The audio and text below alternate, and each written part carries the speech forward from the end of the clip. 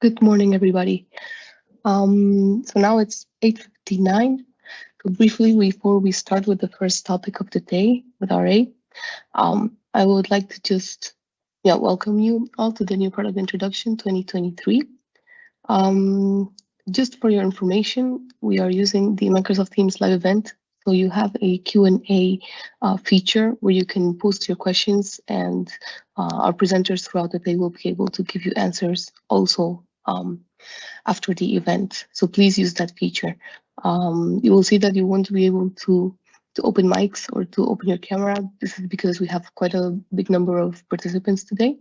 But feel free to post your Q&A throughout the sessions.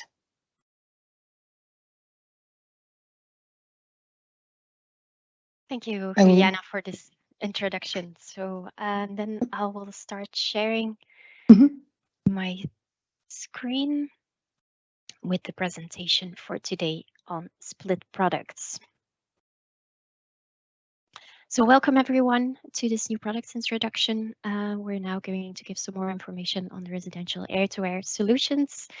Today, the idea was to have 4 speakers, but I need to apologize, Yelis. I will take over her part because of illness, but she's in the meeting and she's supporting us from, as a team. Next to that, we have also Marco, who will take the part on product portfolio, and Afsani on digital tools. To give you an overview of the topics that we will go through. So first of all, I'll give a short introduction on the Daikin positioning in the market. Then we will continue with the portfolio, listing up all the products and all novelties for this year. Then Afsani will go further on the sales and marketing tools, highlighting the new tools, but also the current ones and how to promote these. And then last but not least, I will continue with the customer-centric approach for residential air-to-air solutions. Starting with the positioning, so within the markets, we have different objectives that we want to achieve for Daikin. First of all, the environmental objectives. Next to that, we need to take into account the marketing trends, and last but not least, we need to offer the Daikin solutions. Regarding environmental objectives, our goal is to go for 0 gas emissions by 2050. And within the market, we see that a lot of things are moving. So people are looking how they can contribute to decarbonization and how they can keep their energy bill low. So in that way, we need to come as Daikin as a residential solution provider, showing the digital tools, the product portfolio, and the customer-centric solution that we will go now more into detail. So let me give now the words to Marco for the product portfolio. Marco, you can start sharing your screen. Yes, thank you, Marike, and good morning, everybody. Also from my side, I will indeed share my screen now.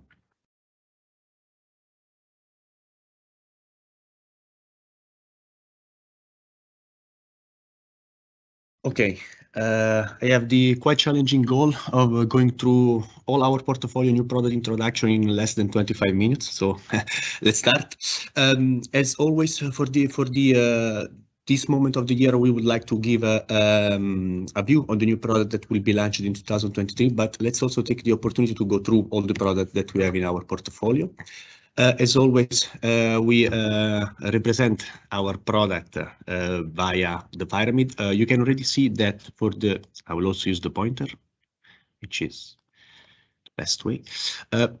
You see that we will already have quite some novelty. On stylish, we will, let's say, digital upgrade the product, the indoor unit, plus giving the opportunity of upselling, but I will go into detail. For floor, we will be able to reach the up to 5 port in combination with multi.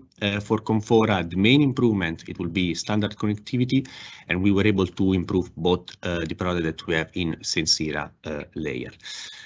So as said, let's go one by one with our product. We still have in our portfolio Daikin and Mura. So let's refresh, So let's refresh our memory about this product as well. We know that it's for very limited application, but still it has a lot of possibility. Let's also remember the high level of energy efficiency that this product can reach both in cooling and heating.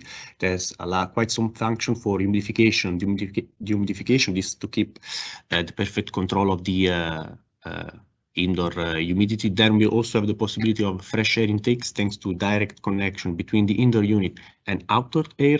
And we have a lot of possibility of indoor air quality control, first in line flash steamer, but also self-cleaning filters, plus the 3-area motion detection sensor.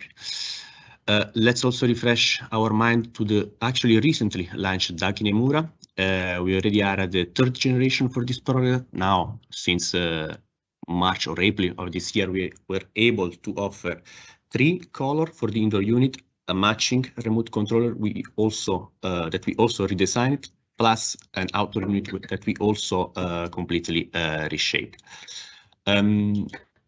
Daikin and Mura, as I said, is very much appreciated by the customer, by us, of course, but there are also other companies who are still giving awards to Daikin and Mura for its unique design. You can see all the awards that we received so far, but we are also informed via Rapid News and then via press release. To conclude on Daikin and Mura, there is much more than design, of course. We have high level, we have 80+ in cooling and heating. We have dedicated function. We have also lowest sound level, the intelligent thermal sensor that, thanks to specifically designed flaps, can help us to distribute better the temperature in the air, in the room, sorry. Now, of course, with the 3rd generation, we can also claim to have a very unique design. When it comes to design, we also have another product in our range, which is Stylish. For Stylish, we were able to do quite some improvement, but let's see in this overview page. First of all, sales launch.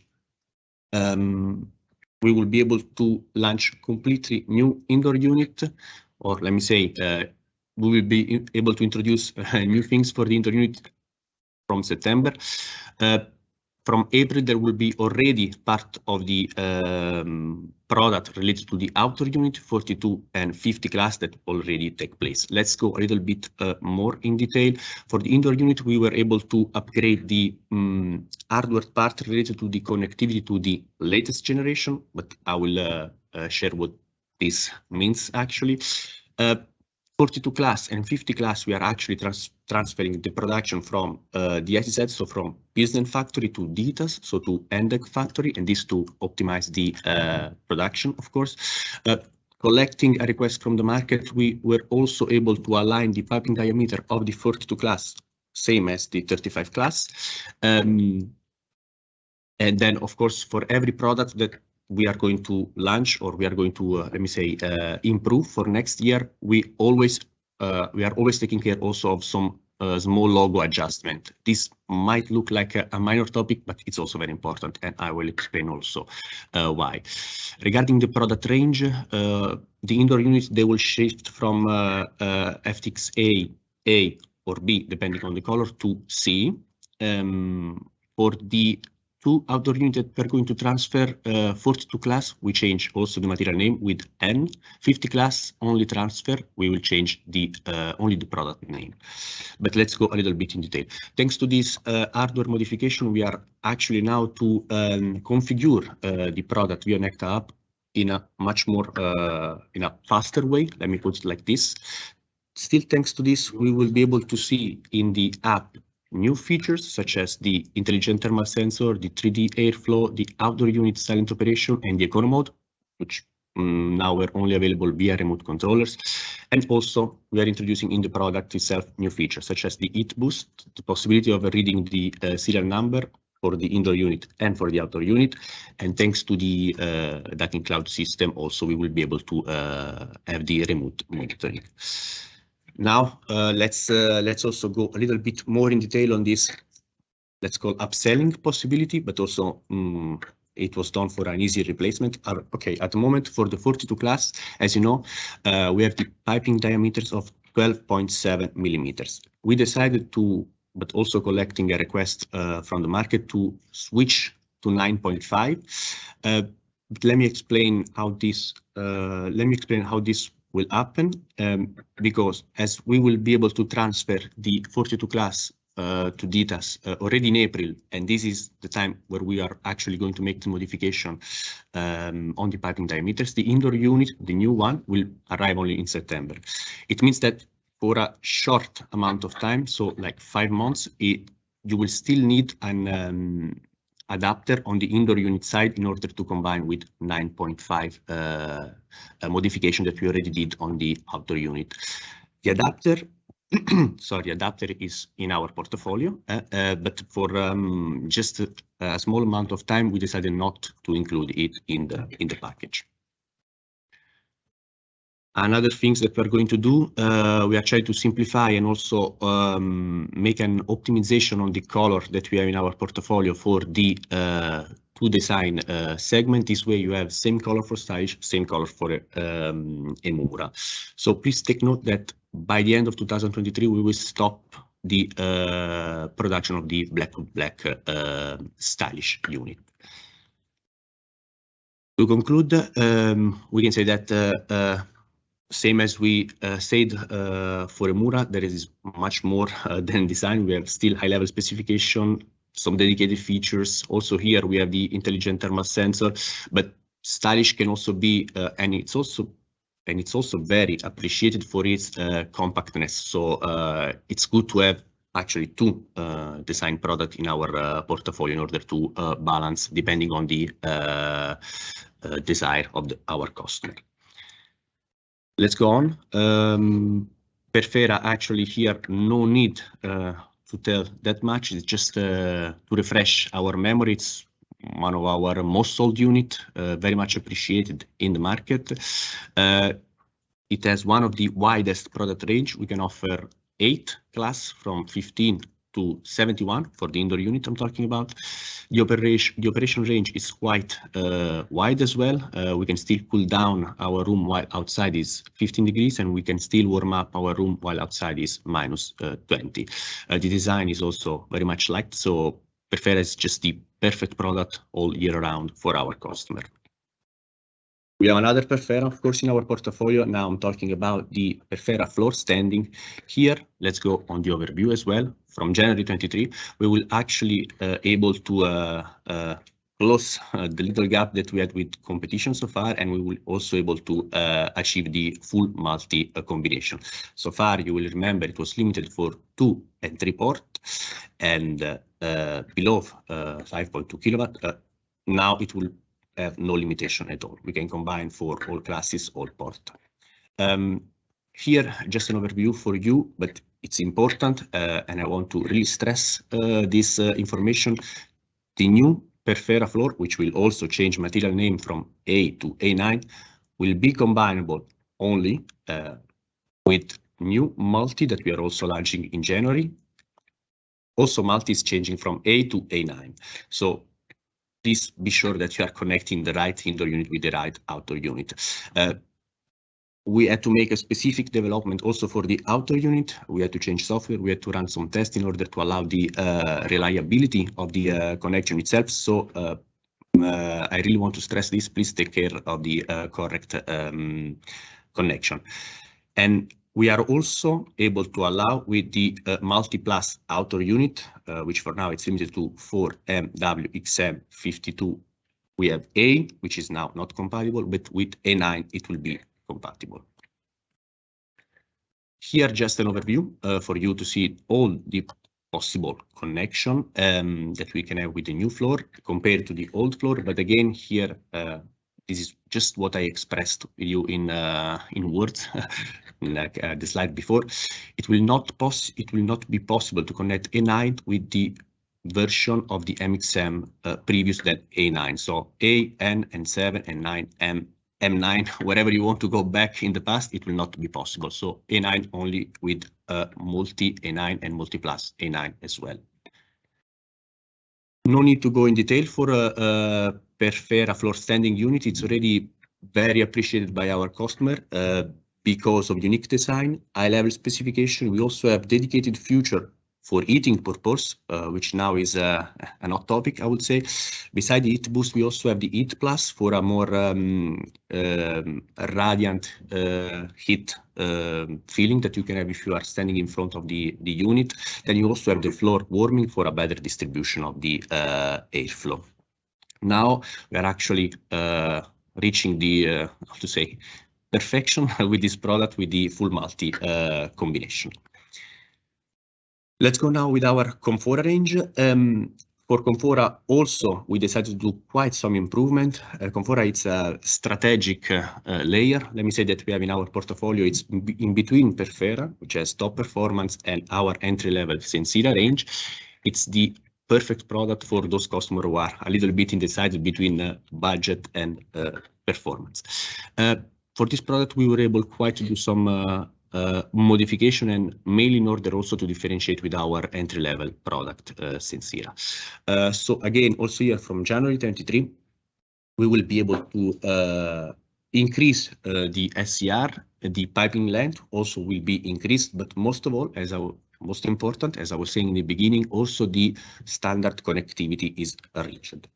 Also here, there will be some logo adjustment. The product range will switch from M9 to N completely, but we will also see in detail this part. So here, for the smaller classes, we are actually going from 6.79 to 7.2. How to say? Let's always remember that increasing the efficiency means for our customer less money that they need to spend from the bills.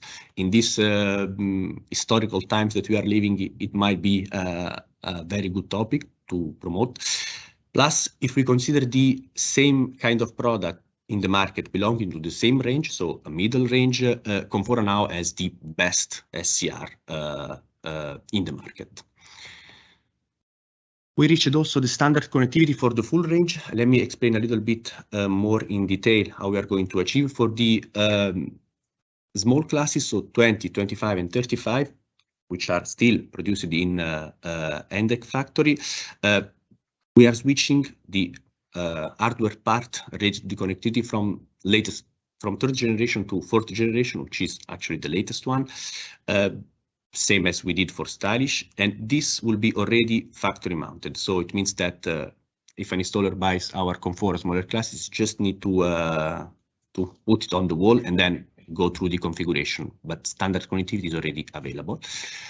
While for the bigger classes, at the moment you have to buy an adapter if you want to have the connectivity. We decided to put the adapter in the package. The cable to connect the adapter to the indoor unit will be already factory mounted, so only the adapter needs to be plugged in. So different way, but long story short, now the standard connectivity is available for all range. Just maybe a small information for you that could be useful in future.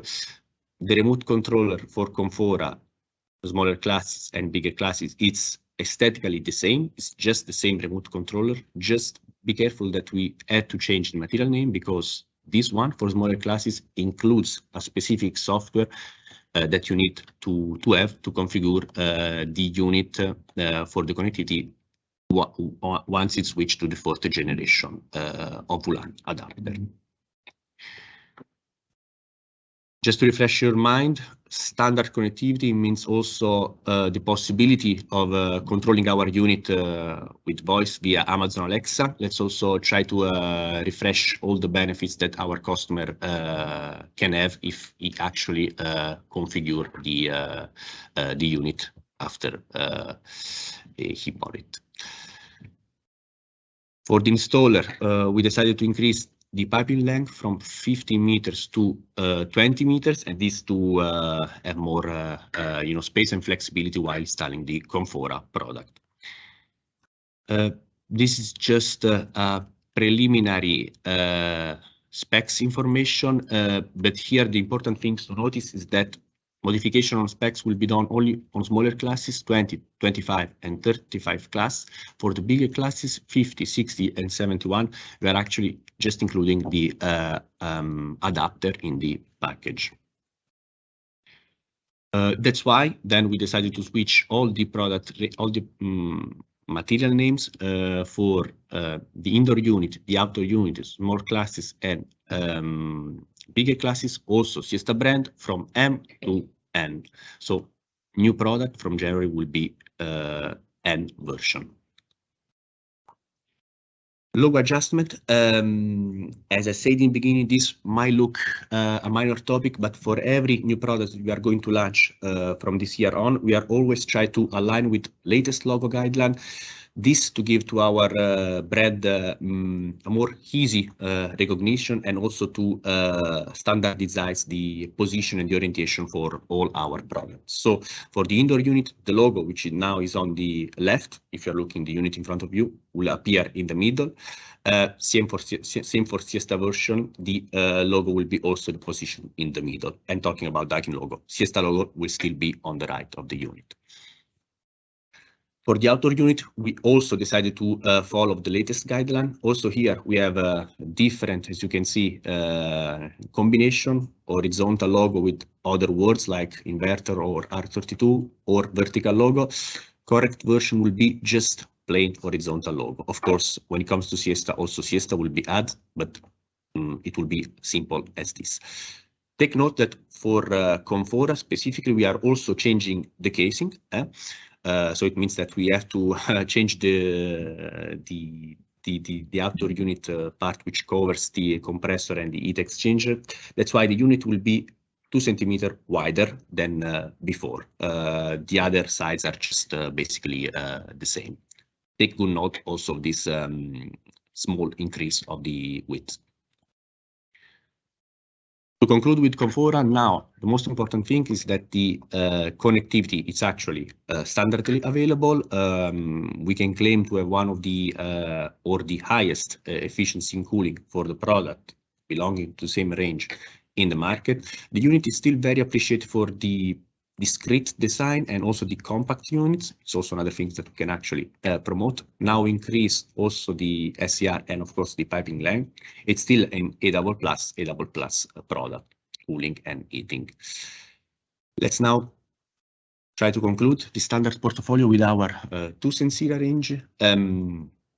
Let's start with FXF, which is DTAS production, so in Endec factory. Here also from January 23, the main change will be the SOP increase. We also did some structural change to the indoor unit. This still to same as Comfora to allow the latest generation of adapter for the connectivity, but the connectivity will still be optional. Of course, this to still keep differentiation with our Comfora range. Also here we are changing the casing, and of course, as always, we are aligned with the logo, latest logo guideline. For the SOP, we decided to increase to up to 4.2 for smaller classes. It might look a small increase, but also take in consideration that this year for the same product, we also increased SCR. So this is something that we can still somehow promote towards our customer, to say to them that in a way we're trying to make our product better for all year round, which is again a very sensitive topic to use. Then material name will change for the smaller classes, 20, 25, and 35. It will switch from D to A. There will be no change on the bigger classes. So 50, 60, 71, still the one that we have right now on the market. Of course, cross combination between E and D version will be, of course, still possible. Also here, same as Comfora, we adjusted the logo accordingly to latest guideline. Also here, same as we did for Comfora, we adjusted the logo of the outdoor unit to an horizontal one, but also here we had to change the casing of the outdoor unit. So also here, please consider 2 centimeters more in width while promoting this unit, this solution.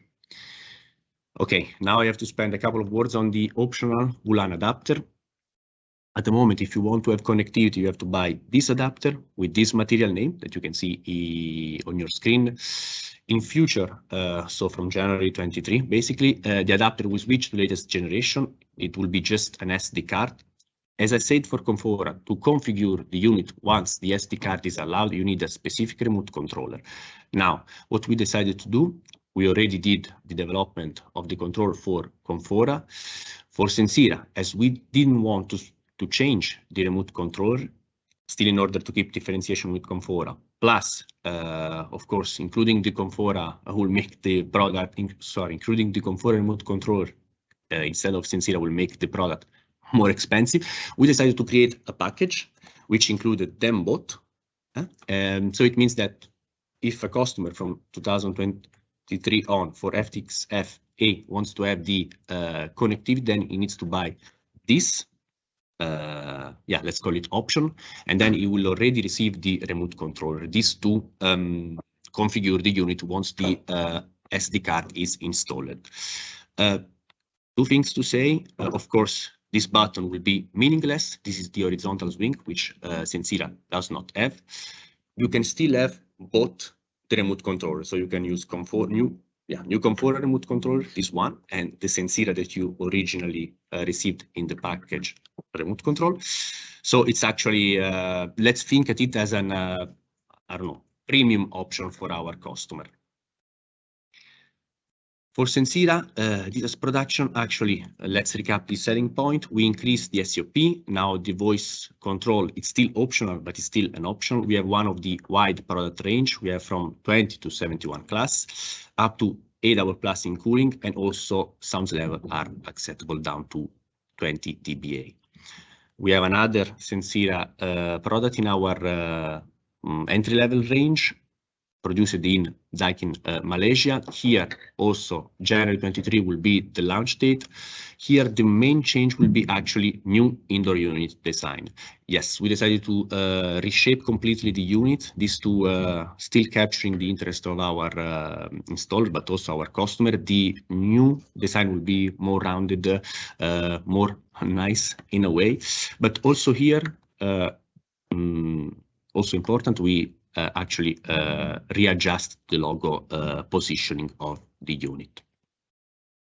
Also here, all the material name will change from C to D, indoor unit, outdoor unit, all classes, and also Siesta version. Also here, we will be aligned with the latest logo guideline for the outdoor unit. So from vertical, in this case, to just simple horizontal. But here there is no changing on the casing, so sides are perfectly the same of the current RXC C or IRXC C product. Here actually we can claim to have more or less the same of the other Sensira data produced unit. They are actually more or less similar in terms of specification, just we are still keeping to differentiate somehow with the design. This brings me to the conclusion of the standard portfolio. I will need to squeeze a bit my presentation just for you to be informed that we also have a dedicated portfolio for Nordic countries, or let me put it better, where we have very cold winter. This is a range of dedicated outdoor unit and indoor unit with dedicated also function.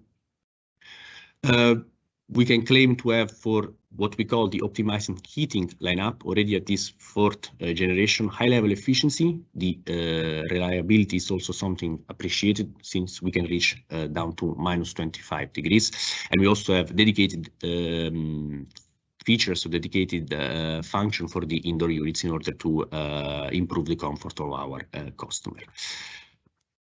On multi, as I said, we are going to switch from A to A9 for all the multi product that we have in our portfolio, and this, as I explained, was needed in order to allow the combination with floor standing Perfera. So again, take good note of the correct combination. This year, we also launched a very innovative solution. Not only cooling and heating, for that our multi-solution can do, but that's why we are having a plus, because now we are also able to produce domestic hot water for our customer thanks to the possibility of combination of a tank. It's a completely air-to-air solution. It's quite appreciated already in the market, even if we launched just 6 months ago. Here we are actually trying to still improve. First of all, first improvement for the outdoor unit, we are again changing the material name in order to allow the combination with Perferafloor, which so far, for the current product, is actually not possible. So something more that we can promote. Plus, from July 23, we will be also able to optimize the photovoltaic production of electricity thanks to a device called Home Hub. A couple of words on Home Hub. It's a device specifically developed in our Ghent offices.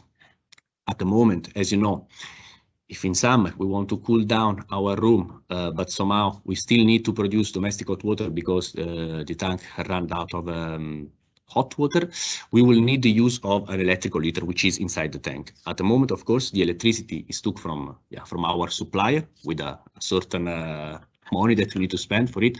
But thanks to Home Hub, it will be possible to use the electricity not from our supplier, but from the production of our photovoltaic system. This, of course, will help our customer to save some money, and they will not need to sacrifice their comfort somehow. This will be already available for from July 23 for A9 version, but for those customers who already has the A version, old multi-plus outdoor unit, it will still be possible to somehow thanks to an upgrade on the MMI. This, I think, brings to my last slide. Let's refresh the advantage for our recently launched multi-plus. So it's a new solution for heating, cooling, but also for the production of domestic hot water, all air-to-air based. It has quite some possibility of a schedule, so it really gives our customer the possibility of personalize according to their needs now from next year. Not only floor combination, but also the possibility of using the photovoltaic grid photovoltaic system. This, I believe, will bring to the conclusion of my part. So thank you for your attention. Now I will give the words to my colleague Arsane.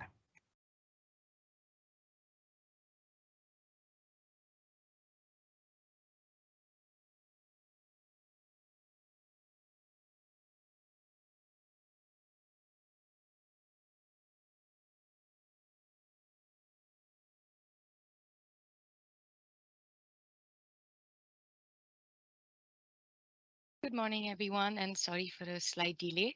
Thank you, Marco, for taking us through the novelties of our product portfolio.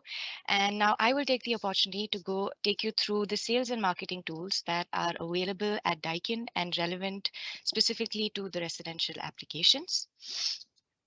To begin with,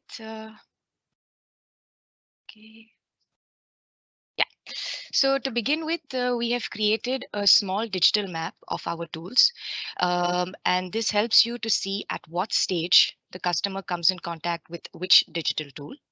But in the next slides, I will take you through the details of each of these digital tools and how they can support you in your sales. So coming to the first digital tool, which is the Residential Solutions Navigator. Now, I am extremely happy to let you know that this is a new platform that we will be introducing in the market shortly. The Residential Solutions Navigator has been exclusively developed for our end users. This digital platform will also be one of the first points of contact with our customer who is looking at purchasing a Daikin unit. Now, the RSN platform will help our end users to navigate through different choices and different options based on their input on the platform. The platform will then provide them with a tailor-made solution. Again, this will be purely based on their inputs on the platform. It is also good to note that the end users will be provided with a map of dealers and installers near their home that they can contact as soon as they're ready to finalize their order. It is also good to note that RSN will have a lead management system integrated in its backend, and this will help our affiliates to follow up with the customers on their purchases. Now, in addition to this, the Residential Solutions Navigator will also provide our end users with an air-to-air heating savings calculator. Now, the main objective of this air-to-air heating calculator is to provide our end users with a calculation is to help our end users calculate their savings through using a Daikin air-to-air heat pump as compared to, say, your non-renewable heating solutions such as a gas boiler or a radiator. Now, based on the inputs on the RSN platform, as well as through the savings calculator, the end users will be provided with two options in the end. The first option is for a selection covering 100% of energy of the room, whereas the second option will be for a selection covering a small percent of energy of the room. Now, for both these options, our end users will be provided with an air-to-air heat pump model and size, as well as an indication of what their yearly savings would be like by utilizing this air-to-air heat pump model. Next, moving on to the existing digital platforms in our portfolio and starting with Stand By Me. Now, Stand By Me is available for our end users, professionals, as well as our affiliates. The main objective of Stand By Me is to be a connectivity platform that helps to bring our Daikin partners closer to each other. Now, the Stand By Me platform also provides our end users with after-sales e-packages and helps our installers in their installation process. As a last note on SBM, I would request everyone to urge their installers, professionals, and end users to constantly register their units on Stand By Me so that they can have an easier installation process. Moving on to my next tool. I have a slight technical issue there. It's the multi-selection tool, for which we will watch a short video. It is a self-explanatory video, so I think the video will explain to us what the multi-selection tool is about. Just to let you know, this is exclusively for our professionals and installers only. I shall now play.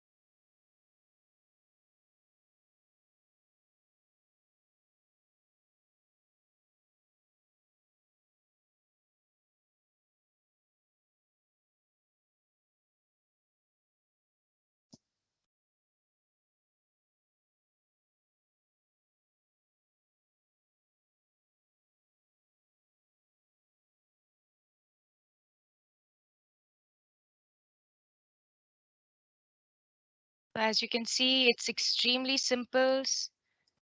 6 steps.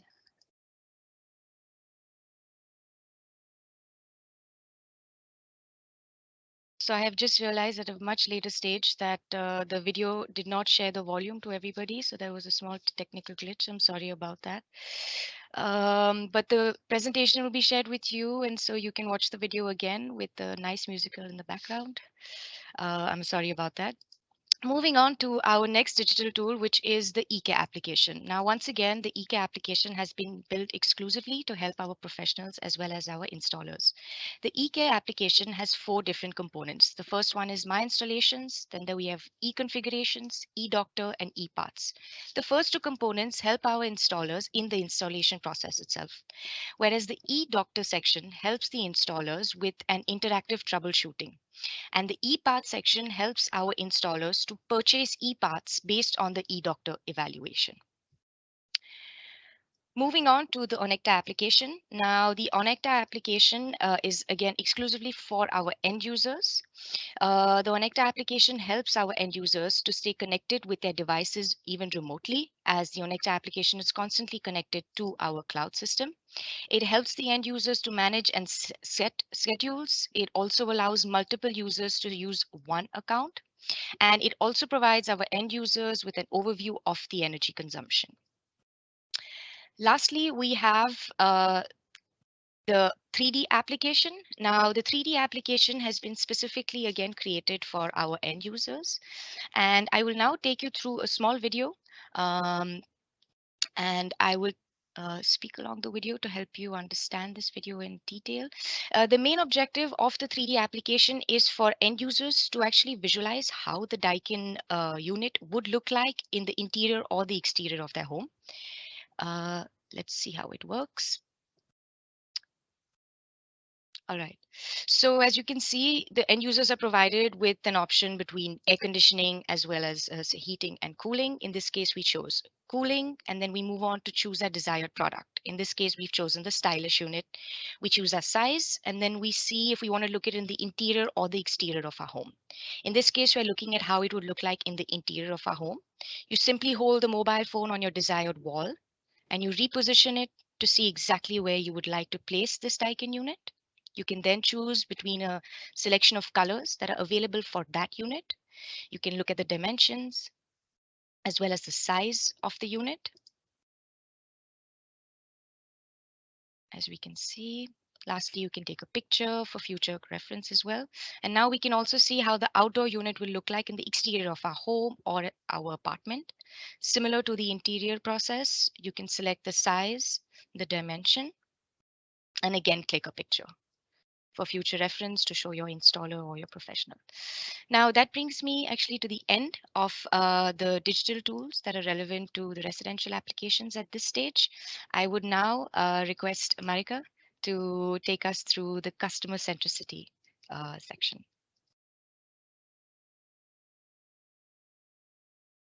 Thank you very much, Afsani. Let me share my screen for the last part on customer centricity. So we'd like to go in detail on 4 different elements, which is the heating solution strategy, the energy management home hub, which has already been explained by Marco, the indoor air quality, and the customer-centric promotion. Starting with the heating solution strategy. So we see in the market that a lot is going on. So people try to reduce their energy bills. They want to get rid of gas. They want to make sure that their comfort is still leveled. So with all of these questions, we need to take action. We also see some articles being published in local media on air-to-air heat pumps or air conditioners, if these units are now good for heating or not. Well, it's quite easy to explain why, because why would you go for a heat pump? It's mainly because of the efficiency. And how is the efficiency measured? That's with the SCOP. So looking at the SCOP levels, we see that heat pumps for sure are a lot more efficient than regular combustion systems. But going to air in specific, we see that air-to-air are the most efficient heat pumps that we can offer. So definitely air-to-air is a good way to go and to promote to your customers as a heating solution. Next to that, we have several solutions. First of all, we have the possibility for new houses or for replacing a gas boiler. There, Daikin Therma is the best way to go. Then next to that, there's a possibility to replace your existing heaters for single or multi-family houses, where Multi Plus is a really good solution. And last but not least, there's a possibility to optimize space heating or an additional zone, and there our pair and multi solutions can bring this solution. When going into more detail on this, so we've had the efficiency, we had the different solutions, there are still some customers who might have some doubts about the heating features. For example, on comfort level, airflow, or control. All of these features have been on our products for years. It's just a matter of repositioning them towards your customer as benefits that can make sure that comfort is at the highest level for heating. So talking about comfort, for example, we have different features like fireplace, heat boost, heat plus, floor warming to make sure that you have no draft, even temperature distribution, and a comfort feeling throughout the room.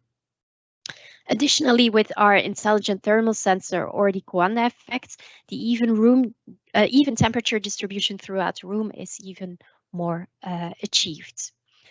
And last but not least, it's really important to highlight the controls with the Onecta app or the remote control, where you have the weekly timer and the 24-hour timer, to efficiently use your heat pump when it should be running, but also to make sure that it's switched off when you're not there. So all of these items would for sure be able to convince your customer to go for an air-to-air heat pump as a heating system. But going to the next level, as Marco already explained, we are now going for energy management. Thanks to the Home Hub that we will be launching next year, it will be really good that for the production of domestic hot water, there will be solar energy that can be used for that. Then going into indoor air quality. Why is indoor air quality so important? There are a lot of things that are going on which we don't even realize. For example, how much food we take in every day, like 1 kilogram a day, 5 times a day. The amount of water, which is also essential. For example, 2 kilograms a day, about 15 times. But what about air?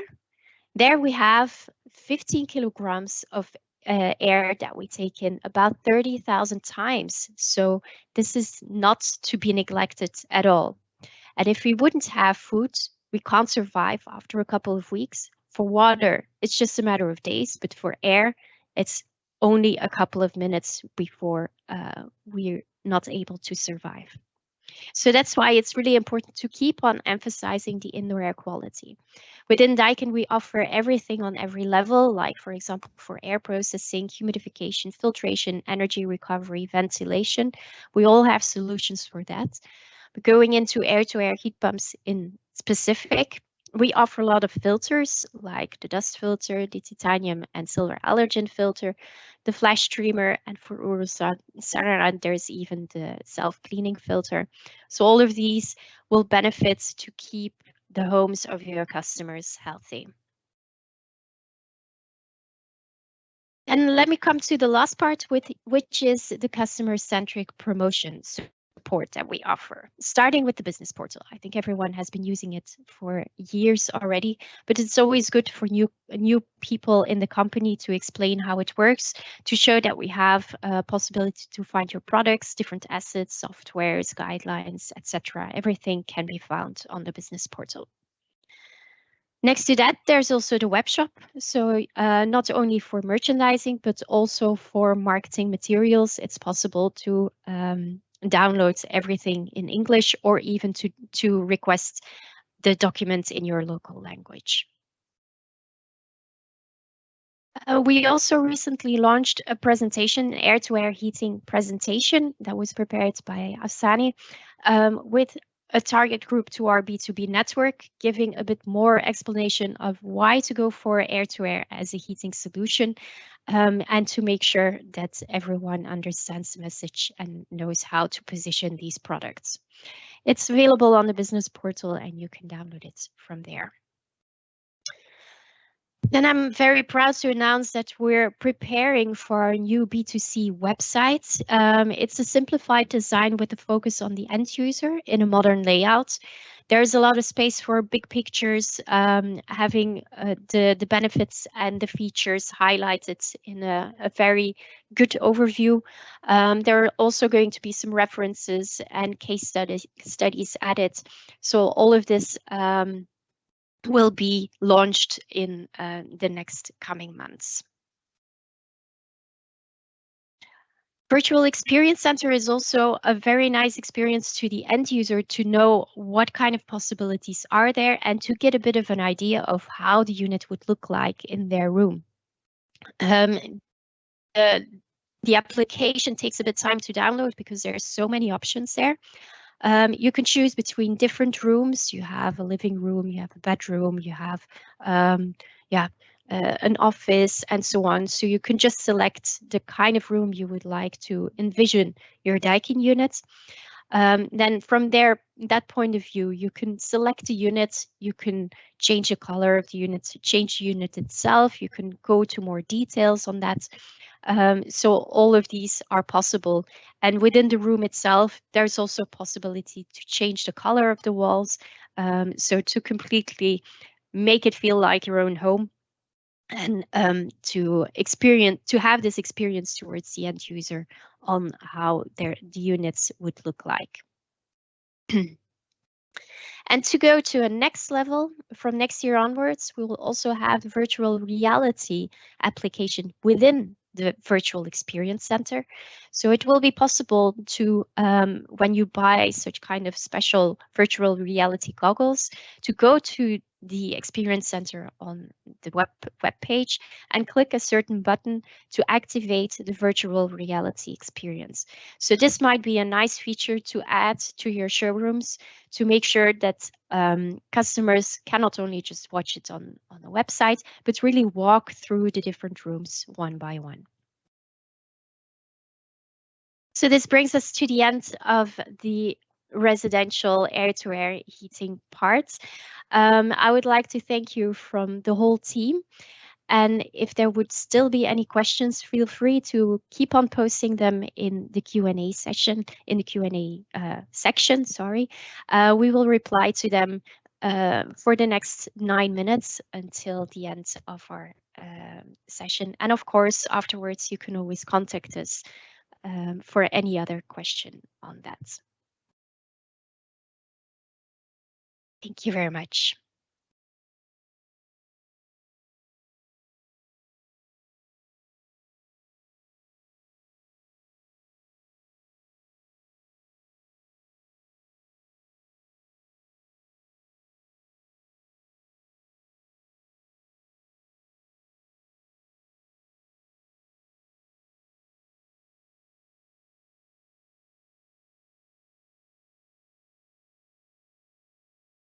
Thank you to the RA team. Yes, you can keep publishing any more questions that you have.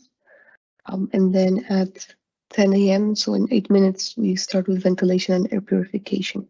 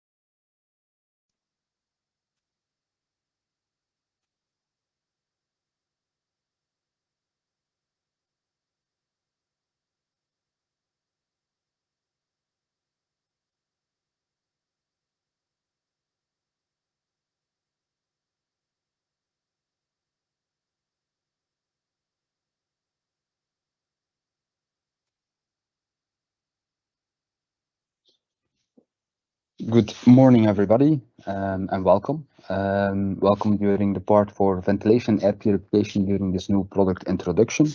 I'm Jonas Bosman, Product Manager of Residential Ventilation and Air Purification. I will be presenting to you some of our latest new products today, together with my colleagues Alessandro Mattia and Achilles Karamitsos.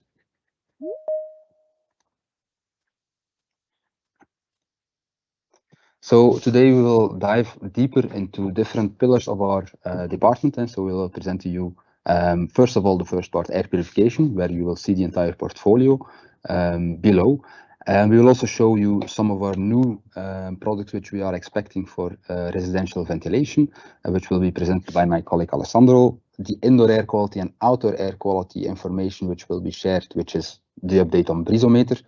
Will be shared by me later during this presentation, and also the commercial ventilation part will be shared by Achilles. I also want to draw focus to the indoor air quality expert group which we have, and which our first meeting was last week. And this will be a bi-monthly meeting on the first Wednesday of the even month. So the next meeting is on 1st of February, and we have also a SharePoint group, for example, where we are sharing a lot of information. Here is actually an overview if you also feel like you want to be invited to this SharePoint platform and this meeting we have every 2 months. Please also let us know, and we will also send the link to you, or you can also search it via SharePoint. To go further in depth on air purification pillar, so we will present to you the development plan, something about strategy and portfolio overview. We will also, of course, talk to you about the product launches which will be happening in 3-4 months, and also come back towards the marketing strategy and some materials which we have prepared and which my colleagues have prepared for you. Regarding our development plan, which is still the same as last year, but now we have developed and we have launched already the MC30Y, as you can see here. This year, or next financial year, beginning of next financial year, we will be launching the MCK70Z and the MC80Z, which is a new generation of air purification, which will be integrated into our online control app, Onecta. And it has also all the indoor air sensors, which will be made visible and which will also draw and create awareness at the end user level, where we will be much more flexible and also sharing information with everybody. A next step for the next financial years is the MC55 redesigning and also integrating into our Onecta platform, where we will really also have an entire portfolio of most of the portfolio available in this new design and in this Wi-Fi integrated app. To draw focus again on our portfolio, which we have at the moment. So we have air purifiers, the MC55 and the MC30Y, which I already mentioned. And we also have with humidification, the MCK70Y and the MCK55Y. No, W, sorry. So this will actually develop our next financial year. It will be more looking like this. So we will actually add 1 unit to the air purification, and we will add 2 units, which is actually 1 but 2 different color options towards air purification plus humidification. More information can also be found here below. But let's go further in depth on those 2 different new units. So if you talk about the MCK70Z, you can actually see it's a very well designed and very elegant design of our different units. So here you can see actually it being a very nice sleek gray, and you have also a white version color. So here you find some of our latest specifications for the unit. So it will not replace any of our unit, it will just extend the portfolio to different units with an air purification capacity of 420 cubic meters per hour. 420 means actually the 7T, so 7.0 cubic meter per minute. So this is just times 60, and then you arrive to this 420 in turbo modus, so maximum capacity. 2 color options, which are fully white and fully gray. Mind the fully there, because the 80 version will be in 2 colors. And it will also have the humidification capability. And so here on the side, you might not see it here, but there is actually the humidification tray, the tank, the water tank, in order to also fill this up and to provide additional water to your air. These are the dimensions, so you can actually see we're still going for a square bottom of the unit, and there you see 760 Also, because of this large capacity, we are working a little bit higher than the previous generation, but because of the nice, elegant design, it's less intrusive actually in your home or in your commercial application. Talking about Wi-Fi connected via the app, so via Onecta, if you look here into more detail, let me go here to more detail. So here actually you see some of the visuals or some of the indoor air quality parameters made visual. So we will have direct feedback from the sensor actually to your app. So people will also get and create an awareness of actually what the air purification is doing and when it is actually working. So you will also be able to schedule it, and you will also be able to have some historic data on this this unit sensors. So basically what the room actually had of an indoor air quality in the past 2 days is this, for example. So target countries and applications. So entire EMEA territory we're still targeting to launch, and the application is actually suitable for commercial segment and the residential segment, especially because of the elegant design and also the larger capacity. As you can see, we are expecting the unit April 2023. It will be the sales launch, so beginning of next financial year.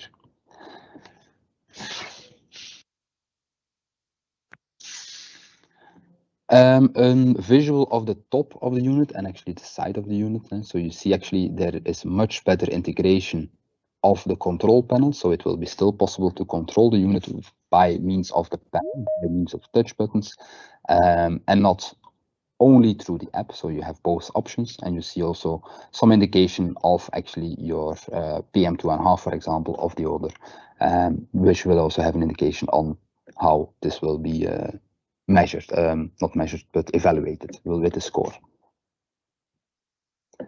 If we look towards our air purifier without humidification, I put here, and just to be clear, with the MC80Z, as you can see, K actually means with humidification. If it hasn't or it doesn't include a K, it's without humidification.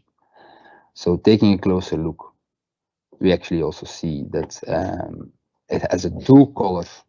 Right, so one unit is actually in two colors. So we have like a white front panel and we have a dark gray casing.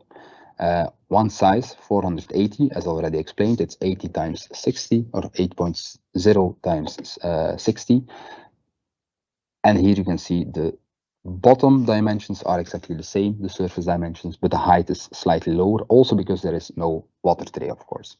It is Wi-Fi connected via Onecta again, and so here you can see also the same visuals, which will also be launched at the same timing for the MC80Z, April 2023. And taking also a closer look towards the unique selling points for this unit, and so it will also have still the catch and clean approach, so electrostatic HEPA filter plus streamer technology, and it will also have a 10-year filter lifetime.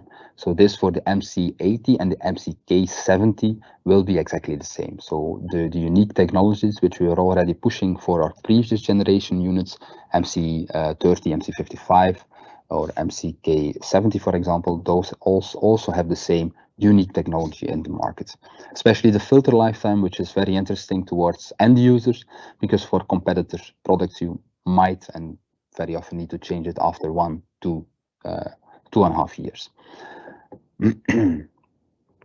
So target countries and application, we're again targeting the entire EMEA territory, and this unit will be designed by Japan, but produced in Dama, in Malaysia. And because of the larger airflow, a really large airflow, maximum capacity here makes it also suitable for commercial segment, but also residential segments if you have large living rooms, for example. Now, to also separately mention the integration of connected air purification of Onecta. Into Onecta, you will actually see here, and so functionalities, everything will be operating and will be able to control on-off operation mode, fan speed, humidity level, scheduling, quiet modus, and so the different modus, for example. But you'll also have some error feedback and filter notifications. Visualization, as I mentioned in the previous slide, is also much better, and you'll also have some feedback directly from the unit. This will be, as a sales launch, the same date, of course, as the launch of the unit itself. I also already briefly here mentioned the breezometer outdoor air quality, but we'll come later back to this. So as you can see here, so last year we've also thought very well about our price positioning, and there we are having some recommended retail prices in the market of this. Of course, there can also be from our department a certain discount push in order to also create awareness and to have something more attractive during peak periods where customers are actually searching for a unit, for example in the pollen season or in our winter campaign or during Christmas period.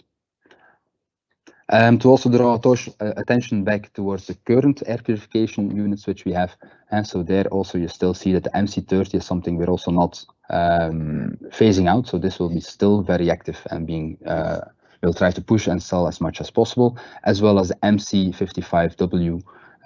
As you can see, some of the differences between this, but pure technology based, there are a lot of similarities between both of the units.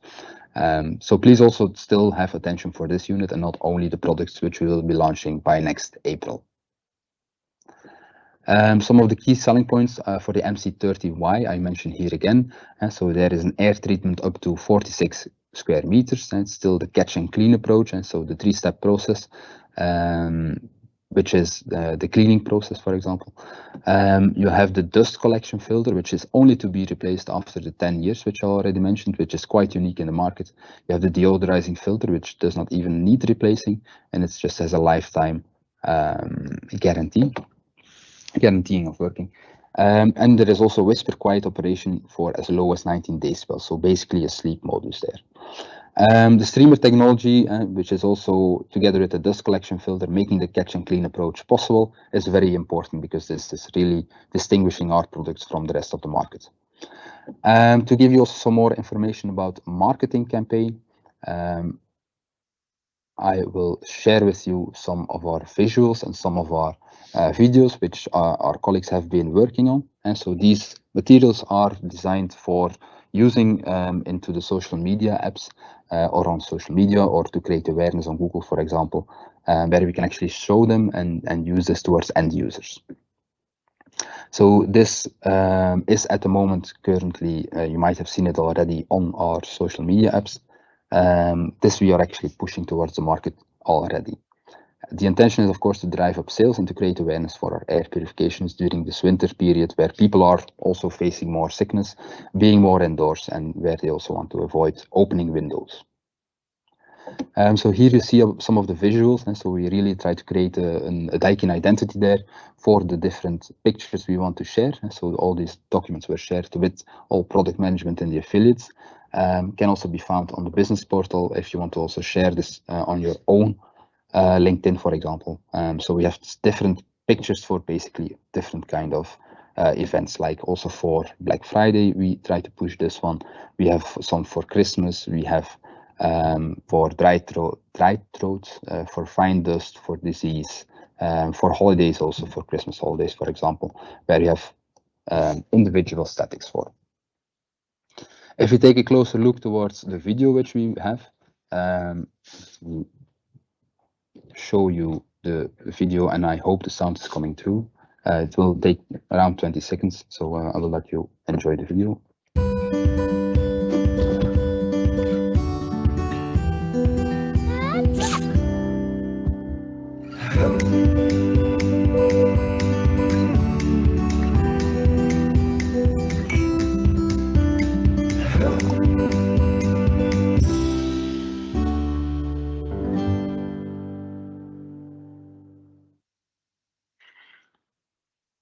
So you can see a much more elegant way of promoting our air purifiers instead of the general catalog and instead of just basic pictures. We try to really create some awareness and also drive up the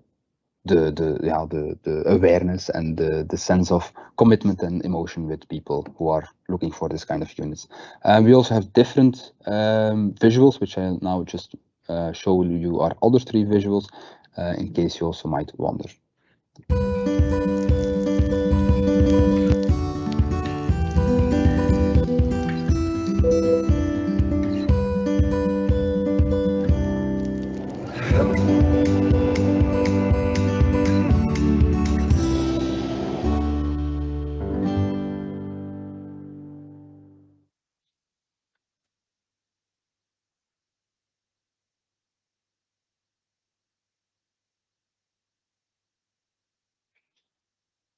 So you can see all kind of different materials to really drive the sales and to also help you in actually providing better support also towards installers, for example.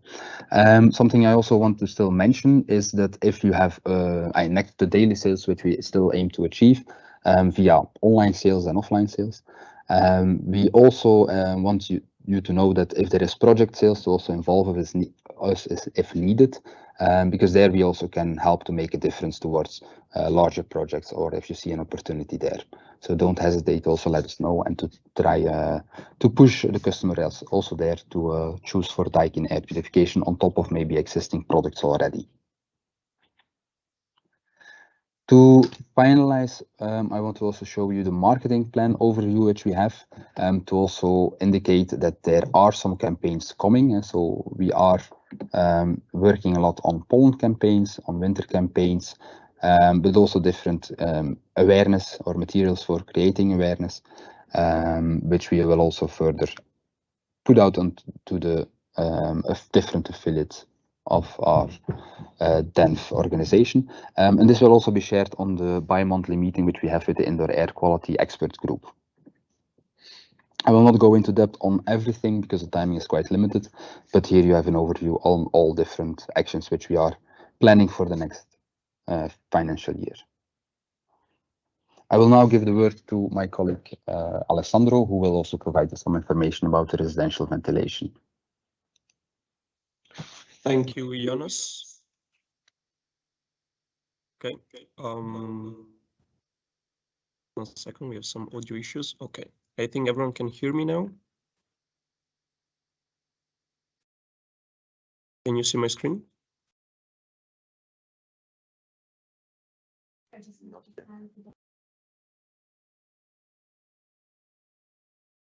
Okay.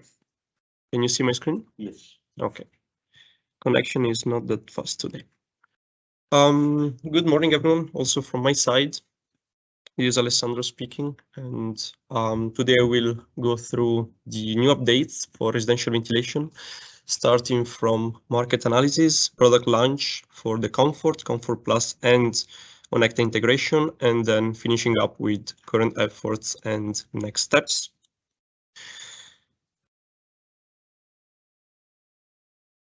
Let's start with a brief recap of all the actions that have been taken so far with regard to residential ventilation since July 2021, when we made the press release about the buy and sell agreement with Duco, going through many dedicated internal trainings. We train more than 250 people online and more than 120 people in person, going then through the request to EDC, for instance, to get integration of Duco CHRE range into Onecta, to the request towards Duco to extend the product portfolio onto the final action, which has been taken in November, just last week. And as mentioned by Jonas before, it is the Indoor Air Quality Expert Group meeting, which will then be repeated in February next year.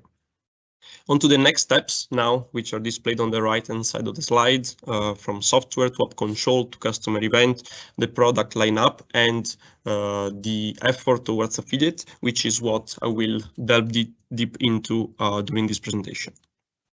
Let's then start from market analysis, and with this overview where you can appreciate how different players are present in the European market, starting from Zehnder, which is #1 in the market in Europe at the moment.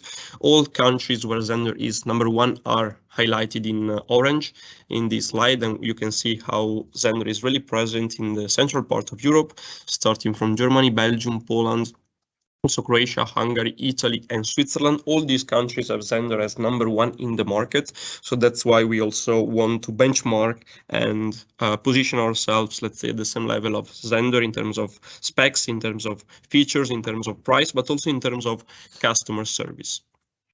On top of Zehnder, we also have some local players which are quite strong in the market, starting from Ventaxia in UK, for instance, Atlantic in France, Soleri Palau in Spain.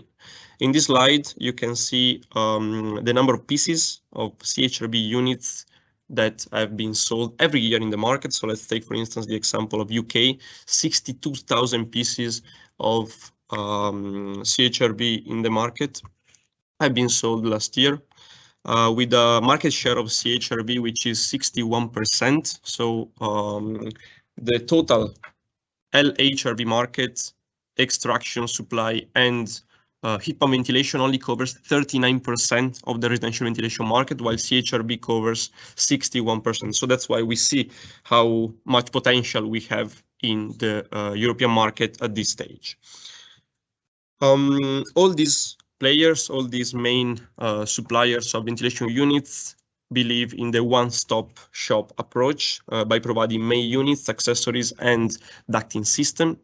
So that's why we also want to provide a combination of all these items. Our goal is, as you know, to become a market leader in the market by 2030 in the high-end residential ventilation market. And in order to do that, we need to build the business. We need to learn to understand more and more from you, affiliates, from the customers, from all the professionals, from the end users active in this residential ventilation market. And one nice action that we have taken in order to share more efficiently all this information is indeed this indoor air quality expert group, which you can see at the bottom side of the slide. There is a link also here, so if you click on it, you will be redirected towards the expert group and we will grant you access. As mentioned by Jonas, we will have the next session on February 1st, 2023, and every 2 months we will keep on updating you on all items regarding CHRB. Now onto the product lineup for Duco portfolio for this current fiscal year. This is what we have at the moment. As you already know, the Comfort 325, only one model, one reference for the Comfort series, while for the Premium series we have 16 different models, differentiating them in terms of size, in terms of configuration, left or right, in terms of heater or no heater, and lastly in terms of 1 zone or 2 zone.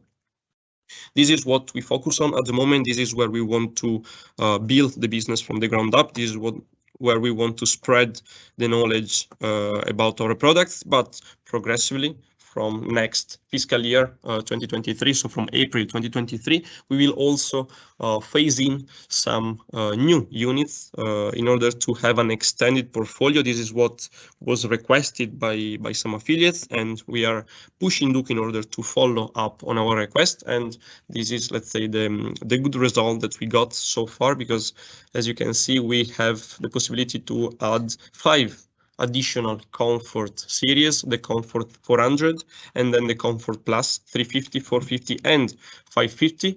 And on the other hand, we will reduce the models on the Premium series by simplifying the product portfolio, because in this case, we will only keep the Premium with heater and 2 zone, both for the 325 size and the 400 size.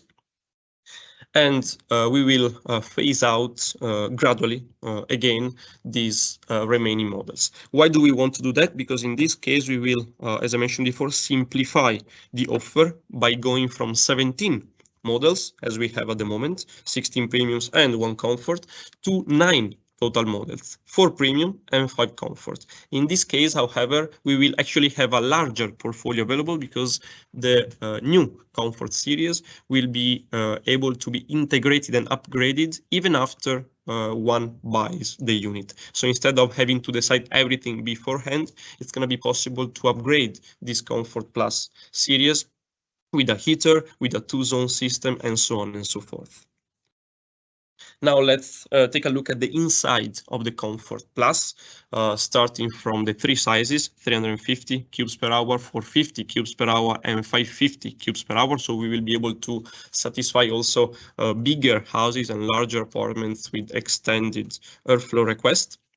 And on top of the existing features of the DucoBox Comfort, such as the double bypass with a left and right interchangeability software based entirely, the dynamic air filters, the low power consumption of the fans, and also the smart demand control based on CO2 and humidity sensors. On top of all of this, we will also add the nice features of the Premium, such as the green panel, external green panel, which is 10 decibels more silent, thanks to the metallic cover, which is not at the moment present on the Comfort series. But not only that, we will also be able to make it two-zone unit, thanks to a compact external two-zone valve based on CO2 sensors. We will be able to ventilate when it is needed, where it is needed, and for as long as it's needed, which is our slogan, and that's the approach we want to bring to the market. Now we can take a look at the specifications of these new product lineup for the Comfort. So on top of the Comfort 325, which is something we already have available, we will add the Comfort 400 with the same outlook, just slightly larger size and larger volume, with specifications which are in line with the DucoBox Comfort 325, such as the frost protection mechanism via imbalanced airflow without electrical heater. And in this case, the two-zone system is not built in as standard, but it can be integrated as an option through the ducting system.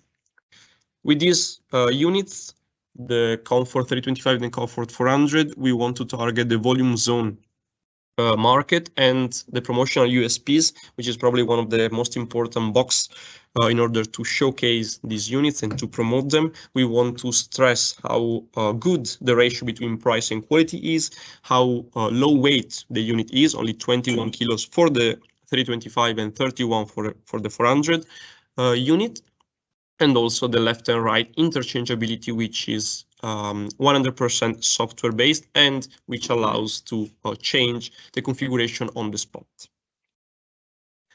This is the Comfort Plus product lineup, meaning the intermediate solution between the Comfort and the Premium. And as you can see, the outlook is exactly a combination of the two existing models.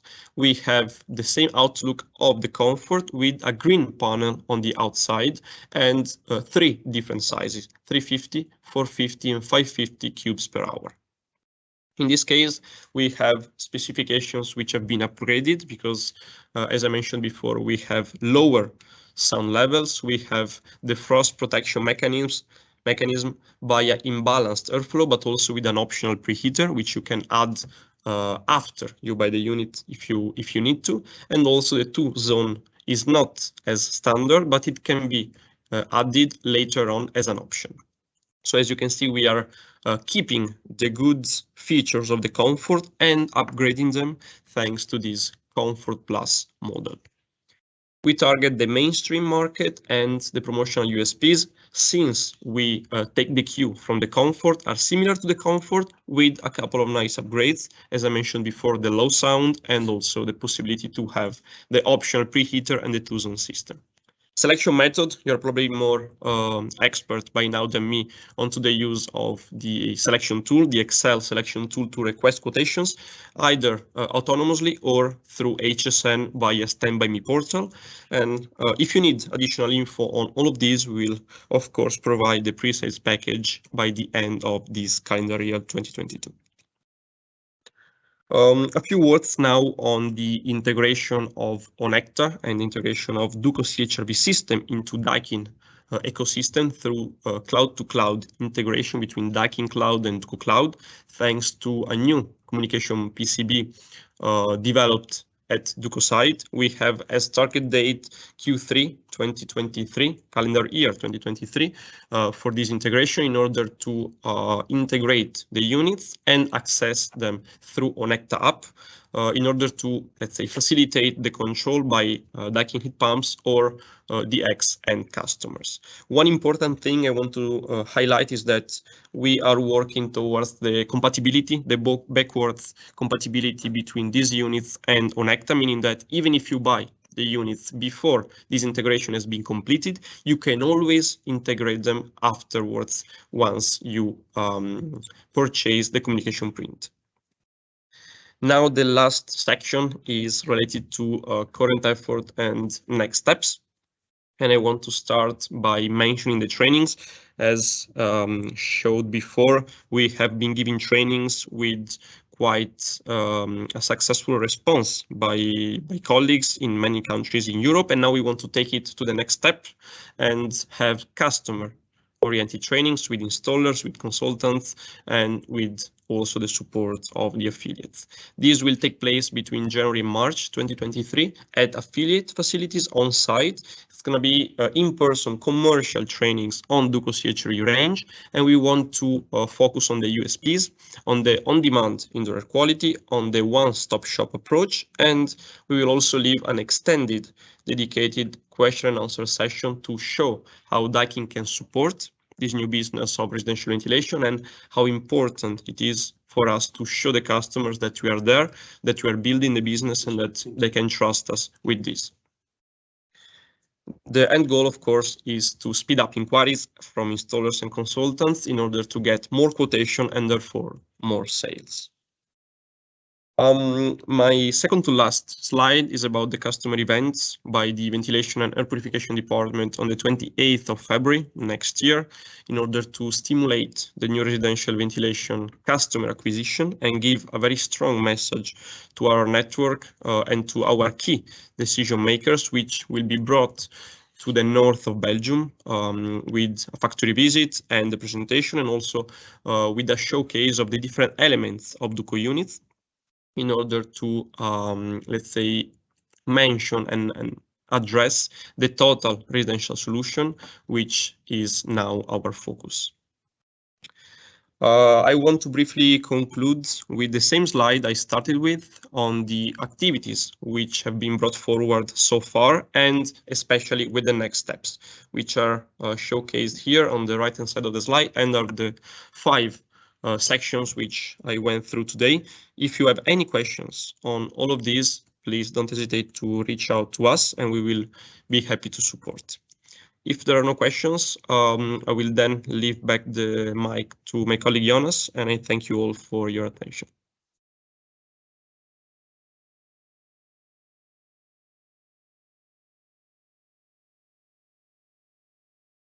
Thank you very much. Thank you very much, Alessandro.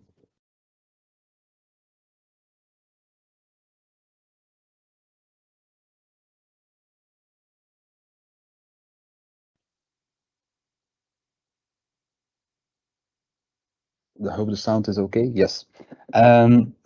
So I promised you to give a little bit more explanation about the indoor air quality and outdoor air quality and how we want to actually integrate it into the Onecta app. And so I mentioned Brisometer. So many of you probably haven't heard of Brisometer yet. So I want to give you some explanation on what it is providing, and who is working there. So Brisometer is an Israeli startup. They are collecting air quality and environmental data, and they make it readily available towards users and partners around the world. And so basically an interdisciplinary team of scientists, engineers, professionals, IT people, and people who are actually really enthusiastic about providing a better indoor air quality and to really create the awareness around indoor air quality and outdoor air quality. So here you see they are providing different APIs. So their core expertise is in air quality API, air quality in pollen, but also to track wildfires and to give also weather information towards different applications. They have an app online, so if you want or are interested in finding out more, you can actually see they also have a Brisometer app to be downloaded from any of the cell phone or mobile phones platforms.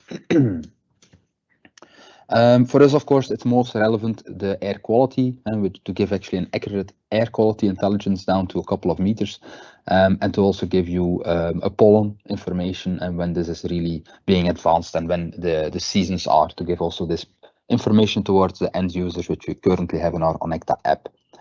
They are already partnered up with some of the largest brands in the world. If you look towards the air purification and air quality and the HVAC business, we are seeing that they are already providing some services to some of our competitors even.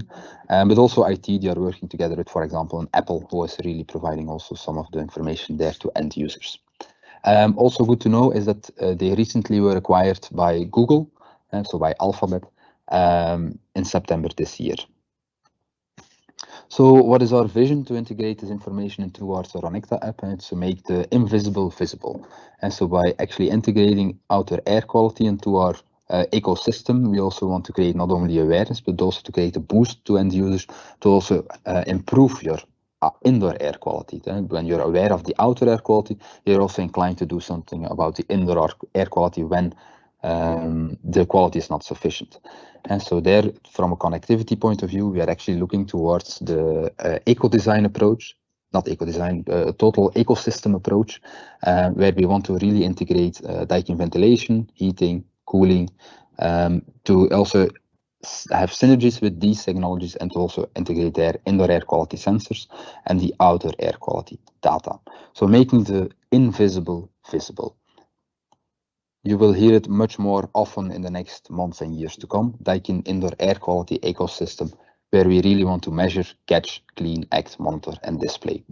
And this is what our ADC control group has been working on, and to create this new generations, not only of air purifiers, but also create this brain of the indoor air quality ecosystem. Also in the market, this is gaining much more awareness and momentum, which we could also see, for example, on different fairs in the different countries, where there always is some mentioning of indoor air quality, and there is always some focus on this. So how do we want to do this? So we want to not only work proactively to inform the end users of what will happen in the next coming hours or days. We also want to be preventive, to act as an indoor air quality brain station in order to guarantee the best indoor air quality and to really boost the comfort and to provide a healthy way of life for yourself and your family.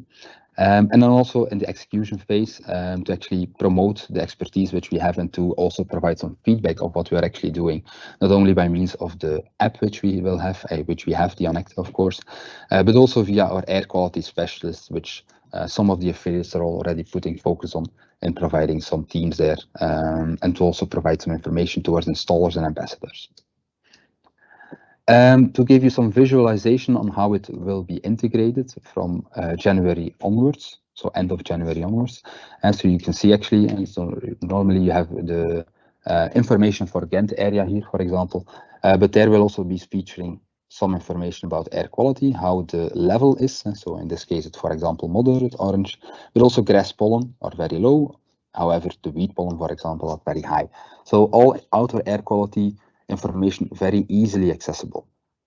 So the information is based on the breezometer measurements and the algorithm which they have behind all their data. If you would click on that, you would also have a different screen for the outer air quality, like you can see here. And so, for example, it was moderate in this area, Ghent area, because of this dominant pollutant. So the fine dust, which is very poor quality, according to the WHO, it needs to be much lower than the 25 cubic or microgram per cubic meter. So this is really providing end user information to create this awareness, to also create the sensitivity of like, actually I want my indoor air quality to be much better than the outer air quality. And I also want to actually know what it is in my area, for example. So in the first stage, we will actually provide this information also on a map on the air quality, how it will be actually displayed in the street where the end user will be.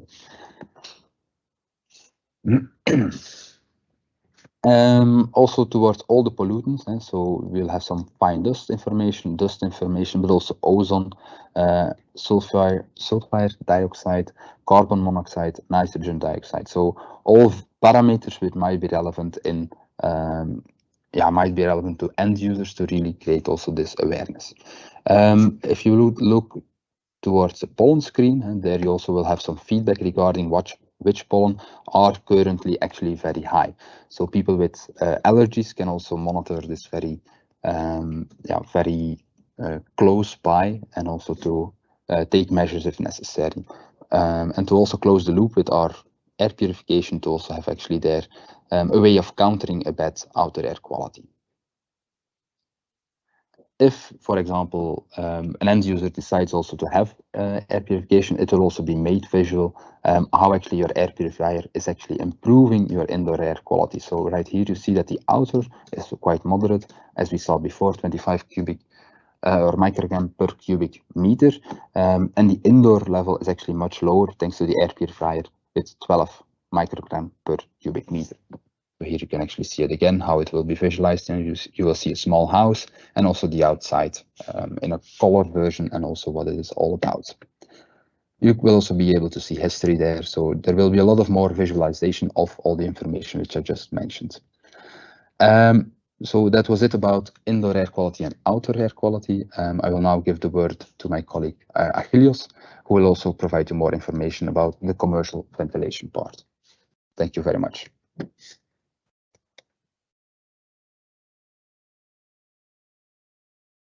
Good morning also from my side. My name is Achilles Karamitsos, responsible for product and business development related to the commercial ventilation portfolio of Daikin Europe, whatever is related to the commercial DX portfolio in terms of ventilation. I'm here, of course, to share with you whatever will be available and will be launched within the next fiscal year, but also at the very end, very shortly, I will also refer very shortly to what was launched during the past year. So going into the new product launch, which will be made available in fiscal year 23, I will talk to you about the plug-and-play heat recovery ventilation unit, which is meant for schools and light commercial applications. First of all, allow me to share some background and, of course, some explanation why a mechanical ventilation system with heat recovery is required in today's spaces, in today's buildings. So let's take the example of schools. We know that the children spend a lot of time at school, in their classrooms, and we know also that today, even today in the 21st century, classrooms are poorly ventilated environments. This is a similar situation also in other public spaces where also ventilation, mechanical ventilation is not present. We know that this affects the performance of the occupants of these spaces, and this is because of the concentration of CO2, which is emitted by human beings as a result of the breathing process of humans. So it is quite easy to understand that CO2 concentration rises rapidly in an environment filled with 25 people, like a classroom, but also other public spaces. As we know, the normal CO2 concentration in the outdoor air is around 450 ppm, and then there is a critical threshold for a safe and comfortable environment around 1000 ppms. But we usually see that this threshold is overpassed, and we usually reach easily to the level of 2000 ppms. Then currently the reaction to the direction of securing good indoor air quality is by opening windows. However, this is not really the correct way to do, because by opening the window, we cannot really control the quantity, the quality, the temperature of the fresh air which is coming in. So this is why we really need to have a mechanical ventilation system, also with heat recovery, which will secure the correct quantity, the amount of fresh air that needs to come into the building, the quality, because it is equipped with filtration systems, and the temperature because of the heat recovery, which allows to bring the air inside the building at more favorable conditions. At the same time, we know that mechanical heat recovery ventilation is considered as one of the best countermeasures to prevent contamination from airborne viruses, viruses which are creating contamination in the way that COVID, SARS-CoV-2 was and is creating, but also other pollutants like VOC, which can be reduced via dilution of the indoor air, foul air, by fresh air coming from outside. The chart that you see on the top left of the slide shows how quickly a room occupied by a single occupant can reach the threshold of CO2, which can give a warning or even go up to the critical threshold of 1000 ppm. So you can understand what is the situation in a classroom, which of course it's bigger than this example, but still it is occupied by 25 people, who are sitting there for around 2 hours before getting out of the room, ventilating the room, etc. So you can understand how quickly the CO2 concentration goes to above 2000 ppm, having consequences and impact to the well-being and the performance of the occupants. So a solution is needed for this type of application. So from our side, we took the time to do some market analysis to understand what is the market there. Let's say the majority of our attention was taken by the school sector. Of course, this is not the only market sector where there is lack of good ventilation, but just to give you an idea, we are talking about a very big amount of classrooms which are occupied today and are not equipped with mechanical ventilation. So there is a big market, there is a big need for solutions which can be applied without having to intervene a lot in the existing installation, without having to install extended ductwork. Of course, the market is there, the need is there. What is currently missing is the driving force from the central decision-making unit, either the European decision-making unit or local government decision-making unit, or even a regional decision-making unit around Europe. For the moment, there is no obligation to use such a solution, to have a solution which will improve the fresh air intake into classrooms or other public places. Of course, we are expecting and we are getting ready for the moment when such a decision will be taken. We have seen already, and there is an example, some regions in Italy where the usage of mechanical ventilation is quite hot, and little by little is becoming as mandatory in these regions. Another direction to have a look was about the type of solutions which are present in the market. So we have the horizontal products for false ceiling installation, or the vertical floor standing products, each one having their pros and cons. In case of the ceiling suspended unit, the installation does not occupy space on the floor, while it's not reachable from the occupants. On the other hand, we have the floor standing one, which is very easy and quick to be installed and maintained. Here you see also an overview of what is available from competitors from different countries, more or less similar approach in terms of ceiling suspended units, and also from aesthetic point of view. So we took also the time internally since last year with interviews within our affiliates to have an understanding what are the requirements of such a solution. The development is going on, was initiated along with Daikin, with the colleagues of Daikin Applied Europe. We took the time to collect information from affiliates and set some targets of the specifications which are required for such plug-and-play solution, which can be applicable not only in classrooms, but also light commercial applications. The engineering proposal coming from Daikin Applied Europe, you can see it positioned next to what is available from competition. We try to create some unique selling points, like the double skin panel with mineral wool, 50 millimeter thickness.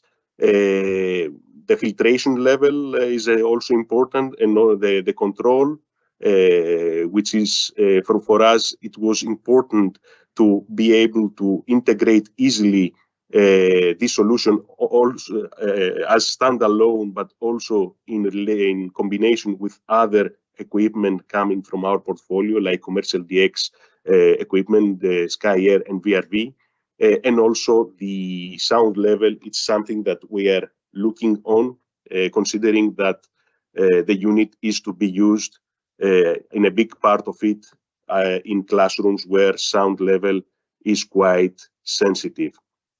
So you can see this direction also being implemented in the design of the unit, where either by increasing the size of the heat exchanger or by using silencers, the double skin panel, and also the large circulation duct connections are elements, are features which are helping in achieving a good sound performance from the unit. We are currently sound testing the unit.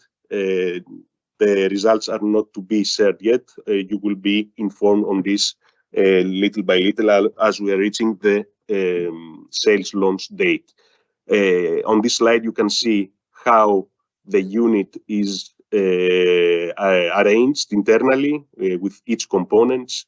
There is the possibility for a preheater on the side of supply.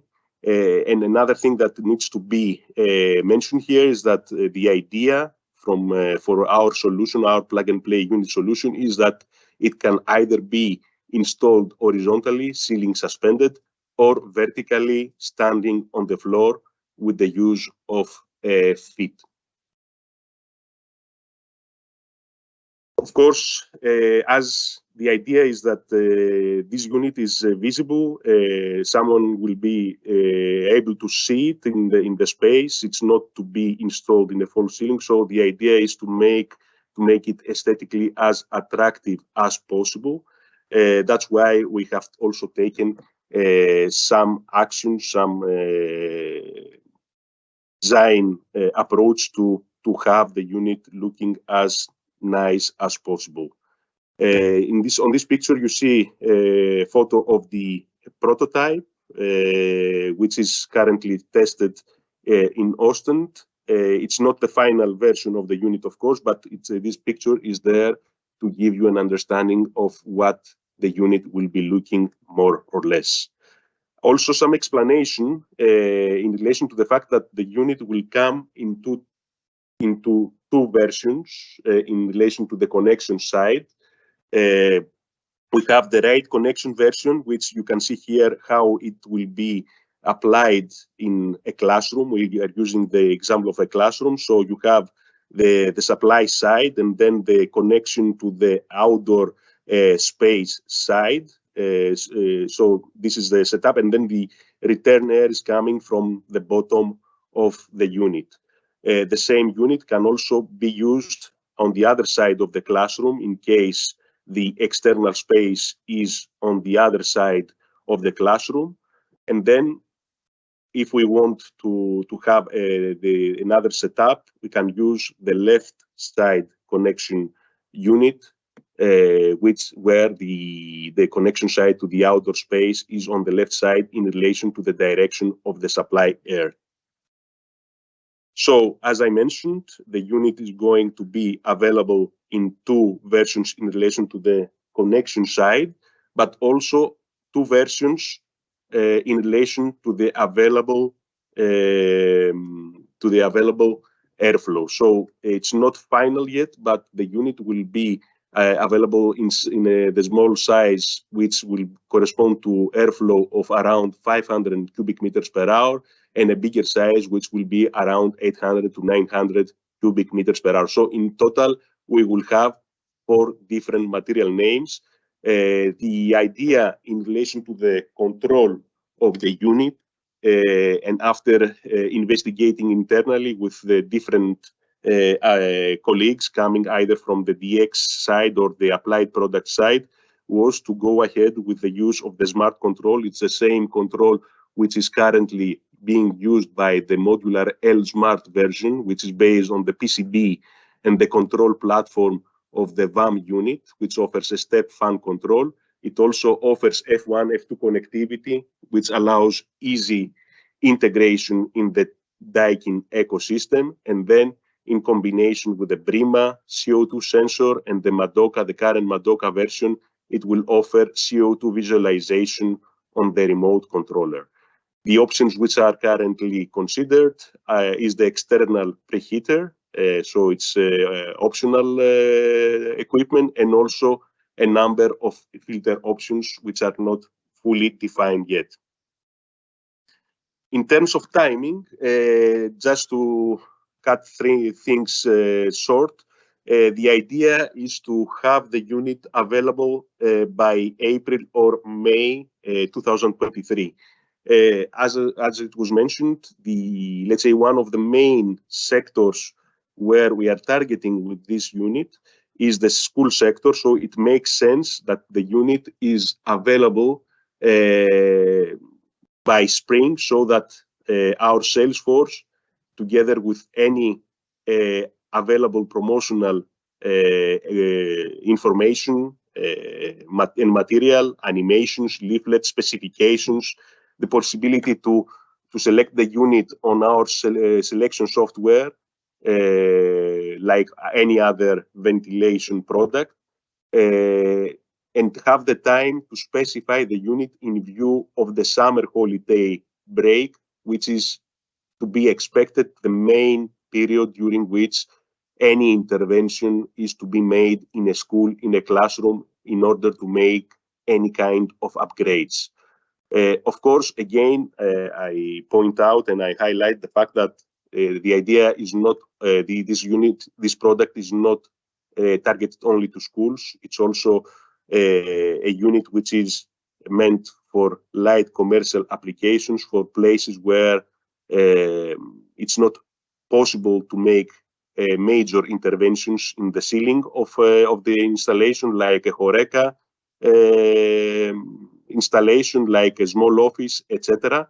And so the idea is to have all the information, and our promotional material will target into explaining the unique selling points, and also what is meant for this unit, and what are the benefits from the usage of such a unit. That was it for the plug-and-play ventilation unit. Allow me a last slide with some reminders of what was launched during the current fiscal year, starting from the EKVDX DX coil module, which is adaptable and combinable with the current VAM-J8 series.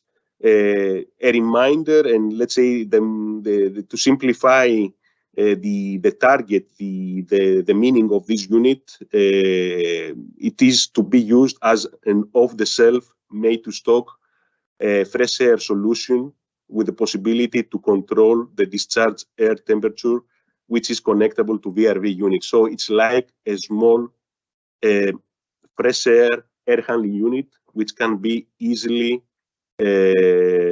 adapted to a VRV system, and it's available at all times from stock. It has been fully integrated in Ventilation Web Express and VRV Web Express. Also, to remind you, the possibility to visualize CO2 when using the current Madoka and the Brima CO2 sensors. It's a solution which was launched last March. We have seen that since the launch of this solution, sales of Brima sensor has increased significantly. The growth is a lot higher than the growth we have seen in the sales of VAM units, which means that there is interest in this solution. So I take the time and the occasion to remind you this solution, which seems to be well accepted from the market. And finally, let's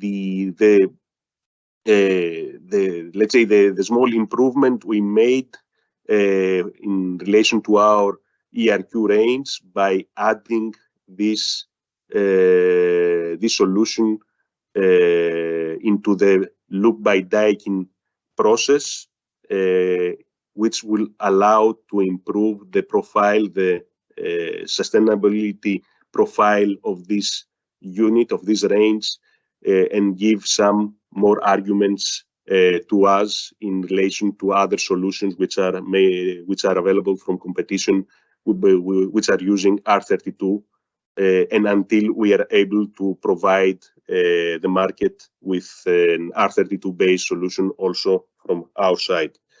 So that was it also from my side. I would like to thank you for your availability today and for your attention. I think we are just on time and according to schedule. As far as you know, there is a 15-minute break before our colleagues from VRV team take over the word to go through their topics for today. Have a nice day. Thank you, Achilles. Indeed. Now there's a break, so I will share the agenda so that everybody has it.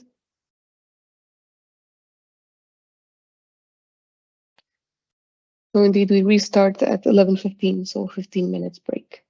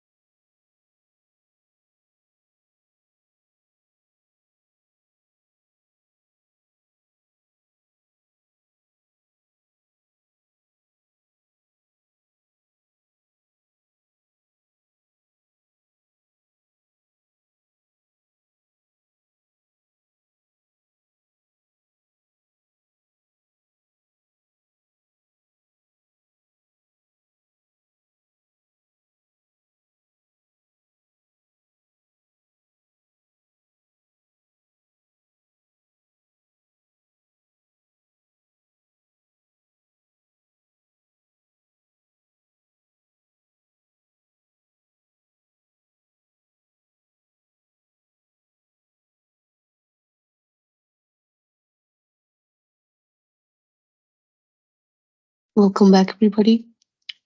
So now we will restart with VRV. I give the word then to George and Joao.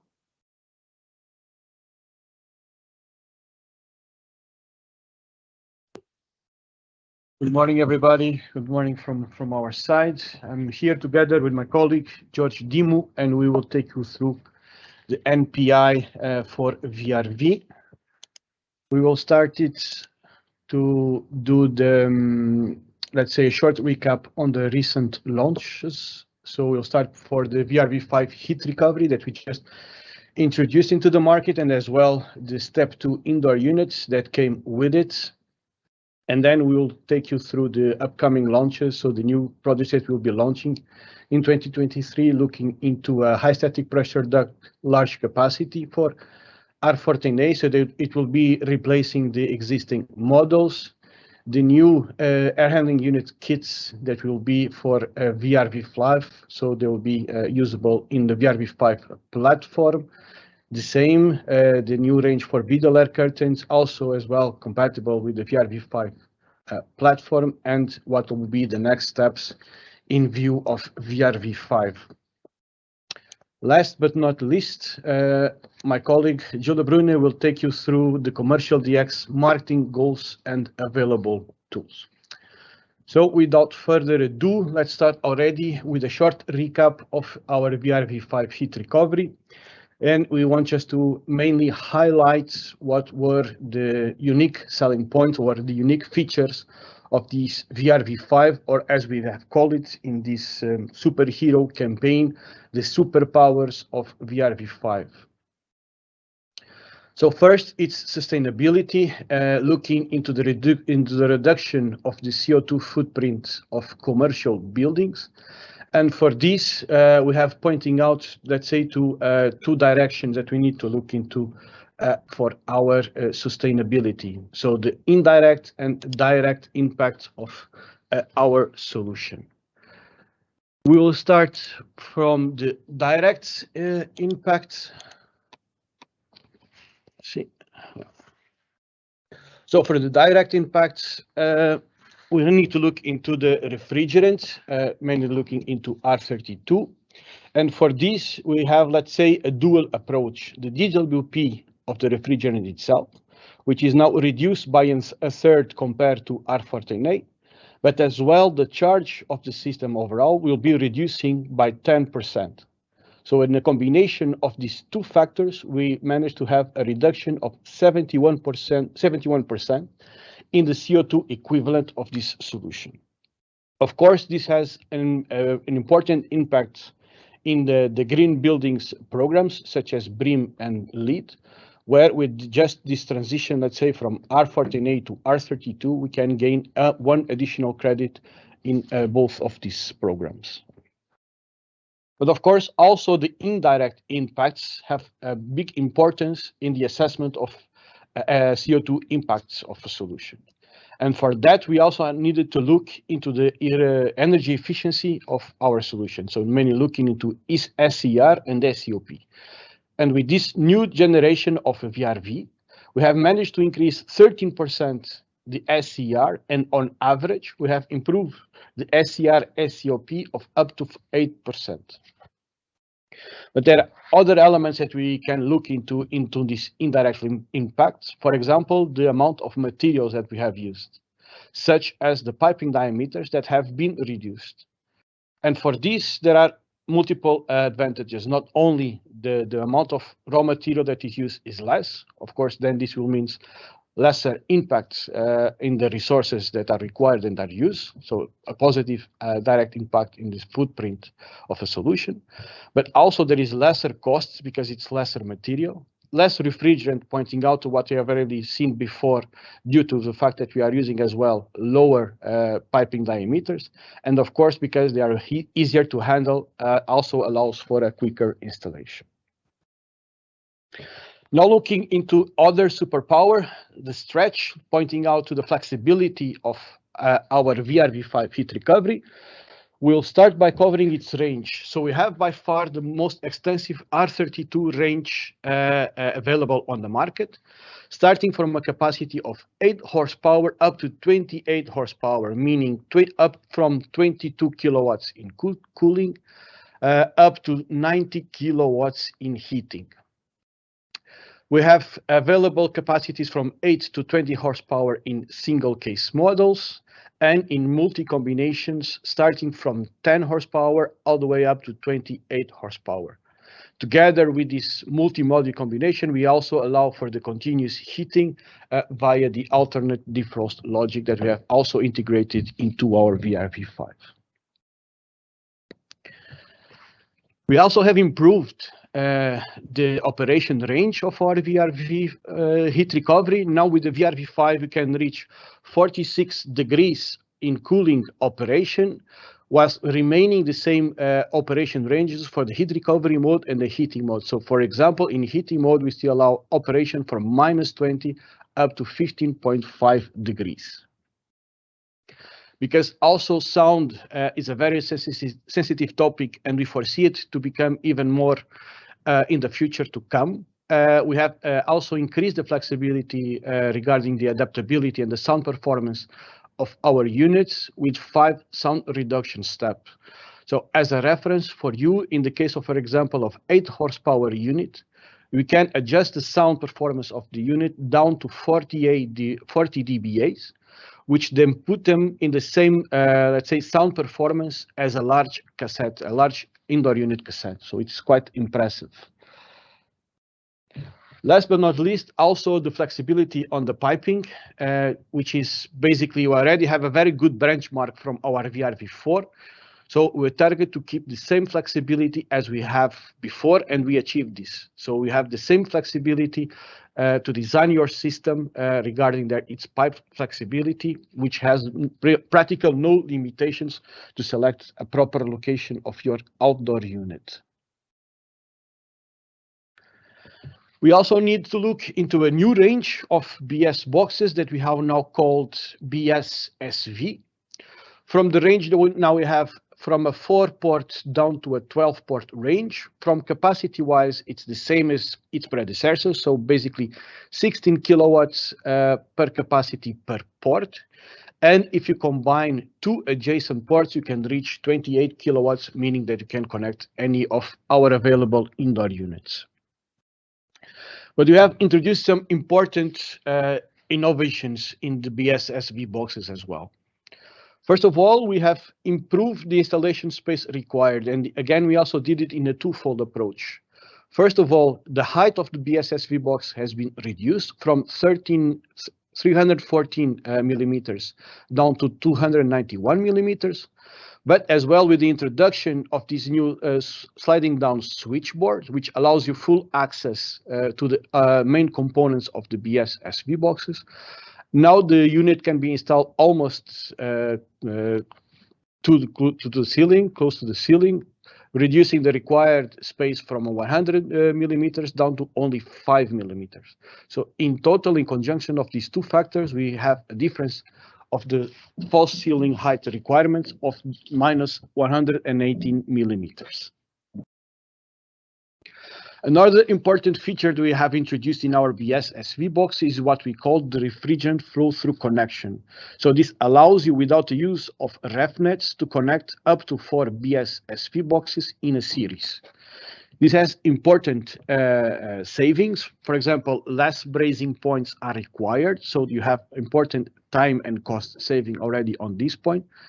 In this example, connecting 4 BS-SV boxes, you've reduced the number of brazing points from 39 only down to 24 brazing points.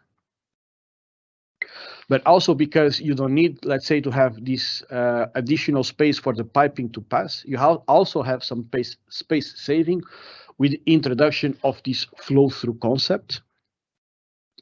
And of course, quite importantly as well, you have less costs because less accessories and less piping is required. Moving on now to other superpower, as we call it, of VRV5, the Shirudo technology that we already have introduced. So it's already a well-known concept for you when we launched the VRV5 S series, our mini VRV5. So let's just have a short recap how Shirudo technology is working in our VRV5 heat recovery. So in the remote case, you have a leak in one of our indoor units. This leak, thanks to the integrated leak detection, will be automatically detected by our leak detection system. When doing so, it will trigger what we have then, the reaction measures by means of have an alarm integrated into our Madoka remote controller. And at the same time, the pair of shut-off valves which are serving the indoor units that has been leaking. And of course, when I mentioned this shut-off valves, the shut-off valves we have integrated into our BS SV boxes. This is why also we have changed the name of our BS boxes. Then this pair of shut-off valves will close, as I've mentioned, and this allows you to avoid that further leakings occur on this indoor unit. So thanks to this, only this dedicated indoor unit will have its operation stopped. The rest of the system will remain in operation. So this is a very important feature for building owners and also for these occupants. For the occupants, you can ensure that the comfort conditions can be remained for the rest of the building. And this will mean also for the building owners, minimum hassle regarding potential constraints in the usage of the building. But also for the BSSV boxes, we have integrated into our Shirudo technology. Also, a leak detector is integrated on this, but we take a step further that we did in the indoor units, and we give even further flexibility. So in here, there are, let's say, 3 different passes that you can take. If you are installing the BSSV boxes in a room that is wide enough to have no constraints regarding the flammability of R32 and its legal compliance issues, then you don't need to have anything, and we somehow bypass this leak detection. And this will behave as a normal leak will have happened in an R14A system. But either via architectural requirements, by means if the room is not large enough, or even if it's a requirement of the building owner to have some alarm or some notification in case a leak is occurring in our BSSV boxes, this is also possible. We can integrate a third-party alarm to our BSSV boxes that will notify the occupants of that a leak is occurring. And by this, we also managed to reduce by about a half, the requirement about the refrigerant concentration in the room. And there is a third path. So if we connect these BSSV boxes to a ducting system, duct and fan system, you basically remove all burdens related to the possible flammability of R32 and its legal requirements. So this will mean that in a remote case of a leak, this fan is activated and will extract the leak to the outdoors. Now looking into the next superpower, the 4th superpower, the smart or is intuitiveness of utilization. And of course, for this, we have to refer to our intuitive and smart Madoka remote controller. It has, as you already know quite well, an integrated temperature sensor that allows you to control the temperature within a room within a half degree. It has integrated, as you have seen, the Shirudo technology to trigger the audio and visual alarm. And in the case of VRV5 heat recovery, is allowing group control of up to 5 indoor units as long as they are installed in the same room. This is, of course, due to the legal requirements from ISC. But as well, we have intelligent centralized controllers, like is the case of ITM, which has also very important features regarding the management of a system. It allows you, for example, to have the smart energy management. It can also allow you to manage leaks by means that can pinpoint which indoor unit is leaking and, for example, to shut down the audio alarm of a Madoka. It can as well integrate third-party devices, which can even be comparable to, let's say, a mini or simplified BMS solution. And very important, because of connectivity, it also has integration into the Daikin cloud. And because, as I told you, connectivity is quite important of the day of today, also the Onecta app is available for VRV5 indoor units, which means that you can control your indoor units or VRV5 indoor units via any smart device. This allows you for an easy control of the VRV indoor units, no matter where you are. And in addition to that, you can also use the voice control from the Google Assistant or Amazon Alexa to control your indoor units as well. To further improve the integration and the flexibility of communication of our VRV5, some new outputs and inputs have been integrated into our outdoor unit. So you have the SVO output that allows you to have a simple contact communication, alerting about a general error of our VRV5. So any malfunction that we might eventually have in our VRV5 can be easily trigger an alarm or some notification in a building management location.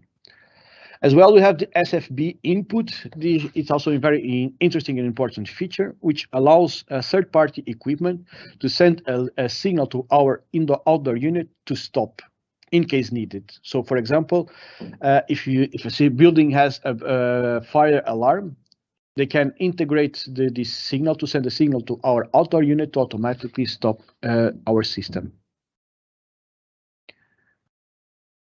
And we have as well a quite extensive range of indoor units. So basically almost all the ceiling models are available here, and for sure the most commonly used or the most popular models are all available. We are pointing out to the round flow and the fully flat cassettes, the slim ducts and medium and high static pressure ducts. So all the ducted models are available. The wall mounted is also available, and as well have integrated in the step 2 the one-way and four-way ceiling suspended, having capacity offering starting from 1.1 kilowatts in cooling mode up to 31.5 kilowatts in heating mode. So quite complete offering as well capacity-wise, because indoor air quality, as we have seen today, is also key on the markets today. It's also possible to have full integration with the VAM-J and the pre-cooling preheating module, the EKVDX. Moving now to the last superpower, the support. And in here we have some tools, but also we refer to you colleagues as an important means of communication and support to our customers. Pointing out first of all to the new support tools that we have, the VRV Express, which is now available as well with the 2D floor plans for an easier design of our VRV systems. So of course, the VRV Express, as you already quite well know, allows you for a quick and easy selection of any VRV system. And we have full integrated the Shirudo technology into our VRV Express selection methodology. So you can have it without any further or bigger hurdles. Even the duct design in the most extreme cases where you want to use it for your BS SV boxes is also integrated into our VRV Express. We also have integrated the 2D floor plan. This means that you can just import the plans of the building where you want to install your VRV system, and you can easily do the selection in the plant itself and design your system already under these circumstances. And also very importantly, we have a complete data set and in promotional materials. Jill, as well, in the end of this presentation, will give some more details about all the things that we have available for you. I'm just listing here a couple. So, for example, the event recording that we have, it's already available. All the commercial literature, which has all the relevant data to design our systems, are also available for you. We have dedicated page for the VRV5 heat recovery and illustrations and some animations, etc., and etc. So to summarize, we can say that our VRV5 has been designed, built to support the decarbonization of buildings. by greatly reducing its CO2 footprint, but also allows them for full compliance with the applicable legislation thanks to Shirudo technology. We also have a market-leading portfolio that allows you to easily design any solution for your VRV5. And of course, counting with you colleagues to have expert support through the entire life cycle of our system. Moving on now to the second topic, the VRV5 Step 2 indoor units. So in a short recap, what are these ranges? So here we have the one-way and the four-way ceiling suspended units. What are the novelties on this range? First of all, we have integrated a 50 capacity class that was not available before in our R14A range. So this allows you to have further flexibility into design your system with this type of units. As I already mentioned, the Onecta app is available as well in here, and as well, of course, full integration with the Shirudo technology. And quite importantly, as well, in the four-way ceiling suspended, we have integrated the presence sensor to optimize its utilization or its usage. What are the type of applications that we look for this type of units? We are mainly looking into refurbishment projects where you don't have a false ceiling where to install these units, and as well save some wall space. So we are mainly looking here for applications such as retail applications, restaurants, banks, and etc. We also have introduced the high static pressure ducts, high capacity and medium capacity. So for the medium, we are talking about from 50 to 125 capacity classes, and the high static 200 and 250. For the high static large capacity, we have introduced a completely new design of indoor unit, but in the next chapter, since this will be an integrated or the same base casing for the R14A and R32, I will give you further details in the next chapter. What are the main applications that we look in here? We are mainly looking into large meeting halls and conference rooms, or generally speaking, large rooms and venues. Since these units can be installed discreetly in a false ceiling, being only visible the grills. We have quite extensive ESP, so the static pressure available on these units is quite large, up to 250 Pascal. And also very important, these units have automatically adjustment of the ESP, which will means that you can simply do this installation, and they can automatically adjust to the airflow requirements of each room. So now moving to the next chapter, and now looking already for what we'll be introducing next year. The first launch that we want to talk to you about is the new high static pressure ducts for large capacity for R14A, so the VRV4 models as well. So for this, we will be replacing the current DIL produced models, the FXMQ-MB and FXMQ-MA. So these units will be fully replaced by these new models, and as I already told you, this will be using the same casing model that we already have introduced for the R32 large capacity high static pressure ducts. The model name will be basically the same as we have already announced for the R32 model. The only change will be the replacing the A for a Q, pointing out, of course, to the fact that this is an R14A model. For a combination of these units will be exactly the same as its predecessor, so basically all existing outdoor units as long as its capacity is superior to 8 horsepower. For the sales launch, we are pointing to July 2022, but taking into consideration, of course, that we first need to let's say get rid of the old stock before we start the selling of the new models. Looking into the specifications, I will not go in full detail for all specifications. I just want to highlight some of what is novel here.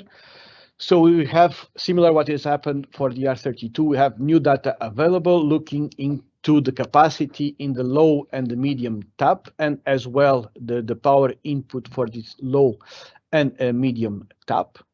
The unit is significantly lighter as its predecessor, so it now has before it had 132 kilograms, and now the 200 capacity class is only 105, and the 250 115. We have a new airflow rate or a new fan speed. So before we only had the high and the low, we now also have available the medium fan tap. So this allows some easier integration and flexibility of usage of this unit. The power consumption has also significantly dropped. So 896 for the previous 200 model, now it's 620 watts.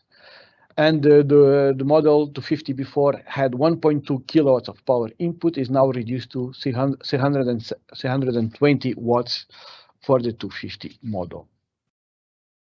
Also, the sound levels have been improved in the 200 capacity class. Now the sound power of the unit has been reduced from 76 to 75 dBAs.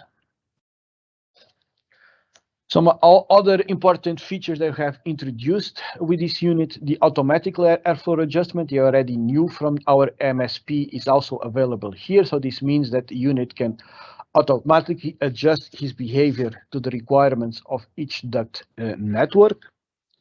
And as well, we have integrated a stainless steel drain pan, which enhances the resistance of our unit to corrosion.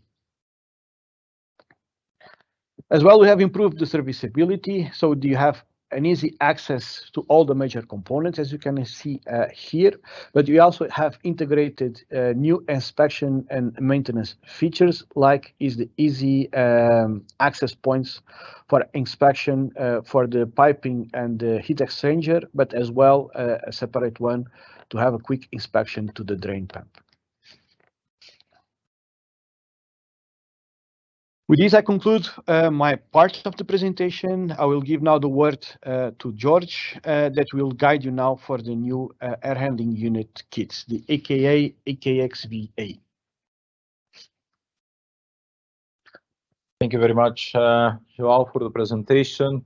I would like to inform you about some new products that we have in the pipeline for 2023. The first one is the connection kits that we use for air handling units, the direct expansion air handling units, looking to the control box, the EKEA, as it's going to be the new model name, and the EKEXVA.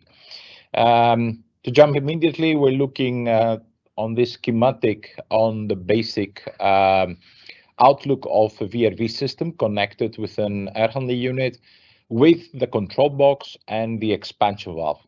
And you can see also on the right side how our kits and options are looking today. How it's being used, it's not so difficult to connect all these things. We have the piping going to the DX coil and back to the outer unit, and the whole communication is handled by the control box, which then can be connected, depending on the type of control we are looking at, to a Madoka remote controller, a BMS, a 0 to 10 volt input, but also the current control box, the EKEQ, as we have it in our range today, provides us several inputs and outputs that we can use for a more detailed or accurate control, like the system on-off input or the fan on-off output. What we are introducing with the new ranges is actually looking to a new control box for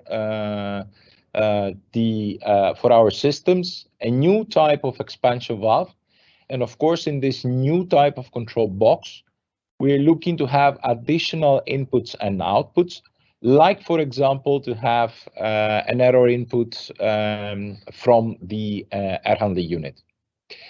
What is changing and what are the main improvements? If we would look to the control box, which will be called EKEA, we're looking to a unified R410A, R32 range of control boxes. Hence, we change the model name from EKEQ to EKEA. Q is the letter that is being used for R410A systems, and we go for A, which represents R32 systems. At the same time, we extend the operation range of this control box down to -25 degrees, considering that this control box is installed in the air handling unit, and many times the air handling unit is installed outdoors in extreme conditions, and we bring it down to -25. Of course, since we're looking to VRV5 solutions as well, we also went and having our control boxes compliant to the specific product standard, the IEC 60335-2-40, meaning that the concept of Shirudo technology is also extended to the applications of VRV5 with air handling units. In addition, we will introduce a new type of control, what we call here Z-accent, that will allow improved discharge air temperature control for systems, for VRV systems that are connected both with VRV indoor units and air handling units. This has been a long-awaited feature and a big request from the market, so we are quite happy and proud to introduce this one. We will also extend the connection ratio limits for per applications, targeting to go down to 75 and up to 110. I remind to everybody that the lower limit today is 90%. And then we indicate here as a target because tests are currently ongoing. We were expecting to have everything finished by now, but this is not the case. So we just mentioned it as a target, but we are confident that we will be able to reach that one. And of course, looking to emerging markets, to developing countries, the control box will also be compatible with a 60 Hertz grid. If we look to the expansion valve kit, we also have some major improvements on these units. First of all, again, we are looking to a unified R410A R32 kit, compliant again to the IEC standard. But what we think is quite important is that we extend the model range.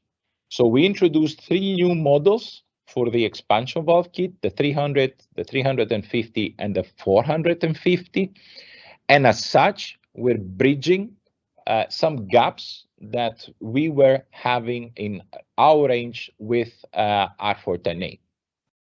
Connections will be brazed, of course, and there will also be some smaller piping connections thanks to this new development, thanks to the connection with R32 systems with regards to the liquid piping. Both of the kits, the control box and the expansion valve kit, are targeted to be launched in October 2023. And in the course of the coming weeks and months, we will keep sharing with you more information, more details, more technical specifications about this new development. I would also like to give you an overview. This is more a reference slide that we included in this presentation because we have had many discussions and many questions from the market with regards to the type of the coil we're using, and many times we're being asked what is an interlaced coil and why it's being used. So we added here also some schematics of the different direct expansion coils, and as you can see here, this is the interlaced coil that we request to be used in case of direct expansion air handling units, which actually allows a quite even leaving air temperature, and as such resulting in a far more accurate temperature control. And at the same time, the capacity of the coil is way more balanced. But since we are updating the control box and the expansion valve kit, and these two elements are also used to our below air curtains range, we will also update our Beetle air curtain ranges. So you know that we have three different type of air curtains: the free hanging, the recessed, and the cassette, as we call them.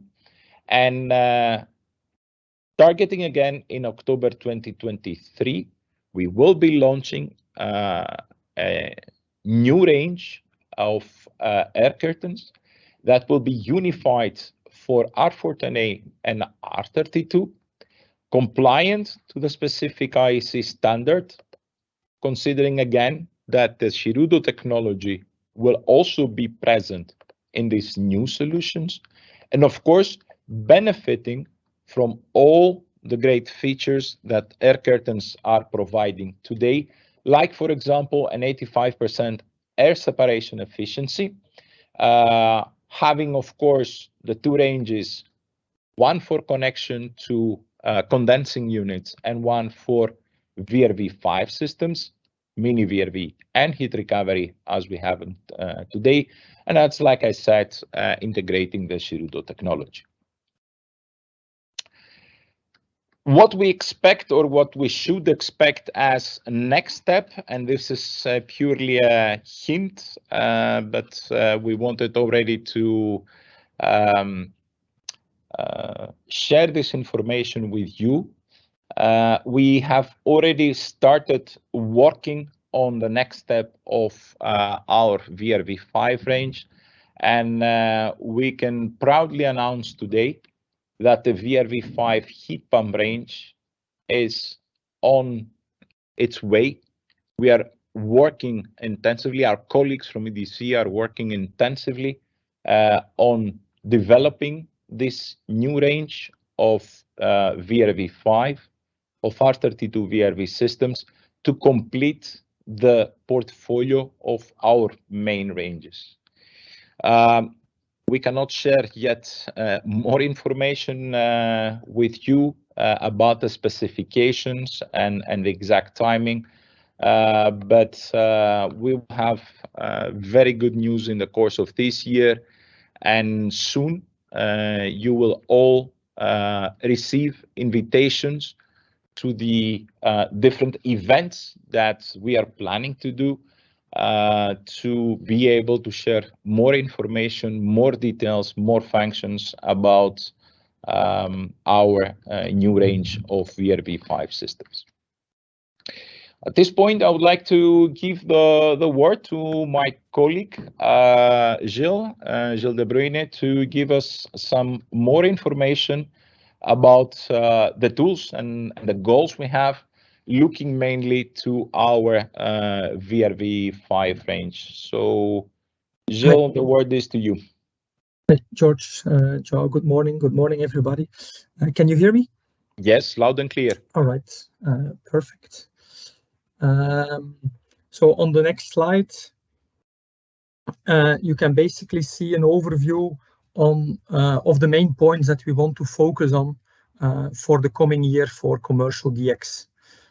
So based upon our main theme, building a sustainable legacy together, we want to work on three themes. First of all, supporting the decarbonization of buildings. I think this is a very, it's a theme which is used already this year from us, also from Heating SBU, and in the market in general, there is quite some focus on this. And so to support the decarbonization of buildings, we basically have three elements that we want to use or that we want to use to prove that point. First of all, we want to give more insights in the total carbon impact of our systems through the use of EPDs. And this is mainly now focusing on Daikin UK and Daikin France, but we expect that this will grow in the coming year and also be available in other countries. Secondly, and already announced by George and Joao, we want to accelerate the shift to lower GWP refrigerants, which is in our case VRV5. So our marketing campaign in the first half of the year will focus on accelerating on the shift and supporting you with that. And then the second half of the year will be about introducing already the new VRV5 heat pump, so launching the product. And then, of course, we want to continue to promote the reuse of our natural resources, which we basically name Loop by Daikin. So also here, we will have a continuous support through, for example, case studies to support you on this topic. Secondly, to build a sustainable legacy, we want to build for the future. And with that, we mean focusing on healthy indoor spaces. And with this point, will mainly be supported by the launch of our UV streamer kit. And in the next presentation on Sky Air, Anthony will go more in depth on that one. So that's a pure product launch support. And then finally, to build for the future, we also want to show this by sharing more total solution cases. And for this, we will organize, as usual, I would say, a number of consulting sales seminars, 5 in total, and also release at least every 2 months a new case study to support that. And then finally, we want to focus towards our customers, that we want to take this journey together, whether they are now an end user, a consultant, or an installer. And firstly, to show that and mainly focused on our consultant audience, we want to basically support them throughout the entire building life cycle. And for this, together with the heating SBU, we are building the Consulting Sales 2.0 platform, which will be an online tool where we will be able to manage that support throughout the entire building life cycle, and where also consultants will be able to find more information about our building solutions. Then we want to share our expert knowledge, specifically on green buildings. So you can expect also quite some content to support you in promoting our green building solutions. And finally, as a market leader, we also think it's important to deliver timely insights into new or changing legislation. And for budget 23, this means delivering insights in the Lot 10 eco-design update, which will be voted, and also in the F-gas regulation update, which will be voted in the course of next year. So from the moment there is more information on that, we will also inform internally and externally on that. And then on the next slide.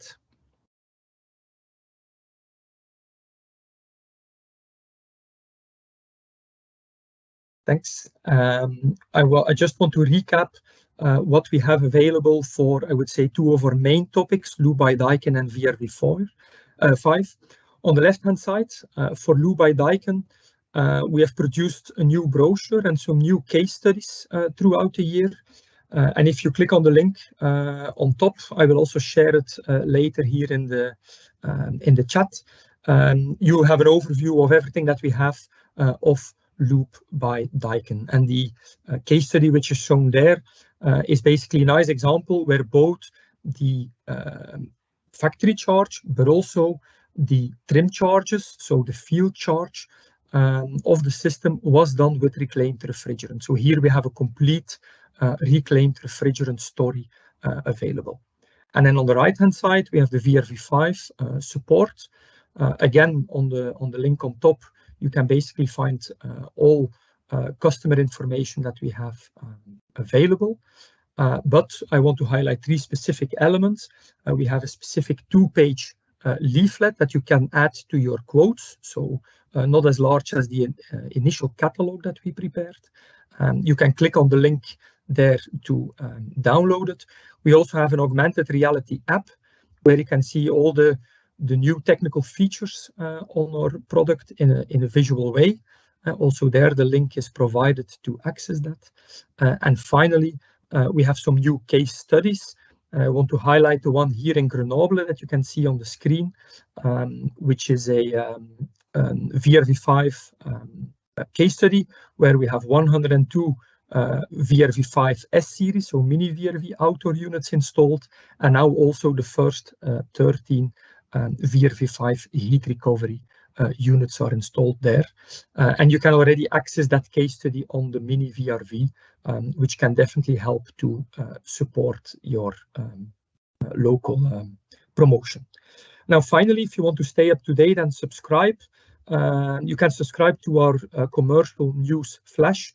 This is an email that we send out, let's say, every 2-3 months throughout the year.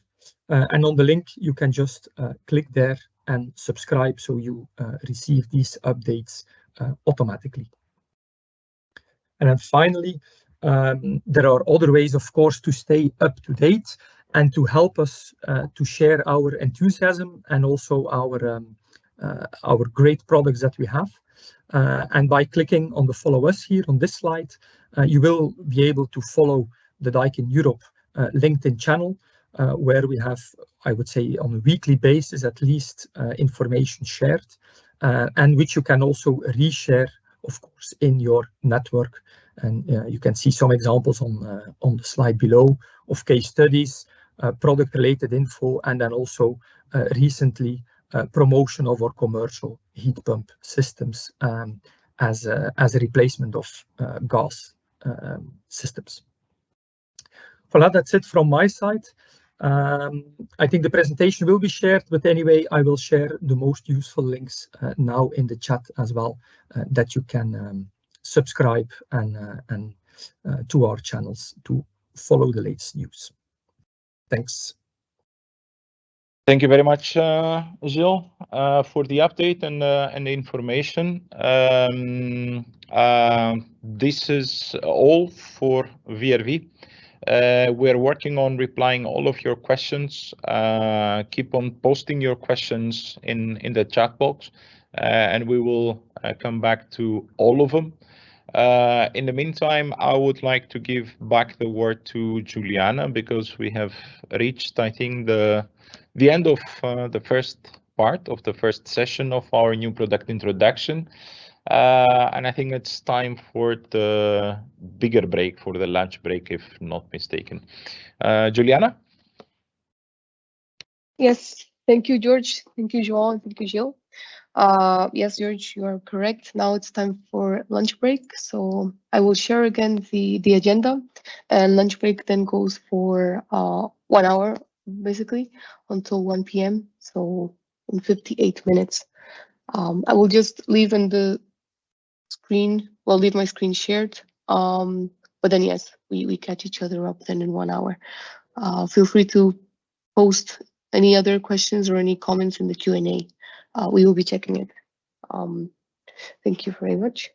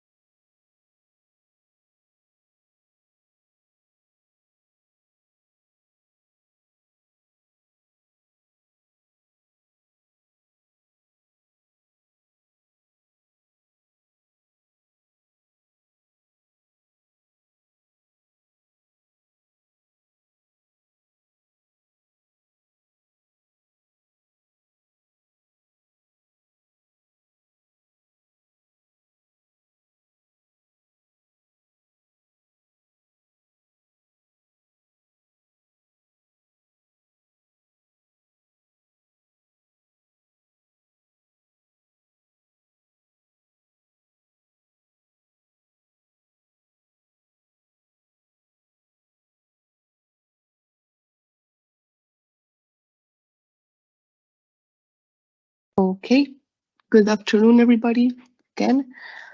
Now it's time for the Skyrim package presentation, the product introduction.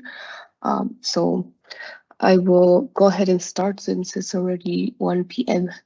We have a 30-minute slot for this section today. So basically today what we want to show are the recent product launch and then the future product launches. First of all, in the recently launched products, I would like to give an overview of the recent AirZone offering update. So basically, since we have started selling the AirZone plenums, we have sold the standard reversible and heating only and the slim plenums already since 2018. As of October of this year, we introduced also then the medium plenums. So these we have added in order to increase our market share and meet the diverse market needs.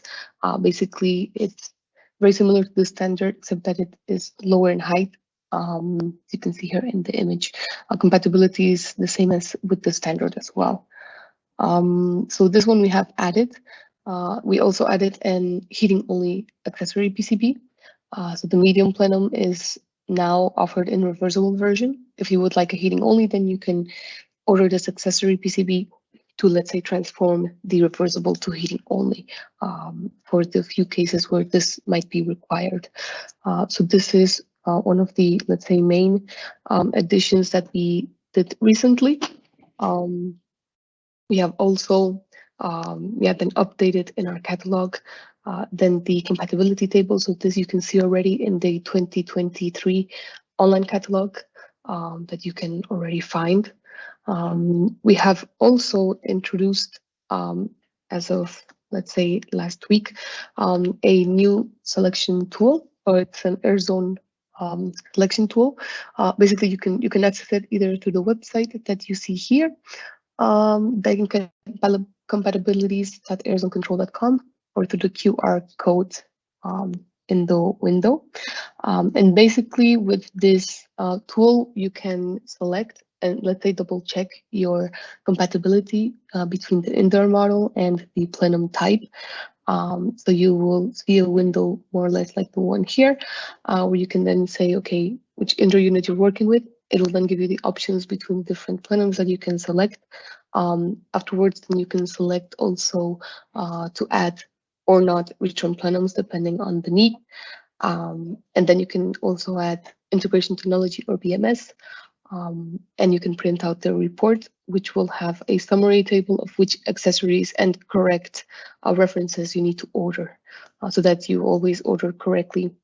And it's also a way of double checking the compatibility. So right now on the website, you can already check the tool. It will be then integrated also into the business portal as of the first quarter of calendar year 2023. So timing still to be confirmed, but then early next year you will also have it integrated in the business portal. It's also available in different languages that you can also, let's say, download the report in the different languages that you might need. So this is for the AirZone update. Then we have, for future product launch, we have the indoor air quality solutions for commercial DX applications.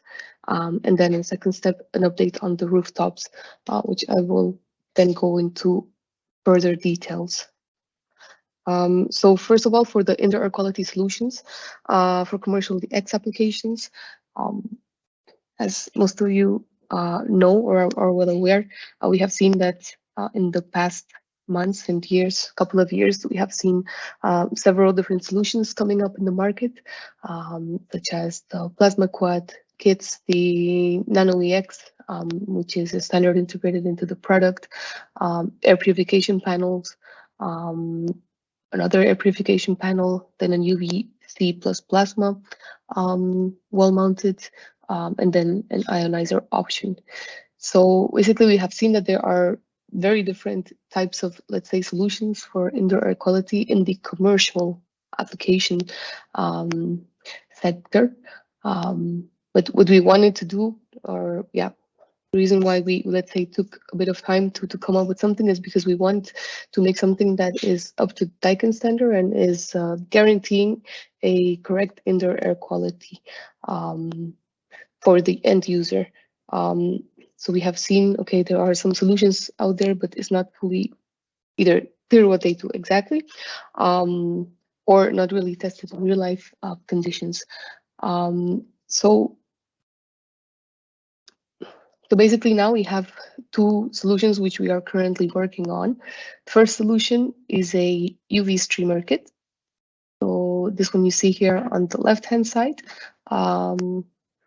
It looks, it's just an add-on to the 3x3 cassette, and it looks similar, let's say, to the fresh air or to the auto cleaning. Let's say it goes in between the actual unit and the panel. So this is first solution, and the second solution will be a high efficiency filter, then also for the 3x3 cassettes. Reason why we started with the 3x3 cassette or the round flow cassettes, as some of you may know it, is because it's most sold indoor unit in Europe. So to go first then into the UV streamer kit technology. Basically, what we are doing with these kits is that we are introducing both the flash streamer and the UVC LED technology. So we have then UV ultraviolet rays in combination with the streamer technology to guarantee that there is cleanliness both of the let's say surface of the filter and then also of the let's say components or the inside of the filter itself, so that we can guarantee very good indoor air quality. The solution will then, as you can see here, you have the indoor unit, then you would have the streamer kit, and then below that you would have the panel as we have today.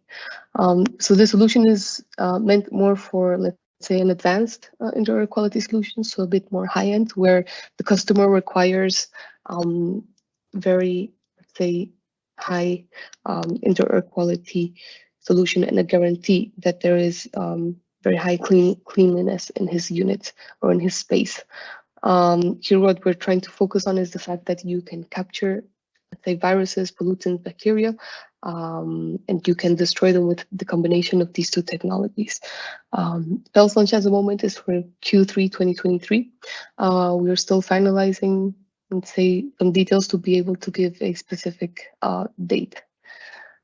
So a bit more about the kit itself. So it will be one kit, so an accessory to be ordered with the model name here specified, the AEF 125AWB. The filter that we will have is equivalent to a F7 EPM 2.550%. Today, what we have on the standard, let's say, panel is just an ISO coarse filter. So this is, of course, an upgrade on that. Then inside of the kit itself, so you will have the UVC LED light and the flash streamer, who are working together to guarantee the high efficiency. So as you can see, basically you have the kit here. And then in addition to the kit, which goes in between the unit and the panel, you also then have a small corner, which is to be installed in the panel, let's say similar to, for example, the presence sensor. So here, the objective of this one is it's an indication light, so to indicate a bit more operation of the UV and the streamer. So this I will also explain. So the corner will be installed, let's say, similar to the presence sensor that we also provide as an accessory. So this one goes installed in the panel itself.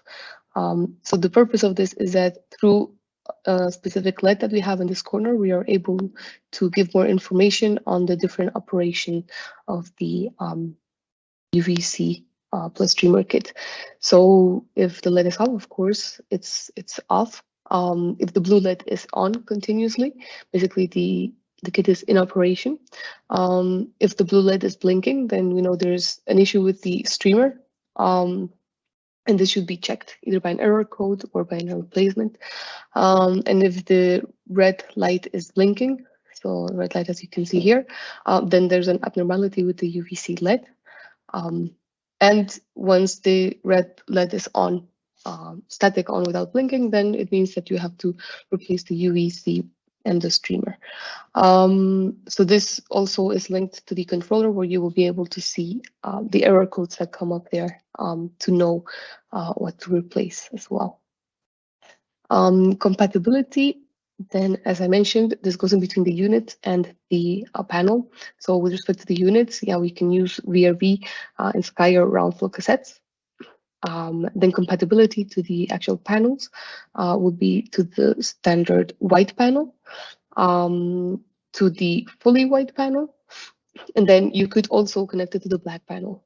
The only thing I should mention, if you want to connect it to the black panel, means that the corner that you will receive will be white, so then you would not be able to use this. So in cases where you, let's say it is a must to use it with the black panel, you could eventually potentially use it, knowing that you will not have this indication of the LED. You will only get indication of the controller, so you will not know, let's say, which device will have a fault. So you would, let's say, potentially just replace both or check both to just yeah, do maintenance or to make sure that the kit is running again. Then in terms of replaceability, the high efficiency filter, so this one would be replaced every year. The flash streamer device to be replaced every 7 years, and the UVC LED also to be replaced every 7 years. So this is quite a good replacement time for both the flash streamer and the UVC LED.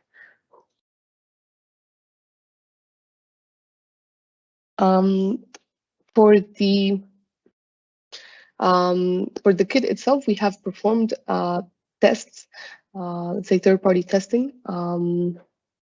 via Intertech, and we have checked our unit. In this case, or in this specific report, we have checked one of the VRV round flow cassettes in a room size of 28.3 cubic meters. At both minimum and maximum airflow, and there we were able to see in the span of 30 minutes, a 99.9% virus reduction. So the report is also available. You can find it also in the leaflet and the general catalog. So this is something that we really wanted to focus on and make sure that when we brought something over, we were going to be able to, yeah, prove, let's say, that we did a test where we are comparing to real life conditions, and to guarantee this reduction, in this case of virus in 30 minutes. So you can already find in the 2023 catalog more information on the kit itself. You also have then the report itself, the link to the report, and then all the details of the different viruses, bacteria, fungus, mold that has been checked with the kit itself. So this is more, let's say, the high-end solution. We go for the secondary solution, which we aim more at the low entry product offering, which is then just the replacement of the standard filter by a high efficiency filter. So this filter here on the left, you would recognize this is the filter that the unit comes with, the panel, sorry, comes with a standard. So together with AAF, we are working with a new high efficiency filter, which will be around EPM 1060%. And then with this, we aim then to be able to improve the indoor air quality as well. Of course, here we do not have the UVC and the streamer, but it's a way of also providing a solution which could be, let's say, a potential solution for some customers. So we will have the filter delivered in 3 different quantities. So we will have 3 different references. One reference for a single filter if you want to have just one. A second reference for a box of 5 filters, and then the last reference for a box of 10 filters if you would like to order 10 at a time, for example. Production location is in Latvia, since it's AAF Europe, which is also part of a Daikin group. So the filter will be Daikin branded. The compatibility is basically compatible to the VRV and Skyer brown flip cassettes, compatible to these following panels, so the standard white, fully white, and the black panel. So here with the auto cleaning, of course, it's a different filter. So here we don't have compatibility to that one. And for the designer panel, it's also slightly different. So it's basically compatible to the standard panels. So this is the, let's say, high efficiency filter replacement rate will be every year, which is quite easy to assess today. Is already included in the manuals under preparation. We also did some tests on the air quality purification with these new filters. So you can see here with the existing pre-filter that if we, let's say, open the door, reset the atmosphere, with the new high efficiency filter, we're able to reduce dust concentration by 70% in 1 hour. So these information will be then made available also in the resource package and documentation that will be prepared for the market. If we go then for rooftops, as you know, then we made or many of you that are already using rooftops today, you would know that we made recently an update in the selection software. So now we have been selling the rooftops almost 2 years. It'll be 2 years in a couple of weeks. And basically we have done quite a good number of selections, more than 4,000 selections in the past 2 years, of which most of them are in MTO. 55% of the selections in MTO units and 45% in MTS. You can see here then the spread of the different versions that have been selected, both in MTS and MTO. What we implemented in this new update is the possibility to have multiple units under one selection, which was not the case before. So if you had a project where you had 2 or 3 different units that you wanted to use, let's say a unit for your warehouse, it's a different one for offices, you would have to make separate reports on the software itself, and then make different printouts and etc.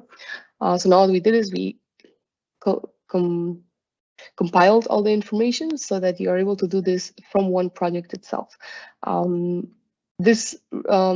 Let's say this version is already available, so you can find it in the rooftop.daikin.eu website. I made a small video which I would like to quickly go over. So for those of you, let's say, who have not really checked the software yet, you still have a quick selection, which is where you will be able to just make a selection of a single unit. You have the new project where you can make multiple unit selection, and the archive where you can see your past projects. So this is quite similar to before. You have space to give a name to your project, add any customer details, specify project conditions, etc. And then once this is over, you can select your specific language for the reports. We have more than 13 languages that you can choose from for the report itself. This project page is where you will then start adding the different units. You can add one by one or just copy from a previous project, and you can add made to stock or made to order. You can even combine and have in a specific project one made to stock unit, one MTO, for example. Here, what we see in the video is a selection first of an MTS. So standard, as let's say, as we're normally doing it, we make a selection of an MTS FC2 unit. And then here, what we do is after the selection recommends 4 options, we can make our selection of the unit which we would like to add to our offer. We can give a name to this position, which, for example, could be warehouse. Say this unit is going to be used for the warehouse. Then we have to save the unit, and then we go back to our project after saving the unit. So when we go back to the project, we can either print out the report, or we can, let's say, add a secondary unit. So here we can add an MTO unit at the same time. So, for example, a FC3 unit with an electric heater, with spring return dampers, and with anti-corrosion treatment. We can then pass through the selection page, which is this part should be the same as what it is today. So if you already have used the software, you will recognize this quite easily.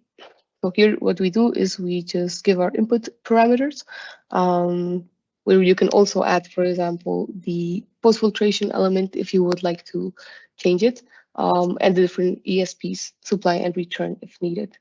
Then again, we get 2, 3, or 4 different possible units, depending on the conditions that you have given in the previous selection part. You can then give another name to your new position, for example, and then select the accessories that you would like. And then always remember this save unit button is new, which is basically saving the unit back into the project.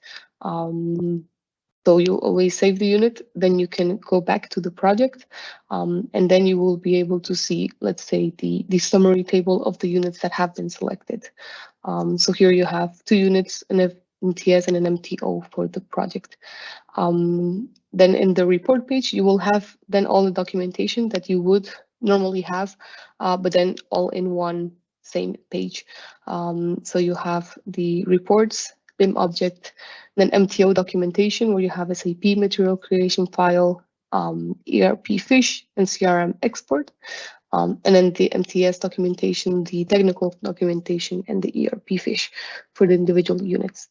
So this is an addition which I know that already has benefited quite some colleagues. So we hope that it will be also useful then for your projects. As always, if you have any extra comments on the report, don't hesitate then to contact us. Okay. Then a second addition for the rooftops is the CRM integration for MTO units. So today the MTO units, they're not present for quotation in CRM due to the complexity of their model of their material and product names. So we only have today the MTS fixed references there. So we have been working already for quite some time on adding these MTO units to CRM via an export file from the selection software. So in the previous slide, you might have seen in MTO documentation, we have several documents linked to this unit. We have the CRM export file.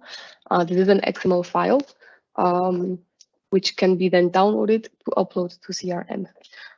So what will happen is that you will download the PDF report and then this XML file. And then with these 2 files, you can then upload this into CRM, and you will receive something similar to what you see here on the table at the bottom right. So basically your full unit and then individual lines specifying the different options that you have selected. So this is also good for you to double check what the model name is actually including, since we know that it's a bit of let's say it's slightly complex to sometimes understand what options have you selected just by looking at the 17 or 18 character name. So here you will have then in the table, let's say the summary of the options that have been selected. So now with the CRM integration, we are in the last stage. We are double checking some items. So we expect that this should be available for launch in January. But this is now basically the last stage before finally launching it for everyone.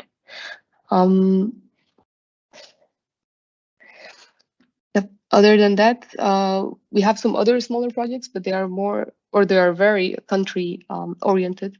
So these will be discussed then with the specific countries to be seen, like, for example, PED for France or PEG in Germany. Thank you, everyone. I see that we have 5 minutes still.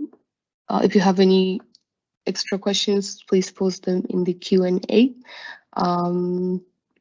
Otherwise, then we have commercial and residential controls at 1:30. Yep, I see Yo has already shared his screen.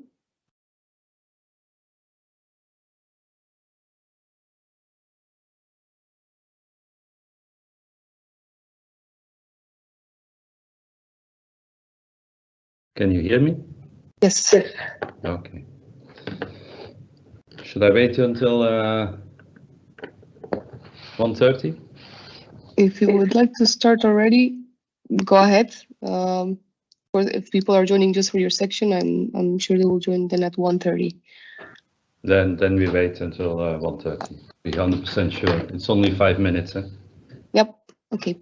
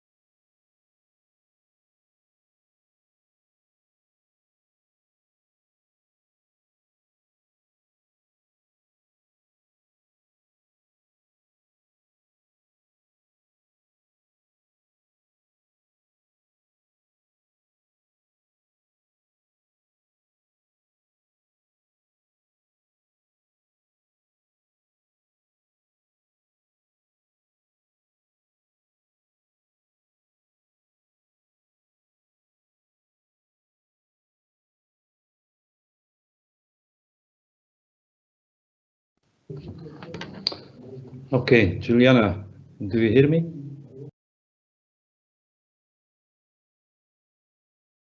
Hello? We can hear you. Yes. Okay, okay. So good afternoon, everybody. I will present a new product introduction of residential controls, starting with the agenda. So if some market info and key themes, then the recently launched products, and finally the upcoming new product launches. Market and key themes. These are the three things on which we focus. So on enhanced connectivity and user experience through the Onecta ecosystem, which is now already quite detailed and expanded, but we will continue further in the coming year. Of course, the main topic now in Europe is global decarbonization. So we also have to support that by creating energy efficient systems. So the units itself, of course, have to be efficient, but also how they work together, we should improve on that.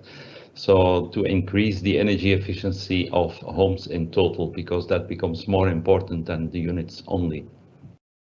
Next to that, we like to offer better remote support and monitoring through the Onecta connected portfolio, because there we can gain some installation capacity on which we have, as of today, shortage in Europe in general.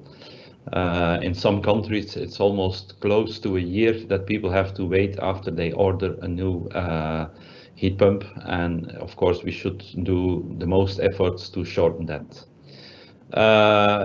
Most of the solutions we bring within residential are not country dependent. We always try to provide all our solutions to all EMEA countries.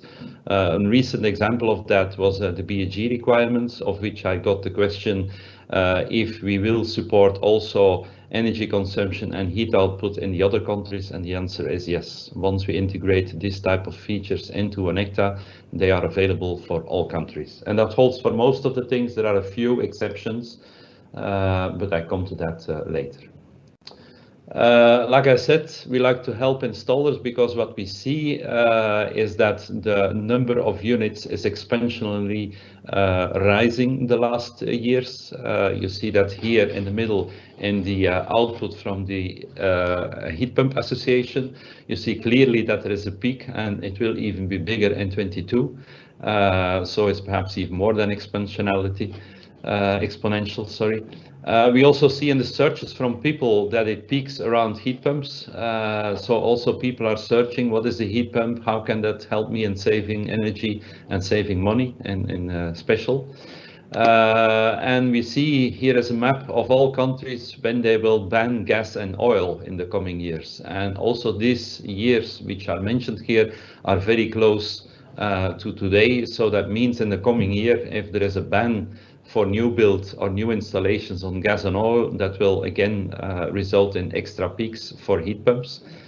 So also there we have to take careful. So remote support, like I said, and monitoring will reduce maintenance and free up installation capacity. Auto commissioning can help installers instead of manual commissioning, and configuration replication can improve installation efficiency if they, for instance, build 20 or 30 identical social homes. Looking to our app, what we achieved over the previous years is good because we have high figures. Be aware these figures are from May 22, so already a little bit old. Our figures in the meantime even increased. We are at 4.6 for Apple and at 4.5 for in total for Google. And our main competitors today are Samsung and Visman. If you look to ratings in the different app stores. Just as a reminder, I will not go through it in detail, but as a reminder what Onecta all provides to our customers, here is a total list of everything which is in there. As of today, already including what we just launched, the multi-room for Alterma, and the things we are busy with in the coming year, like the progress towards the cloud API, which is accessible B2C and not only B2B. But I come to that in more detail. Then we come to the recently launched products. There we had in March 22, we had the Emura with the new simplified remote, simplified and not simplified, because it's simplified because it has less buttons, but on the other side, it still provides all the functionality through a pixel graphic display by using menus. So by using menus, you can still access all features and even more than on the old remotes. It comes with a handy holder which you can screw on the wall to make sure that you can always find back the remote, that it is not somewhere in the living room and you each time have to search it. And it comes in 3 colors, fully in line with the colors the Emura 3 was launched. Also a big step forward with respect to controls of this unit was the fact that all control features are now available through the WLAN interface, which was not the case in the past. In the case, many features were only available on the remote and not through the app. From Emura 3 onwards, this is improved, and for all future upgrades of the X units era, this will be further improved also for these units. It's also the first ERA unit which is providing full serial number and model number of outdoor and indoor. That means that's a perfect input for people who have to do remote support, because then they don't have to ask to the owners of the house what is installed. They can simply see it through the remote interface, which so through this DCS. Also, it was also the first unit who had field settings for ERA available and can be used by installers to tweak some things if customers are complaining. And it's also the first unit which is ready for remote monitoring, something we will bring in 23. It's the unit, and I come in details later, the next slide. It's the unit which allows you also, next to the internal sensor, which is today the sensor for the temperature, also to use the room controller or to use even an external controller through which is connected wireless. These drawings give you more detail on it. This is the current situation as of today, where through the cloud we visualize on the app the room temperature, which is normally too high because it's measuring high in the room, and there the temperature is always higher. So we get confusing end users and even complaints. The new on the Emura 3 is that you can get it through the controller. I'm aware the Madoka is not existing for the current Emura 3, but we are working on a new controller where it will be possible to have wired connectivity and using the temperature of the controller.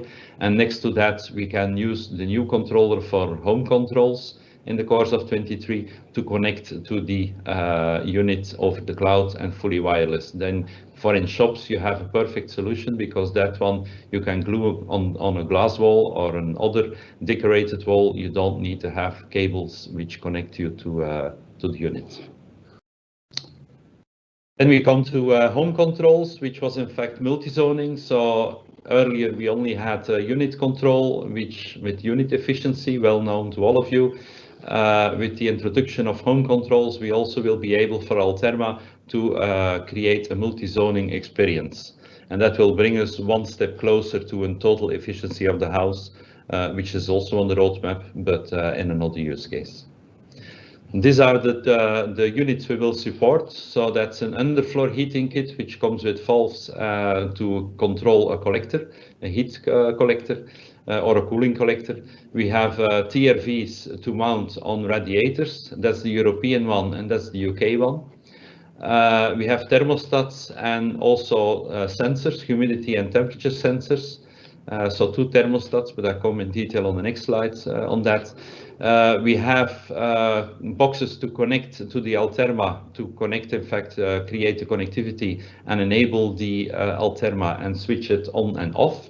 And we have some extra accessories from EQ3, which are also compatible to the system, because in general, only the rebranded products, because it's a partnership with Homatic IP, with EQ3 in Germany, and only the Daikin rebranded devices are compatible to Onecta. There are a few exceptions on that, and these are the units here in the box. These are window context and pluggable switches. Same here. I talked about the 2 controllers. Both controllers can be used when connecting to the cloud, but if you like to create an installation which is not connected to the cloud, also not using an app, but only working locally, then you have to choose this controller. It's mentioned here, Daikin France use case, but you can of course also use it in other countries. On this one, oh, sorry, my excuses. On this one, a remark, in fact, a total remark on the total package first is that the FQIP for all devices is still running. Release is, however, expected soon. However, for the underfloor heating base station, so the one here in the box, together with the valves, and there we do have an issue, and we will have to delay the release of this one to early 2023. Probably January 2023, but I cannot confirm that today. So it's not available today, but the TRV solution is available if you like to use that one, including the pluggable switch, and the pluggable switch can be used to control thermal control on an electrical heater, for instance in a bathroom or another place. Then upcoming product launches. In March, we have QR code scanning for Stand By Me. There we will add features to the Stand By Me cooperation we have already with Onecta to make sure that we can live scan the QR code on units to get the model number of the units. As of today, this is done with a photograph, so a picture which is taken through the app, and that is not always reliable. So we will go to a live QR code recognition, which will be a lot more reliable than the current implementation. Then in April, we have the integration of the air purifier. Daikin will launch 2 air purifiers in April. One is the MC70, which you see here, including a dehumidifier available in white and black. And the other one is the MC80, which doesn't have the humidifier, but for the rest is a full air purifier, also connected and also available in white and black. These are the first 2 units which provide connectivity, and as such we will also integrate them into the cloud. So you will have an extra visualization of this unit, which then boils down into more details and operation modes like we have for every unit. Something to be informed is that we at the same time, and even earlier, already in January 23, we will introduce an integration with Breezometer to show outdoor air quality to all our customers. Again, here, it will not be visualized only to the people who buy an MC70, but it will be visualized to everybody who has an Onecta app. So everybody, after providing a location, because you have to provide a location somewhere in your neighborhood to have an indication of the air quality in your neighborhood, but that will be available to all customers January, end of January, early February latest. And then by April 23, we will introduce the total functionality, because then the units become available, both the MC70 and the MC80.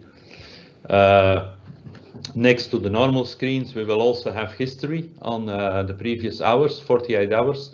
And you will also be able to see peaks, and you will also be able to, just like with all the other units, to schedule this unit and make sure it switches on and off when you are at home. Then June 23, we have our biggest project, the Home Hub project, which is a unit having 2 functions. First of all, we will use it as an energy manager, where we in 23 have 2 major use cases, meaning PV self-consumption for Alterma and PV self-consumption for multi-plus domestic hot water. This is a use case in which we are in control. The customer doesn't have anything at that moment, and we are the first in that home to provide some energy efficiency. So that's use case 1. We also will make use case 2 is a situation in which we are controlled. So the user has already an energy manager or a home control system, and they just like to add the Alterma as part of the total system to save energy, because we should be aware as a HVAC manufacturer that we are, in case a home has only has not an electrical car, call it like that, that we then are responsible for 50 to 60% of the total energy consumption. So as such, we should be part of any energy optimization. So in this case, we will also build, and there we will provide energy manager hardware. We will not provide, but the third party will provide the energy management hardware and logic, but we will make sure that we can connect. Examples are here mentioned, but there are, of course, in every country, multiple home automation companies. The interface we will provide here is a Modbus, both RTU and IP. Going further into the use cases we will run on the Home Hub, because we have multiple use cases. The first one is the PV self-consumption of multi and domestic hot water. The next one is PV self-consumption for Alterma. Then, like I said, for third parties, the Modbus RTU and IP interface. And then an extra use case to make our DX units compliant with BEG Phase 2. These are the benefits which then are for the customer available. The reasons why we have to do PV self-consumption, I try to explain a little bit on this slide. In most of the countries, injecting energy results in a lower fee compared to what you have to pay if you use energy. So as such, you create here a sort of virtual COP, which differs from country to country and even from company to company, electricity company, then the provider. Also the country, the energy provider, and even your contract in the same country and the same provider, you can have different contracts for your energy, and depending on all these contracts, you will have here a delta. So in this use case, this typical use case, you have, of course, always a benefit to use your energy instead of injecting it into the grid. So as such, if you can store it in a thermal battery, an electrical battery, and your domestic hot water, and preheating, pre-cooling, EV charging, it's always better than uploading it to the grid. That's the basics behind PV optimization. So here you see it as an example. The blue line is the normal consumption of the house. The red line is the PV, which is going up and down during the course of the day. If it is a sunny day, at a certain moment you have an excess of a number of watts, depending on how your system is. At that moment you can, for instance, switch on your domestic hot water generation and switch it off when you go again below that line. And as such, this area is in fact what you save and otherwise would have injected and later paid at a higher price. The first, to do that, we have to measure what is happening. So we have to measure if you consume or if you inject. And for that, we will have a solution which is based on a P1 interface, which is also used in the Benelux and in some other countries, where you will have with a simple cable connection between your smart meter and our Home Hub. In other countries, we have a clamp-based solution, single clamp or triple clamp in case of single phase or triple phase, connecting with the same cable, because on these devices we also have a P1 interface, connecting with the same cable to our Home Hub. That is then use case number one. It's PV self-consumption for Alterma. Always the same drawing. Try to reduce or try to increase the yellow consumption to decrease the gray one. The same yellow and gray you find back here. So in case we have enough excess of PV, we can start making the domestic hot water, or we can preheat or pre-cool rooms. The same holds here for the multi-plus domestic hot water. And here we have even the advantage that we can heat the domestic hot water while we remain in cooling for the comfort of the customer. Then we have the integration there. Yeah, the same box is used to interface with an external partner. Interface here is Modbus IP and RTU, available both depending on the connectivity that the third party needs. And as of today, it will only be Alterma, but as soon as possible, we will also add the X to this package. Then the same interface will also be used by grid providers, because also they like to control the unit in a more IP-based and IoT-based manner, instead of just having two switches like in Smart Grid Ready. They like also not always to switch off the unit, but just to reduce the power that the unit is using. And that makes it easier for us to sustain the comfort of the customer. And then we have the BEG use case where we make sure that Smart Grid Ready can be implemented for the X unit, and as such there can be also a switching off, switching on, forced on, or even a limitation of the power through the Home Hub. That was too fast. Then we have in September 23, we like to simplify the third-party integration process to our Onecta Cloud API. As of today, this is the interface which we today provide, but only to third parties and only business to business. We like to improve on that because the current process is way too slow and resource seeking, because it's a very slow process. Most of the affiliates can make a judge on that. The first thing we will do is create a B2C track, also to support open source development. It will be access based on creation of a developer account. Developers will be able to control units, onboard them on their own account. We will also have the necessary documentation and validation to test all that. And when this is passed, because this can also be used by B2B tracks, if a B2B user likes to integrate, he can start as a B2C.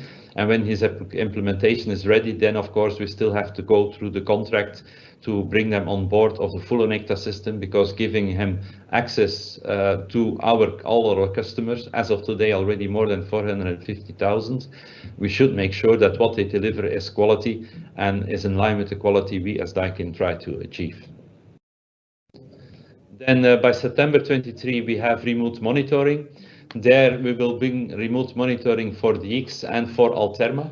It will be not remote monitoring for all units, but as an installer, after buying a package, you will be able to enable a number of units on remote logging. For instance, units who have regularly errors, or units who have regularly other issues where the customer is complaining that the unit is not always performing like he expected. Then you can switch off monitoring to follow up and try to find out what's happening.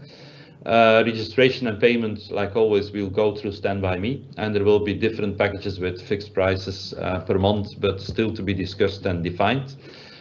We start with ERA. So ERA is leading that project because we have already a big number, 200,000 ARA units, so RX units, DX4 units online, and this is the type of connector with which we can do that. And the Alterma will then follow later after creating of the project, because there we also need changes on the Alterma. Then we continue in October with the integration of Duco ventilation. So then we will add Duco to our platform. That will be the first integration where we go cloud to cloud instead of from device to our cloud. It's a trial. Currently we are aligning with Duco, and normally by next year this should be ready. Then January 24, the integration of Innova heat pump convectors. It's now placed in January, but depending on the progress, this can even be earlier. We try to do that as early as possible. There we directly go from device to cloud, and we will integrate the heat pump convectors of Innova, which were already launched a year ago by the heating SBU.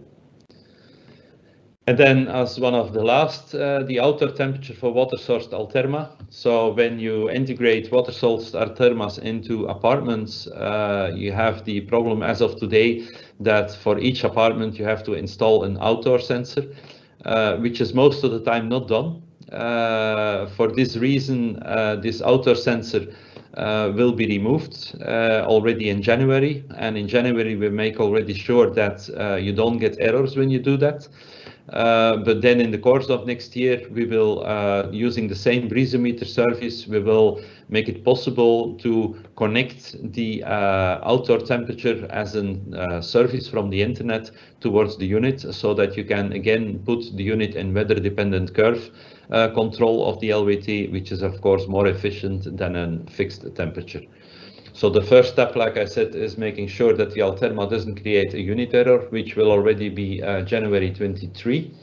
At that moment, you can remove the outdoor sensor accessory, which is then a cost saving, of course. And step 2, we will use the cloud service to provide the temperature to your unit so that everything is working. Overview of the planning, I will not go in detail, but you see here the planning, all the different phases. So you have EQ3, which was released. We have a second EQ3 with more features in January, and then also the underfloor heating kit should be okay. Then we have the air purifier and the breezometer integration, the QR code reading. We have the Duco integration, BEG phase 2, which will be implemented into the Onecta for all units. And we have the outdoor sensor for water source units. Then on Cloud API, we have the air purifier and the simplified cloud process which is coming, then also Duco. And then for DCS Lite, we have monitoring for DX and then later Alterma. We will also restart our voice assistant track, and for that we will probably also integrate the air purifier as a first trial and do some improvements here in the coming months, but I will inform you on that through rapid news letters. Then for the Home Hub, this is the last slide. For the Home Hub, we have the creation of the hardware, we have the creation of the platform, which is the green line, and then we have PV self-consumption. First, we have a field test of a multi-plus domestic hot water already in March, April, and we have the sales launch of the Home Hub and the use cases by summertime, so by June 2023. Then we will launch use case 1 and 3, and also use case 1 and 2, sorry, and then also use case 3, which is the Modbus RTU. There are a few releases of Modbus earlier, but that's mainly to validate in the market, to do some field testing, and to have some proof of concept working together with third parties to make sure that what we make is in line with what they need. And then the Smart Grid Ready for ERA is coming in August, in line with the release of the Stylish, because the Stylish will be the first unit on which Smart Grid Ready is implemented. With all its features, so with the energy output, the energy consumption, the heat output, and the Smart Grid Ready, so the third requirement. That brings me to the end. I will now give the word to Adnan.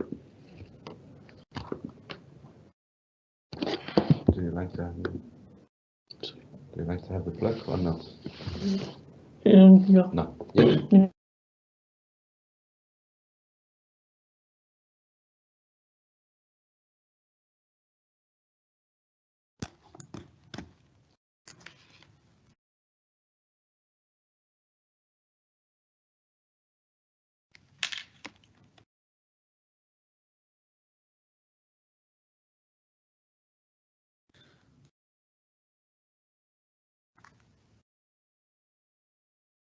Okay, good afternoon, everyone. My name is Adnan, and I will talk about commercial control solutions and the problems we can solve in the market today. So again, we'll start up with some market progress. So what's going on? We'll talk about some launches which has already been in the market, and then a few upcoming launches that we foresee till July of the next year. The high energy prices is no new information. Adnan, sorry, you're sharing your notes in the presenter view. You should share the other screen. High energy prices is already been there in the.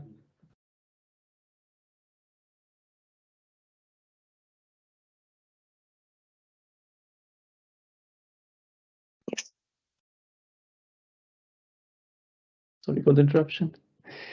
So we already see in the market that the energy prices across Europe has been increasing over time. And as commercial controls on the right hand side, you can see HVAC basically consumes roughly 40% of the total building energy. And there we have a lot of potential of reducing and making our operations more economical. On the bottom, you can see this is already statistics that we have from before, but the building management services in terms of softwares and hardwares are been increasing over the time. In order to adhere with the European regulations, you see there are various European regulations. The EPBD is one, and there it is translated into various local legislations. So you have the BAG in Germany and France, and for other regulations, you can already see there are certain regulations which are coming into place. So the first solution that we have is a Daikin cloud service. As the name suggests, it is a cloud-based service. So basically, as an owner, you can control and manage multiple sites while sitting in one location. So Since the application is cloud-based, you can manage various sites. Let's say, for the example, if you are a retail chain and you want to execute your uniform temperature, which is maintained across all European region. So basically, sitting from your office in Europe, in let's say Belgium, you can manage the temperature uniformly across the different offices. Or if you see basically that there is a difference in the energy consumption of these various sites, you can manage the schedule, also the temperature set points for these regions, and all of this can be done from a single location. As an installer, how DCS is advantage for you is basically you have a remote support, and you can basically extract the unit data and understand what the problem is at site, and therefore you can manage your visits more effectively. How the system is divided, basically you have a two sort of a system. You can choose between having a local solution. There you have the intelligent tablet controller connected to your DX units, and you can have an optional tablet which is connected to the intelligent tablet controller. You also have the option wherein you can control third-party equipments like window and door contact, and the input of this can be visualized in the tablet itself. This is the first option. On the second option, if you like to control various sites, you can have the option choose between the different packages that are available in DCS, and then can manage your sites via the cloud. So over the years, these are already the features which are available in the market. I will talk about what has been already launched. In April of this year, we launched the air quality visualization. So basically, to solve any problem, let's say to solve the problem of air quality within your application, you first have to understand what type of air quality problems you have in your area. And through the use of Daikin Air IEQ sensor, you can basically monitor 15 parameters and understand what type of IAQ problem I have in my application area, and then choose the solution which can solve the problem. So in DCS, what you have is basically you can monitor all these 15 parameters within DCS, and you can have this visualization on a monthly, weekly, and yearly basis. Now, these applications are also very effective when you want to create an awareness about IAQ. You can use these visualizations in your offices and lobbies and hospitals, and can create awareness about the IAQ in your region. Then we talk about the second step, which is the IAQ interlocking. Now, with the IAQ visualization, we wanted to create awareness. With interlocking, we want to, when there is a certain pollutant which goes beyond a threshold, we like to initiate certain actions. And through interlocking, we are able to do this. Basically, you can think of it as an if-else command. What it does is basically the IAQ sensor provides input to the DCS interlocking. You create interlocking programs within DCS, and the rectification can be done with a ventilation unit or a DX unit. How it helps you is basically, first of all, a demand control ventilation can be achieved. You save on energy and you switch on your ventilation unit when there's an actual problem. And of course, when it is easier, let's say, for example, if you switch into a meeting room and when the number of occupants increase beyond a certain threshold, these ventilation units kickstart on their using the program that you have defined, and there you have a solution. What we can do is you can, using the interlocking programs, you can change the ventilation mode, you can change the ventilation volume and the fan speed. The interlocking programs can be created in a very simple way. Basically, these are three different steps. imagine you have an office in front of you and you place these sensors in the different locations.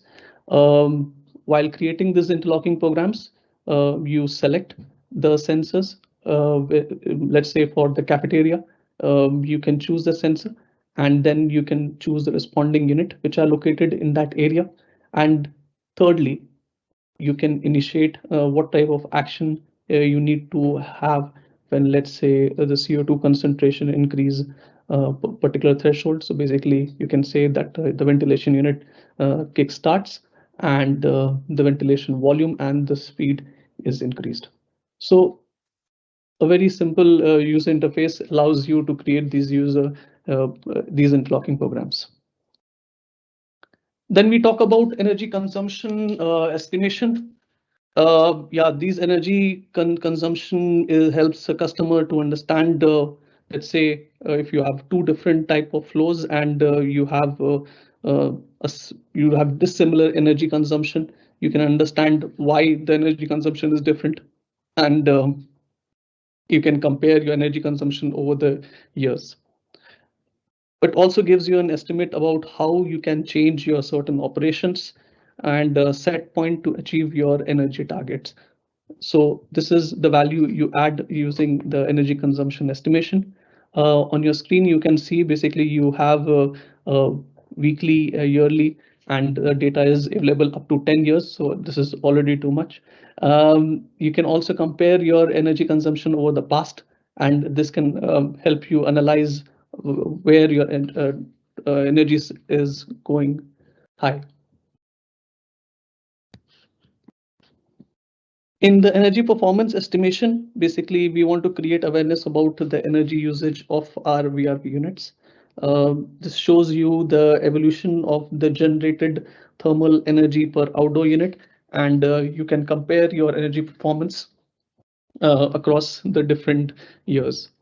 You can also basically rename the outdoor units, so you can understand which outdoor unit is generating excess of energy consumption, and you can actually pinpoint the problem which you have at your site. Then we talk about R32 leak response system. So in the unlike event of R32 refrigerant leak, to adhere to the legislation which describes the application. For those application, what we have is basically a local R32 leak detection system. What you see is basically you have a tablet which you have the option to choose between a wired tablet and a wireless tablet, and through this you can create a third-party alarm is connected, and this generates an alarm when the R32 leak occurs. Note that this whatever I'm trying to explain is basically the leak response system in the intelligent tablet controller. The VRV unit also has a leak response system, and that is not displayed over here. This leak detection system is basically available on intelligent tablet controller for the VRV heat recovery unit in the 5S series, and in future for all R32 units. This feature was already available in November of this year. Now we talk about what actually happens during a leak detection system. So imagine a leak is detected on the wall mounted unit. So at the same instance, a Madoka remote generates an alarm, and a similar alarm is audible and visible is generated using the third-party sensors, which is connected to the intelligent tablet controller via the DO and the COM port. Then the supervisor basically acknowledges the R32 error in the tablet, and once he does that, the third-party alarm basically is switched off. Basically, the audible alarm is switched off, but the error does exist. Now the installer repairs the system, and only then the visual error description on the tablet as well as the Madoka remote disappears. So this is basically what happens on intelligent tablet controller in the event of an R32 leak. So what are the target applications of Daikin Cloud Service?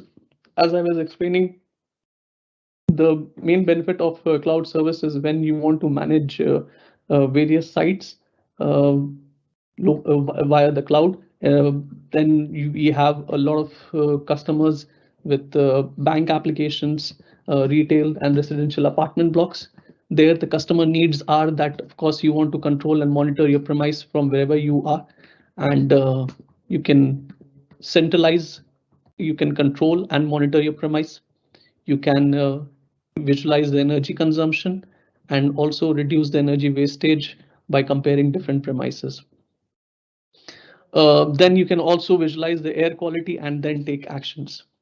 For an installer, basically you can check the errors remotely without having the need to go to the site. You can have an early warning system of the deviation and maximize the uptime to avoid emergency. This is basically you can extract the unit information data and can analyze what problem is there in the system, and you can take timely action. Then we move to the second solution. We have the intelligent touch manager. This controller has already been there in the market for quite some time, but recently there has been certain changes. For an installer, what it means is basically, when you have to order the intelligent touch manager, you have to make sure that the part code has changed from A to B, and you have to enter the right code. Then we had a design change for the adapters. This is how the old ITM adapter looks like, and from July onwards we have these designs. So basically you have a D3 plus adapter, and then you have a D3 plus adapter slot.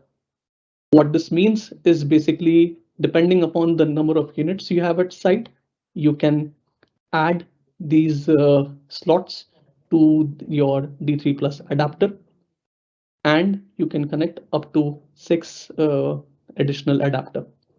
So basically this is a design change that we have for the ITM adapter. Now for the customer, what does it mean?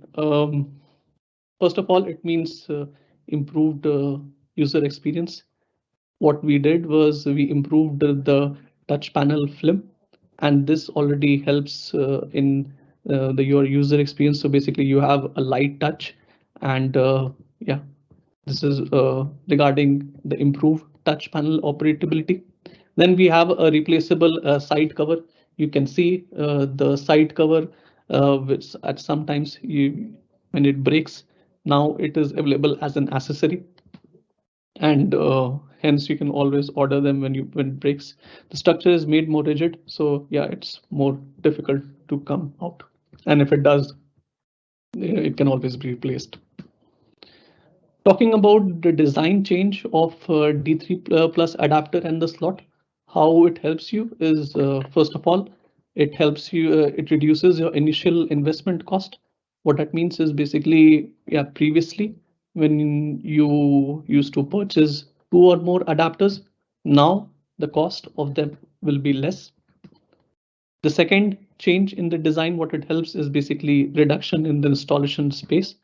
You can connect up to 6 additional slot. This is same as what we had before, but again, the space in which you can see the surface area is drastically reduced, and you can install 7 ports in the space of 2 previous adapters which were available. So this is a space saving that is being achieved through the design change. Then we talk about a simplified electrical wiring.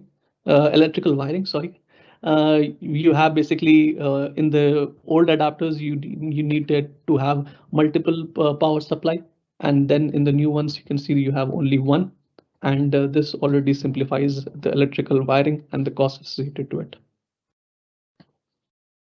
Then we talk about the CO2 visualization using a BREEMA sensor. The CO2 visualization was already feasible before using third-party sensors, but now using BREEMA sensors, you can create a CO2 visualization. How it helps you from your previous application is something I explain later. Now, what we do is basically, we have a BREEMA sensor. This is an external accessory which is connected to your ventilation unit.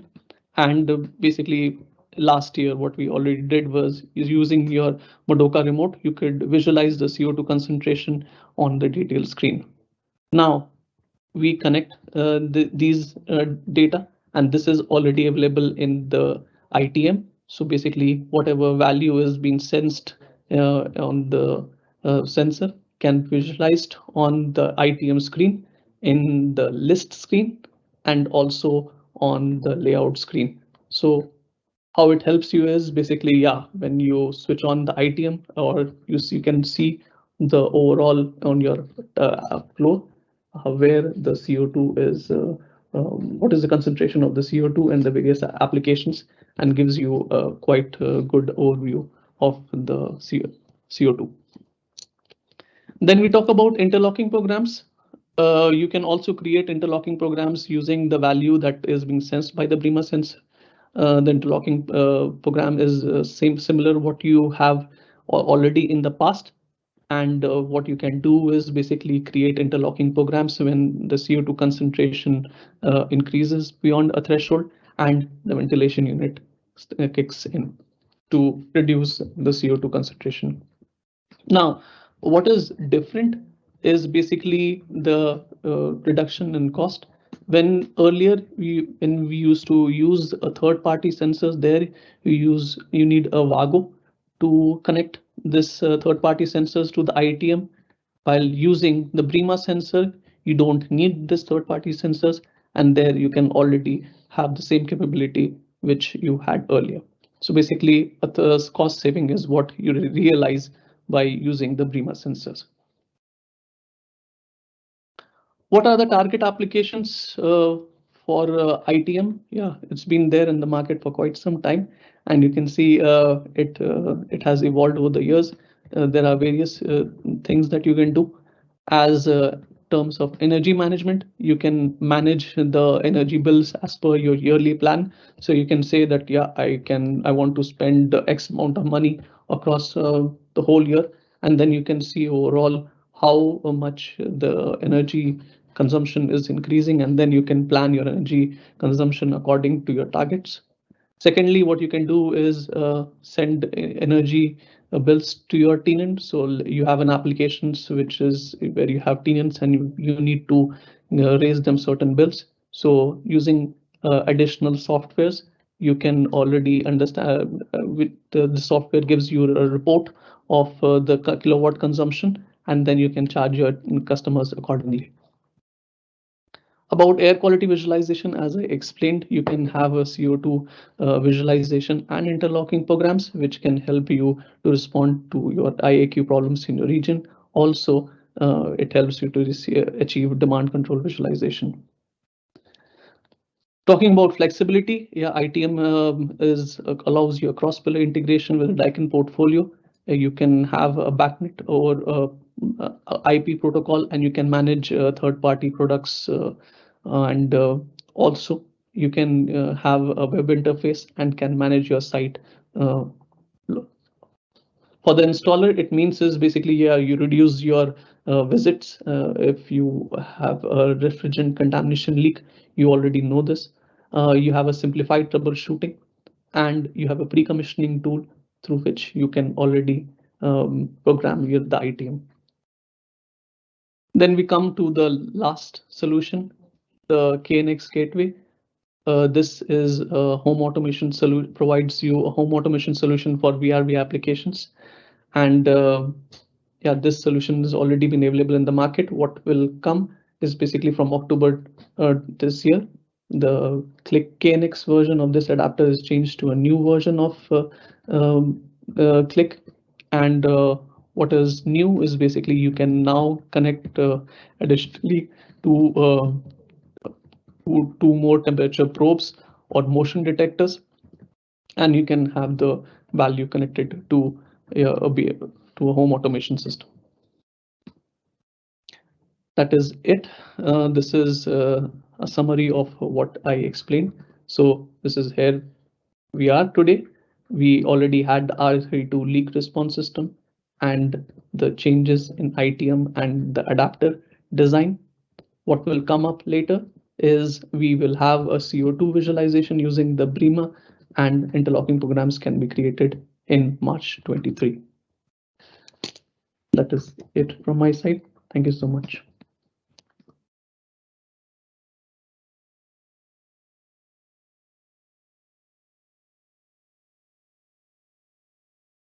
Okay, thank you very much, Adnan and Yo. So you can keep posting your questions in the Q&A. I will reshare the agenda, and now we have a 15-minute break, and that's 25-minute break until 2:45. So I will just reshare the agenda, and we take a break and see you in 20 minutes.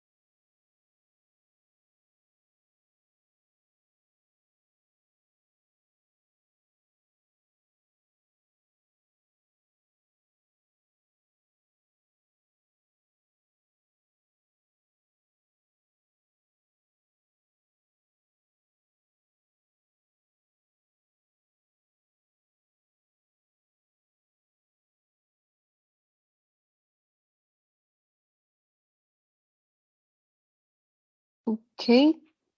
So now it's 2:45. We will continue with the applied part, and then afterwards refrigeration. So first of all, I would like to welcome our applied colleagues, and I would like to give the word then to Daniele. You can then share your screen. Yep. Thank you very much, Juliana. So let me toggle full screen. There you go. So good afternoon, everyone. We are going to have a look at the new product introduction for the airside products in the next few minutes. We will start from AHUs, and then I will leave the stage to Marilena for the fan call units part afterwards. In 2022, we have launched the Modular T, which is the latest addition to the Daikin air handling unit family within the decentralized products next to the Modular L, which has been available for almost 5 years now. The Modular T has been available since end of September 2022, and it's the new solution for decentralized ventilation with high efficiency components. Main application can be summarized as offices, gyms, shops, schools, and much more, of course. We can summarize the main highlights of the products with, for example, the plug-and-play solution for easy and quick installation and commissioning, also thanks to the patented Daikin digital controls. We can have up to 3 filter stages and supply air for an excellent indoor air quality as a result. And the footprint is one of the smallest on the market and helps save space in the technical room.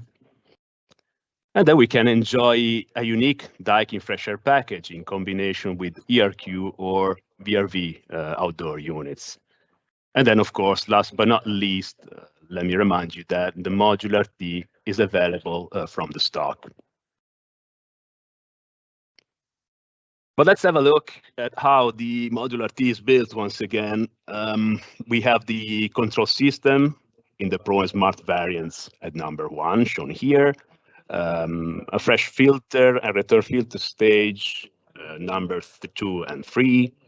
Return and supply fans at 4 and 5. And then, of course, the high efficiency counterflow plated exchanger with the bypass damper here shown at number 6 and 7. What we've seen so far are the standard components, while marked in yellow here are the optional internal components. For example, the pre-filter stage here at number 8, the additional filter stage 9. And then at number 10, we have the recirculation damper, which allows total air conditioning and next to fresh air treatment, of course. And then number 11, the main heating and cooling water coil. It's worth noticing that the additional filter stage can be substituted with a post-heating water coil. We can see it at the top right corner of this slide. While at the bottom right corner, we can see that the water coil can be replaced with a DX coil for VRV and ERQ operation, as we have seen. With plenty of sales and marketing materials available now, for example, the product video, a commercial leaflet, specification text, 50-page engineering data book, product presentation, of course, and then the argue card. All of this material can be found, of course, on My Daikin. Now, as a further development of the Modular T, we can mention the launch of the interaction between the AHU and one or more Daikin IEQ sensors. This new feature will allow monitoring room temperature, as we can see here on top right corner of this slide, humidity, CO2, PM2.5, PM10, and VOC. And of course, the Modular T will also react to this information by providing more or less fresh air according to the actual condition. This new feature will be available Q1 2023. So this was all for the handling unit part. I will now leave the stage to Marilena that will continue with the fan call units. Thank you, everyone. Good afternoon. Everybody. Okay, so let's continue with the fan call unit, starting with the recently launched products. So we remind that we have launched in the last month the modern touch control, where we have high-level detail icons, an easy configuration, tap and swipe functionality, and other advanced functionality. And we have launched it in 3 colors: white, black, and gray. So it can be used with the power control board already available in our portfolio. So it is already available since last June. Then we are going to see what is foreseen the next launch for fan call unit, foreseen for the 2023. At first, we introduce you the OIM Open Protocol cassette, the FWHA for the 3-speed version, and FWAI for the BLDC motor. The purpose of the development is improve the open protocol portfolio with the open protocol cassette, and have a cassette with a real BLDC motor at first for the 2x2 cassette and then for the 3x3 cassette. The feature for this new cassette is, of course, is that it is an open protocol cassette, and so it's possible the integration with third-party control and also BMS. It has the full access to the current control portfolio, and it can be ordered with the factory-mounted control PCB also. It has a higher option availability, all kind of valve, including the pressure-independent control valve, plenum for supply for fresh air, and all the valve can be ordered also factory-mounted. As anticipated, it is available in both the technology, C and BLDC. We will introduce also the Quanda panel in some months later, the launch of the cassette.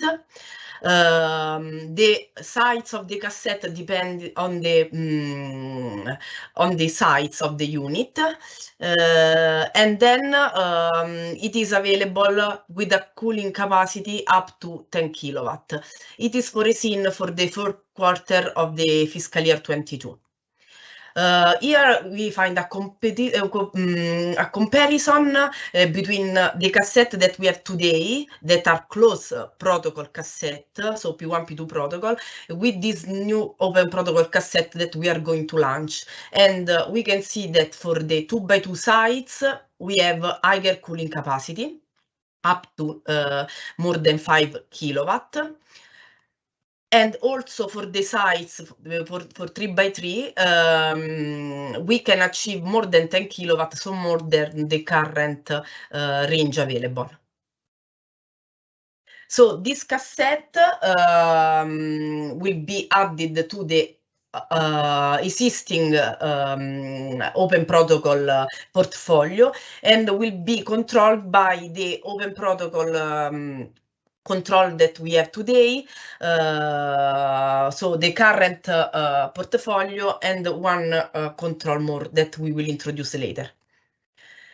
As anticipated, we will introduce also the Quanda panel, with the purpose of the development is to optimize air diffusion. It is done in deep-bond material, and it is foreseen for the end of Q1 fiscal year 23. For this panel, we have done some specific studies, CFD study, that can prove that we have an homogeneous air distribution for both for summer and winter operation, considering regular built-in construction. So not only for winter. Then it is foreseen the launch of a 2x2 cassette open protocol. The name is FWFD. The purpose of this development is have a competitive BLDC cassette produced within Daikin Group. So the feature of this cassette is that it will be open, so can be integrated with third-party control and BMS. We'll have the full access to the current control portfolio. It will be in BLDC motor. And thanks to the DC motor, the power input will be reduced compared to the current model, the FWFB. We will have the availability of also the DX panel, additionally to the current panel that can be used thanks to the adapter. We will have factory mounted valves, and the sound level will be reduced compared to the current cassette. Additionally, it has also the DC drain pump. It means that the power consumption of the drain pump will be less than half of the current cassette. The availability for this cassette is foreseen for the second quarter of fiscal year 23. Also for this cassette, we have done a comparison with the current range. So we can see that we will have more cooling capacity than the current FWFBT, achieving more than 5 kilowatt. As anticipated, we will have availability of 3 panels, the current one, and additionally the 2 panels from DX. After the 2x2 cassette in Daikin Group, we will have also the 3x3 cassette, so the FWCD. This cassette will have all the advantages already summarized for the 2x2 cassette, but the technical details, including capacity for summer-winter operation, will be confirmed within the fiscal year 23. And it is foreseen for the end of third quarter of fiscal year 23.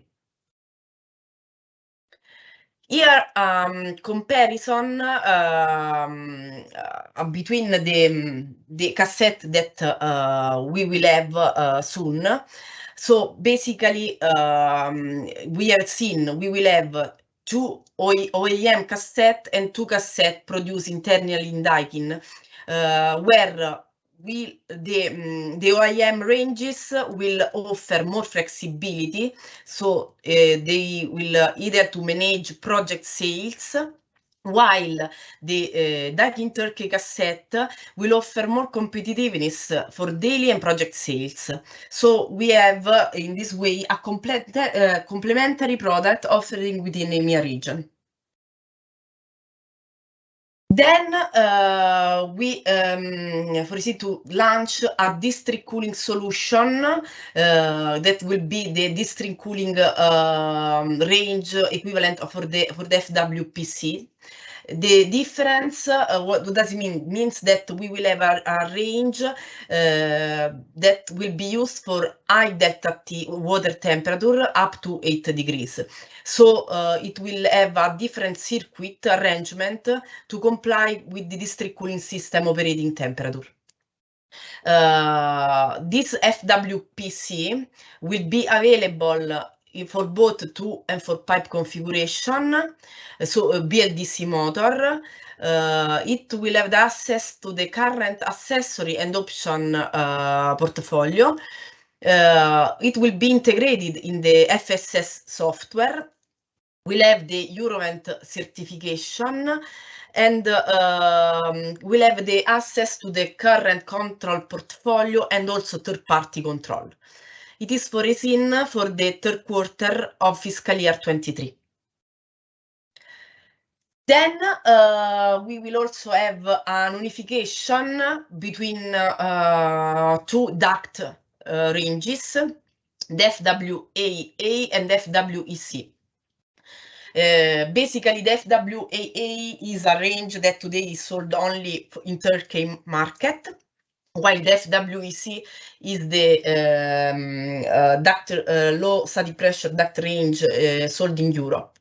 The purpose of this development is to unify these in one series, where we will, with advance, to have a product optimization, reducing the number of components for a faster delivery.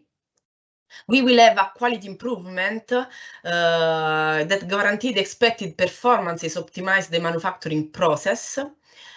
We will have the same packaging method of the FWED that we will see in the next slide. Water connection side and electrical side will be in the same side.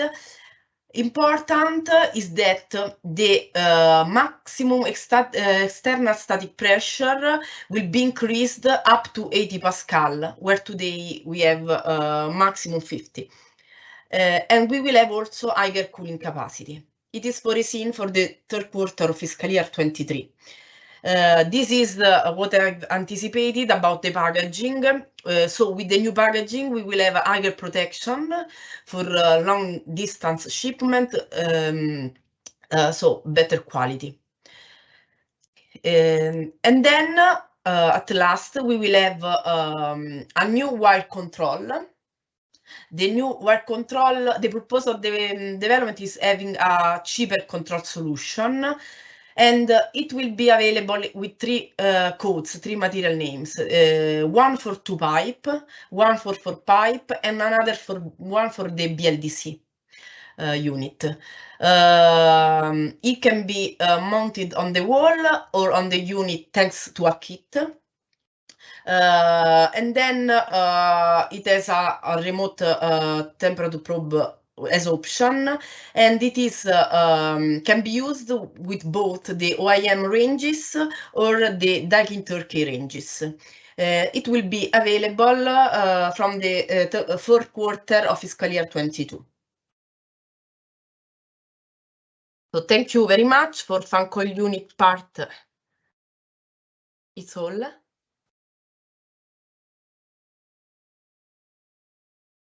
I leave the word to Marco Flavio. Thank you, Marilena. Good afternoon. Can you hear me? Yes.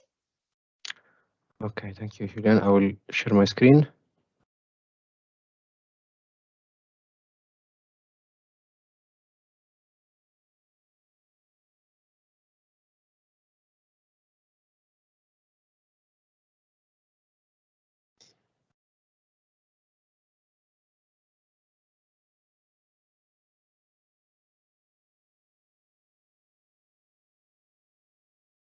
Can you see my screen? Yes, now it's okay. Okay. Good afternoon, everybody. So we'll continue with the applied session. And now let's talk about chillers.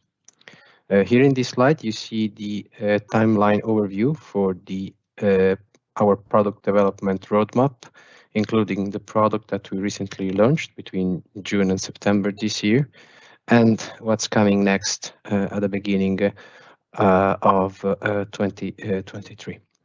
Let's go quickly through the recently launched products between June and in the second half of this calendar year.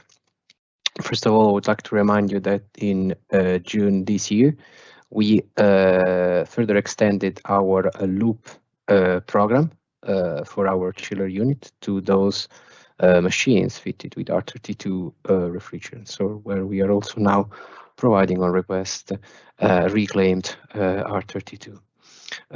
This is again first in the market, so no any other competitor within the chiller business is offering this solution with reclaimed refrigerant.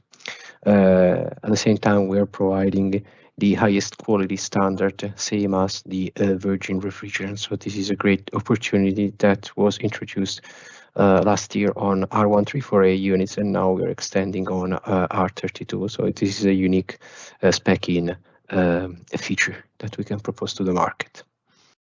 Second development, again, that was released in July 22, was the release of the large capacity dual compressor unit with our own design centrifugal compressor.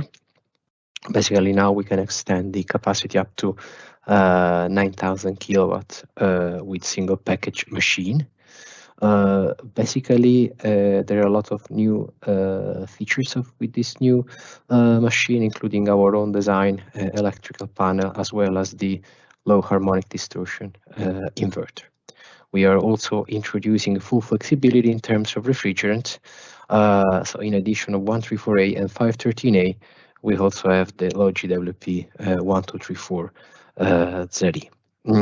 There are several unique features that we can push to the market. So our own design low harmonic filters, the flexibility in terms of refrigerants, the brand new free cooling option, and the possibility to connect via Daikin on site. Another release again in July this year. Basically, we completed the mini chiller range with the introduction of the small capacity models between, let's say, 4 to 8 kilowatt capacity approximately. As you know, the mini chiller range with R32 was already available for larger duties. Now this year we completed with smaller capacity machines, so that now we can cover with R32 the full product portfolio of Applied. September 22, basically we released the split version of our small inverter chiller. As you know, as a package version, this has been introduced July 21, and then this year, September, we finalized the development of the small inverter chiller family by introducing the split version, so with indoor and outdoor unit connected by refrigerant piping. This is a very, let's say, popular solution, especially in the Arctic countries where you want to avoid the use of glycol in the water system. And it's fitted with the same, let's say, high standard technology that we're using also on the package machine, so as the Daikin design inverter-driven compressors and fans. This is a product available from our stock. Let's go now through the upcoming product launches that will have an impact on next fiscal year turnover. Those products have been already announced during PDM and also during the budget discussion. Starting from our brand new generation of air-cooled chiller with scroll compressors. Basically, we will release the product in 2 phases, as already announced. Already January 23, so next month, we're releasing the sizes from 400 to 1,000 kilowatts, and then later in April 23, we will release the smaller models below 400 kilowatt. This will provide a lot of improvements compared to the current generation. We can, let's say, highlight the main improvement here. First of all, there will be improved efficiencies compared to the current range, especially at part load. Another great improvement will be the extended capacity range, which will go beyond the current limit, which is 700 kilowatt, and will reach up to 1,000 kilowatt capacity with a 2-circuit machine. The machine will be able to operate at high ambient temperatures or even for Middle East operation. And we will introduce several new options to use the machine for the various applications. We're introducing the free cooling version as well as the copper aluminum coil solution. The envelope will be further extended, so the new machine will further consolidate our strength in this product segment. Within the same cabinet, within the same layout, in addition to the scroll compressor series, we will also introduce a brand new screw compressor generation. This will be 100% VFD driven, and it will gain advantage from several new developments in the main core components, such as the new condenser fan, new compressor, and new coils arrangement. We will have a VFD version that will allow both process and comfort application, and we will have 4 different efficiency versions to satisfy the various requirements. We will have a version optimized for European condition, and at the same time a version optimized for high ambient operation, so ideal for Middle East. We will introduce multiple refrigerant option 134A, which will be reclaimed refrigerant as per our loop program, but we'll also introduce on our catalog R513A and 1234ZE low GWP options. It will be suitable for both 50 and 60 cycles, and similar to the scroll version, we will have also the free cooling as well as copper aluminum coils and the brand new unit mounted harmonic filters, which will be a great opportunity to differentiate from competition. So there will be a lot of arguments to push this new product, including the best efficiency on the market, very wide operating range, and new sales opportunities thanks to free cooling and copper aluminum coils and the unique mounted harmonic filter, all combined with the widest flexibility in terms of refrigerant options. This product is expected as first order entry April 23.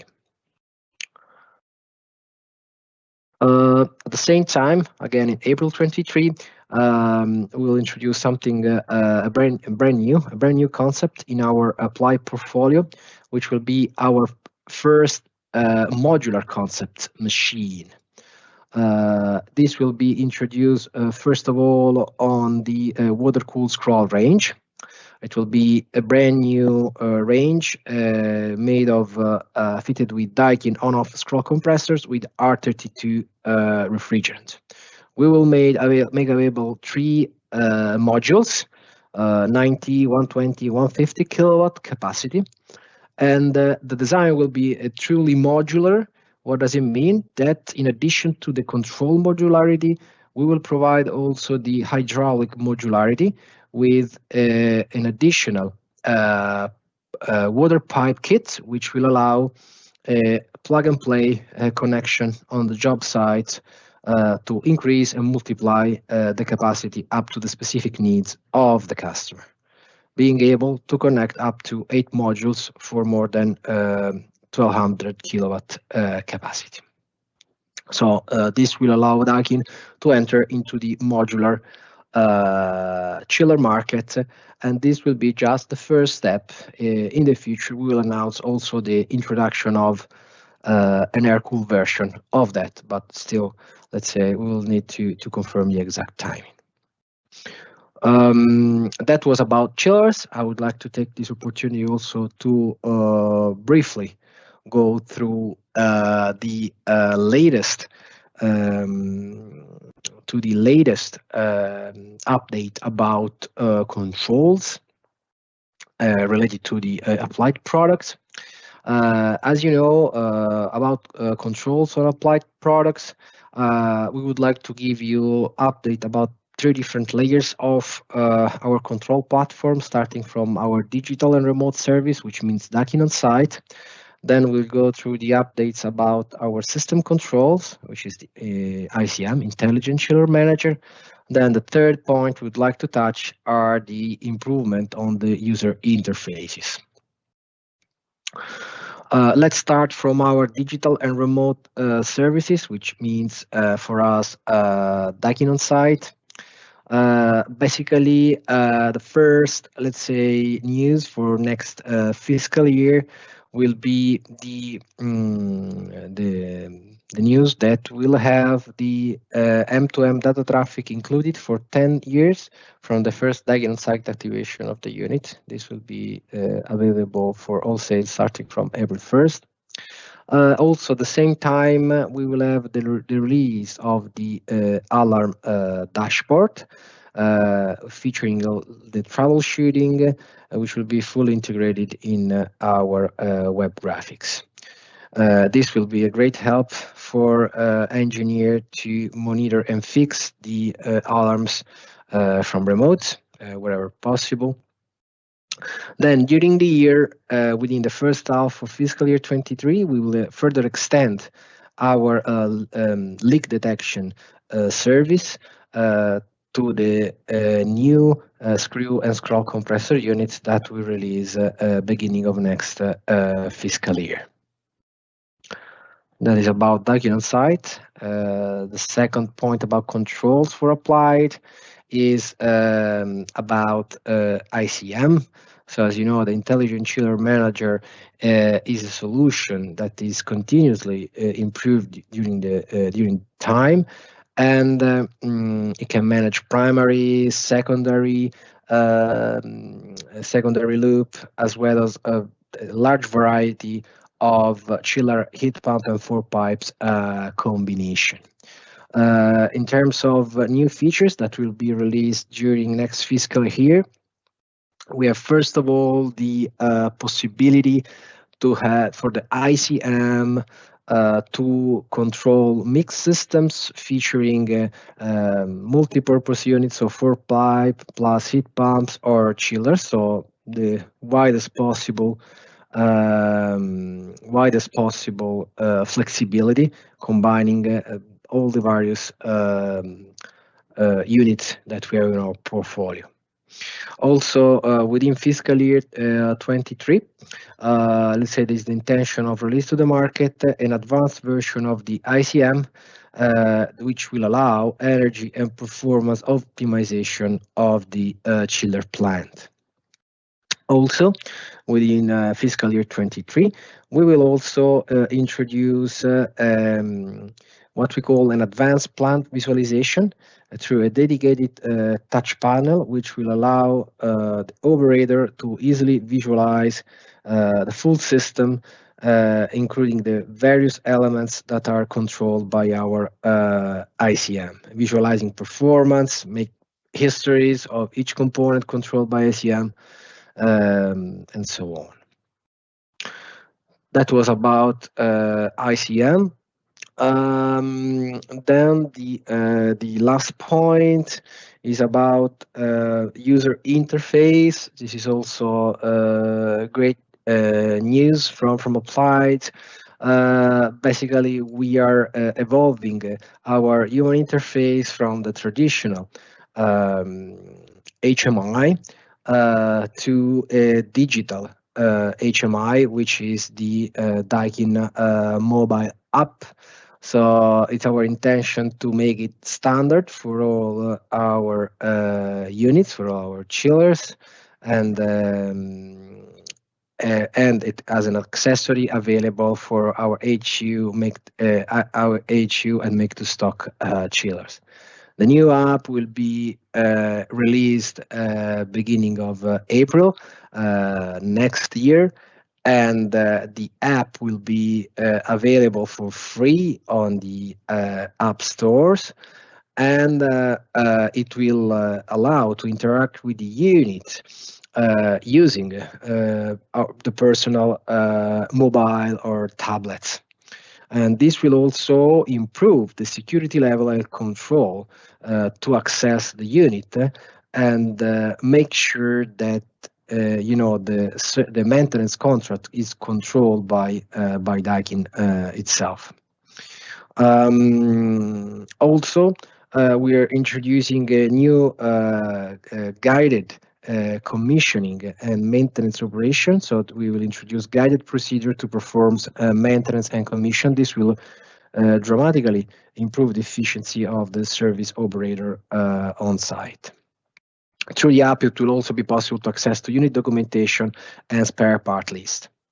Within the first half of fiscal year 23, after the first release, it is our intention to further improve the services generated through this mobile app. We will introduce, let's say, field troubleshooting and also the augmented reality for, let's say, an improved field support that can be even guided from remote from a Daikin service operator at the headquarter or at a local affiliate level. Again, beginning of this fiscal year, we will introduce also as an option a touch panel HMI on the new screw and scroll compressor unit, so that the features of the app could be also be available on an HMI mounted on the unit with a 7-inch touch color display to be fitted on request and as an option on the new screw and scroll compressor units. That was about controls, and I think that was and this was the last slide from applied. So Juliana, I think we finished also earlier than expected from applied. Indeed. Yes. Yeah. Thank you, Marco. Yeah, so the next part is then refrigeration. But since it's at 3:45, then I suggest we just wait until 3:45 for the ones who are joining for this part. I will then share again the agenda, and then we wait 20 minutes for the next part. Thank you, Marco. Thank you, Marilena. Thank you, Daniela, for the applied part. Thank you. Thank you.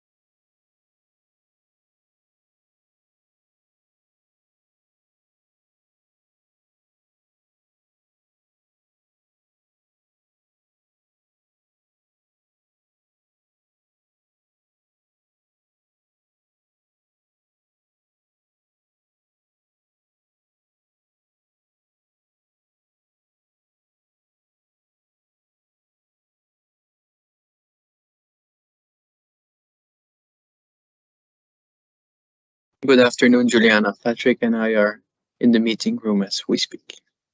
Good afternoon. Good.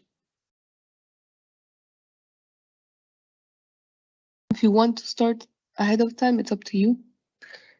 Or if you want to wait until 3:45, it's also fine.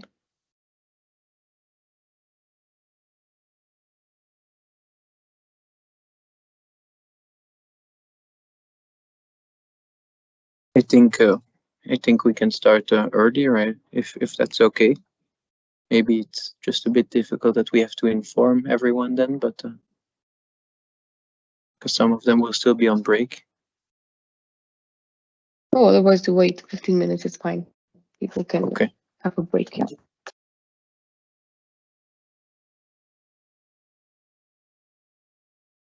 Juliana, can I the presentation? I can share it from my computer just to be sure.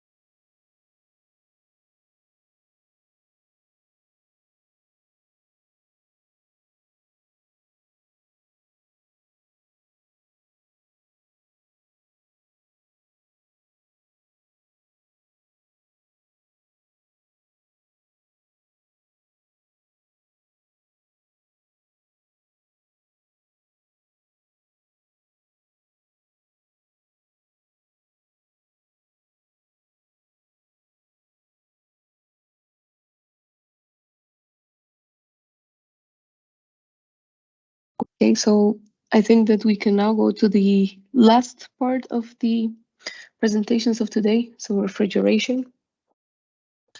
Thank you very much.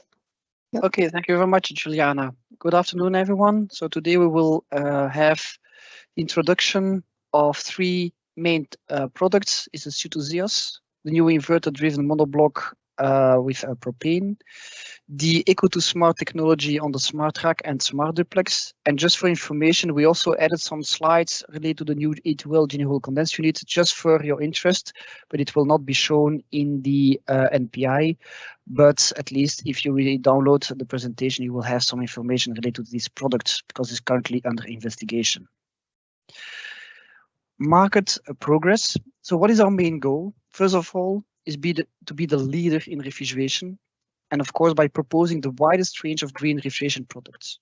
This is to fulfill the different needs from the market. That means from HoReCa till big food retailers, but also some niche markets like pharmacy and non-food application. This is not only for traditional empty low temperature application, ultra low temperature application, but also we need to extend this as well to comfort, because currently we do not have any product with a natural refrigerant. And therefore, this will be the comfort side will be through the means of heat recovery and of course the usage of Daikin heat pump technology. The second item is, of course, we would like to create a differentiation towards what is proposing in the market. So we want to propose something unique, highly efficient, green, and innovating solution, but also adaptive solution like DX, plugins, water loop, etc. to all end customers and also to fulfill their needs, as well deal with current climate and energy crisis. Further, we want to complete our existing outdoor product portfolio by the addition of HD remote cabinets, hereby providing end customers with a full turnkey natural solution. The main policy would be prioritization of the usage of natural refrigerant solution and filling the gaps with low GWP refrigerant. That means more for the low capacity segment, which is more driven by cost.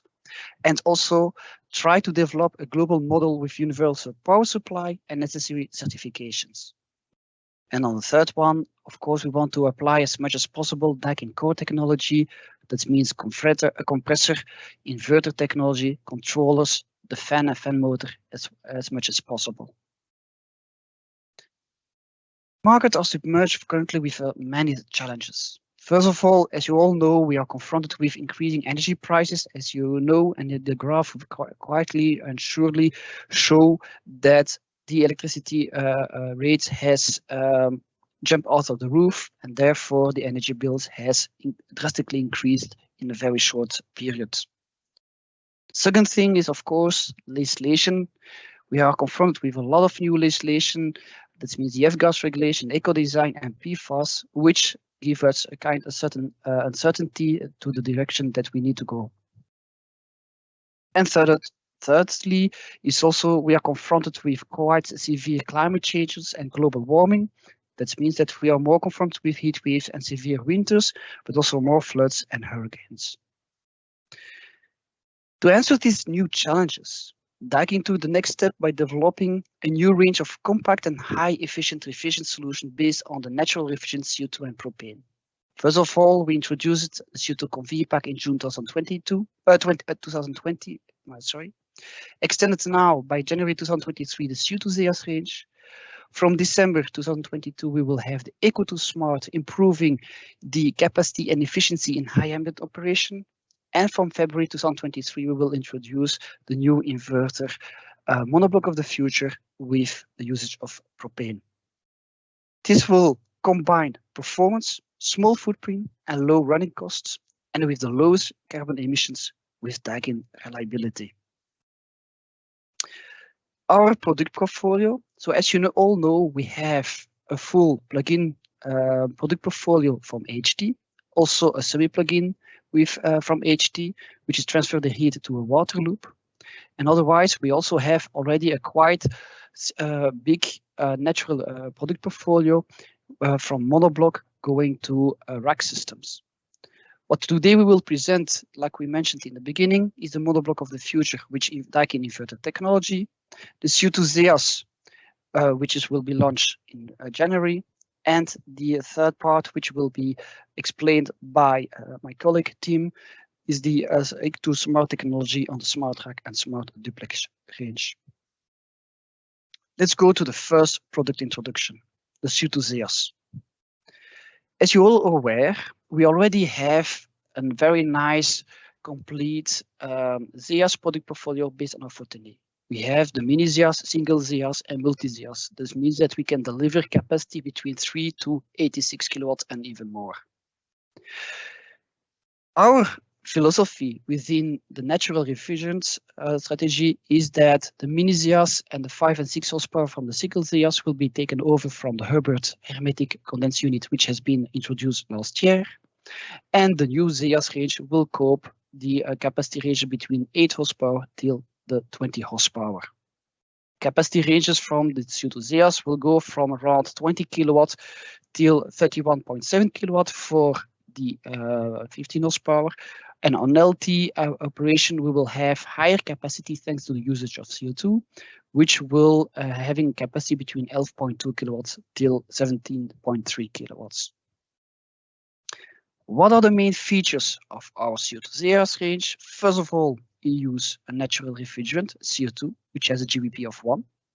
It has a very extended operating range from -20 till 43 degrees as current or Fortinet range. We have an extremely wide TE setting operation range from -40 to +5 within one unit. That means the same logic which applies on the single ZEAS and multi ZEAS range with our Fortinet.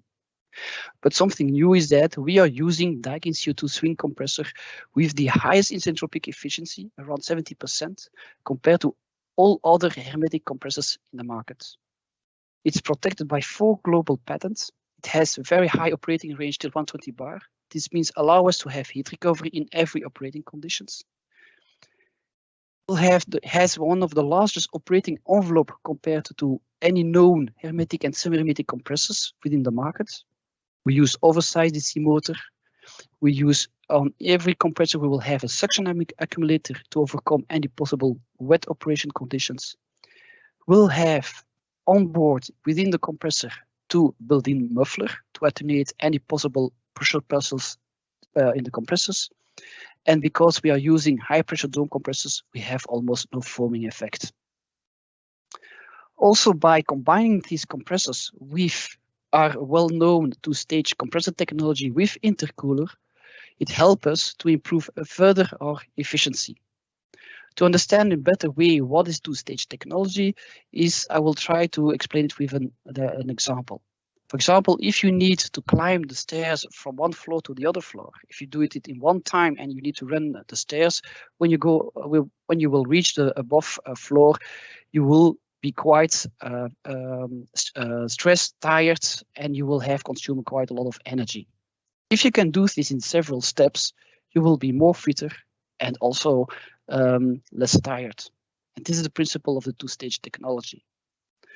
Also, this brings as positive effect is that we can have longer lifetime expectation of our compressors because the discharge temperature of our compressors are much lower than any CO2 system in the field. We also have a better oil temperature control in compressor and also a better protection of the compressor in case of shortage of refrigerant or even when you have too high superheat at the inlet of the compressor. And also we can improve the capacity decrease ratio at higher ambient conditions. All ZEAS units are foreseen with an oil separator. That means that we can ensure the reliability with a very long piping length.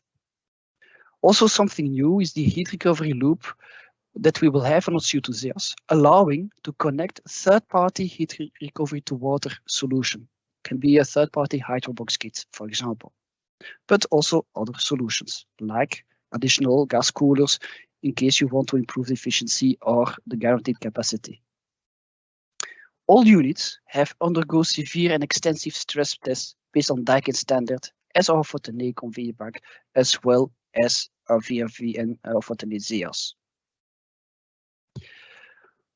One of the main fear when you use CO2 is that everybody think, look, by using CO2, we will lose a lot of capacity in high ambient operation. During the design, this has been taken into account, and even we managed to improve the decrease of capacity even further. That means that now we have capacity decrease, which is the same as R410A, thanks to the built-in high ambient kit. This for MT operation as well as for the LT operation, which is quite unique. Secondly, when people think about CO2, is that they have lower efficiency than when you use equivalent synthetic refrigerants. Well, this is not true anymore. We pay a lot of attention to improve the efficiency, like I mentioned, by using the new the swing compressors from Daikin, the two-stage with intercooler, and so on. We managed to have very high SCPR. First of all, let's compare to the efficiency that we find in the field with our competitors. If you look to an equivalent system of 8 horsepower and with an electricity rate of 0.2 euro per kilowatt hour, we see that we can save a lot of euros on yearly basis. If you take a 15 horsepower, we can see that we manage to do the same. If we compare the SCPR values with our current R410A range, we can see that it's almost similar or slightly sometimes outperforming the R410A range. That means that now we have a very good solution on R410A as well as on CO2. Related to installation flexibility, we have the same piping length allowance as the R410A range, meaning for MT we can go till 130 meter, for LT till 100 meter, and also we can cope very high height differences. This means when the outdoor is above the indoor unit 35 meters, when the outdoor unit is below the indoor unit is 10 meters. When you compare this to our well-known competitors, we can see that we are outperforming our competitors. On the other hand, we can also install the CO2 ZIAs indoors, and there's a special setting called the high ESP setting, where we can increase the static pressure of the fans from 30 Pascal to 78.3 Pascal. Meaning there's no problem to use them also indoors. When will the ZIAs be available? Well, the good news is the mass production date will be mid of January. The official sales launch will be February. From January, we will already have more than 10 units in stock, and the stock will weekly be increased further. Second product that will become next year is the new monoblock of the future. We will have, again, a unified model, which will have 4 capacity ratio. One with a single circuit, we will have around 0.9 to 1.3 kilowatts for empty application. And then we have the second double circuit where we will have 1.9 till 2.5 kilowatts. The same model can also operate in LT operation. And therefore, we have around 0.5 kilowatts till 1.5 kilowatts in LT. The new range, labeled LMSE Y series, is an off-the-shelf product lineup of wall-mounted propane package refrigeration units specially designed to meet refrigeration requirements for walk-in cold rooms and freezer rooms equipped with inverter compressor technology. It has the same dimensions as common HFC units because it's very important for the refurbishment market, which will increasing in the coming years. So that means that we can replace synthetic existing monoblocks by the same equivalent monoblock of the future with inverter technology. It has a quite flexible use and installation, even in limited spaces due to the compact size of the unit. It can be mounted through wall or in a straddle type. What are the main features? First of all, it's used propane, which has a GWP less than 1 in a single or dual circuit configuration. And each circuit has a reference charge less than 150 grams per circuit. That means that you don't need to take into account any safety precaution. It has a unified power supply, one phase, 50 Hz, but also 60 Hz. It has an extended operating range from +5 to +45 in ambient temperature, but currently it's only for indoor installation. We have a wide cold room setting temperature from -25 2+10 within the same unit. It has foreseen with inverter-driven Embraco compressor with inverter technology, resulting in 1.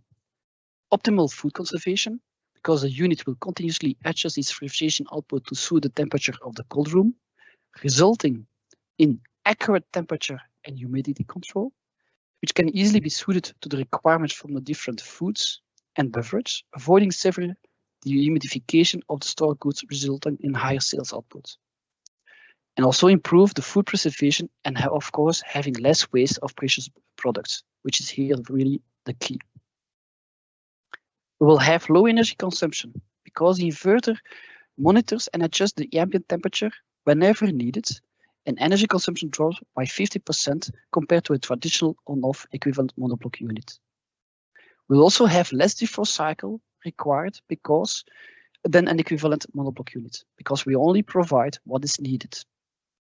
Because we also have inverter technology, it will produce lower sound levels and less vibration than compared to equivalent on-off units. To optimize even further the overall performance of the unit, we have foreseen EC technology on evaporator as well as on the condenser fans. The injection of refrigerant in the evaporator is controlled by an electronic expansion valve, providing a more stable operation of the unit compared to unit foreseen with capillary tubes. To increase further the required capacity, we can install up to 5 units within the same cold room in a master-slave configuration. All units have undergone severe and extensive stress tests based on Daikin standards, as the CO2 ZIAS and the CO2 conveyor pack, and as well as our 14 ZIAS and our 14 conveyor packs.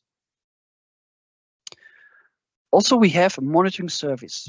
This means that we can, through an app, we can see how the system is operating. In a later stage, it will be even connectable to a cloud system. Depending if you are an installer or a user, you have access profiles. This means different access to parameters with different passwords based on the user type. Also, you have a graphical user interface, dedicated user interface for a smarter interaction with the product. You will have product documentation, can be browsed via the app in multiple languages.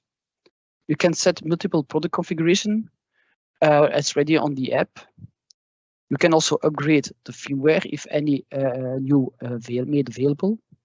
And also all log data can be displayed as a trend or table. We have a movie available, but we will not show it in the NPI, which explains what you can find on the app.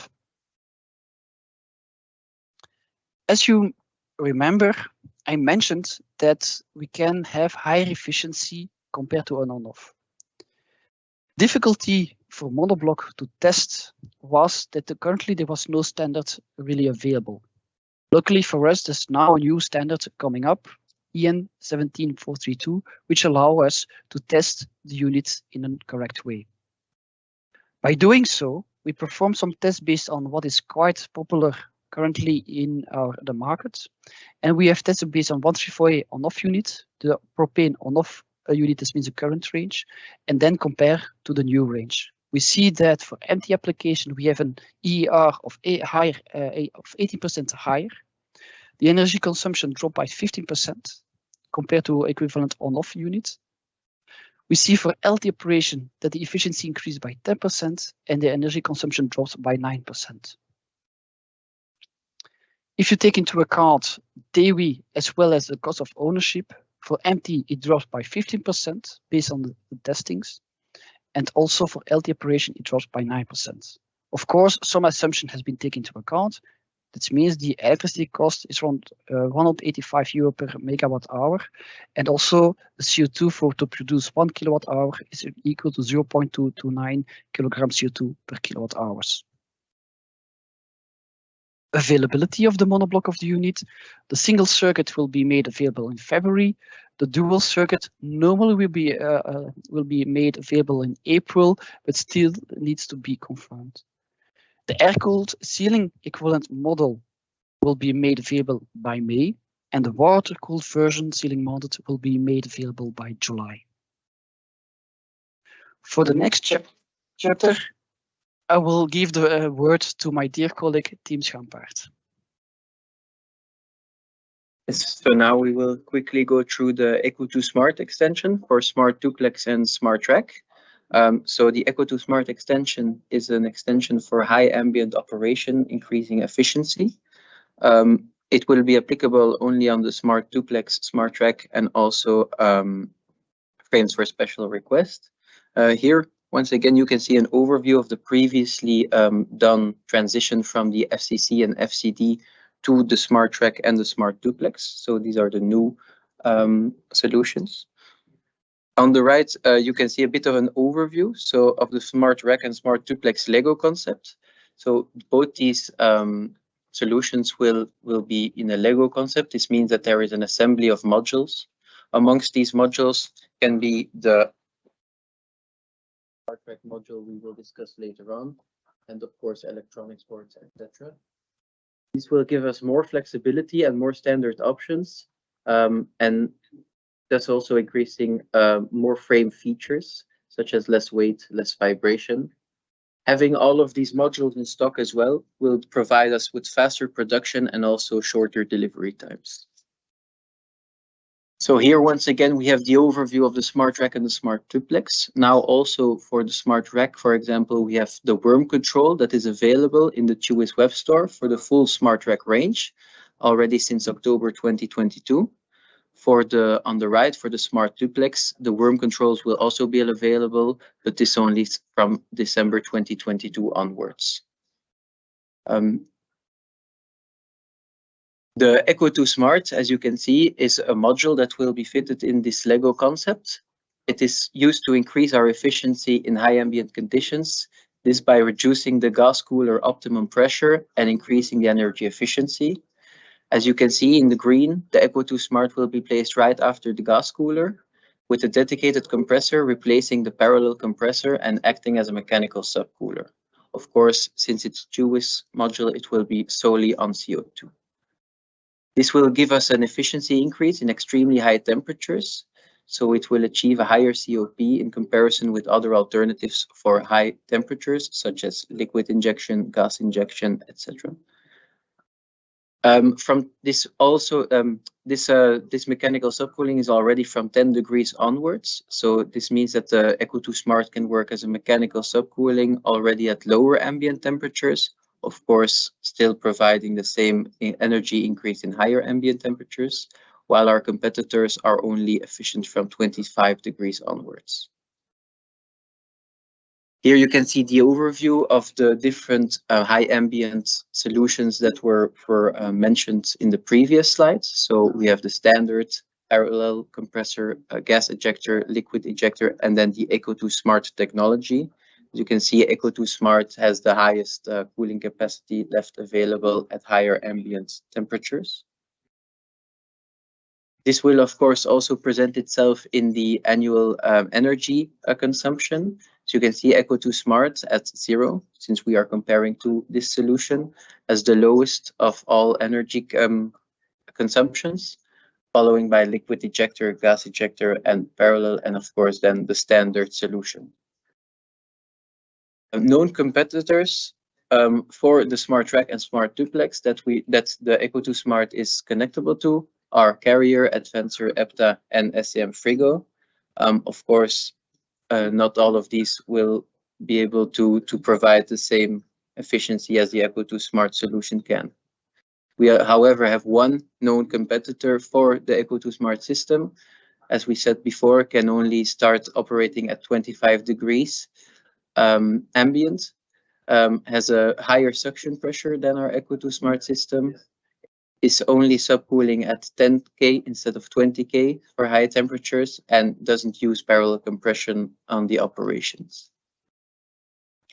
We thank you for listening, and I would like now to present the word to our transport refrigeration colleague, Marco Napolitano. Thank you, Tim. Good afternoon, everyone.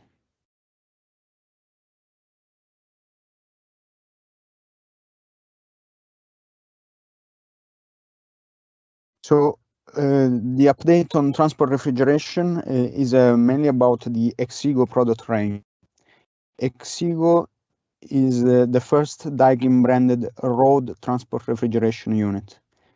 With Exigo, we complete the range of transport refrigeration products that was made mainly by the Zanotti units, covering transport refrigeration from small van vehicles up to heavy trucks.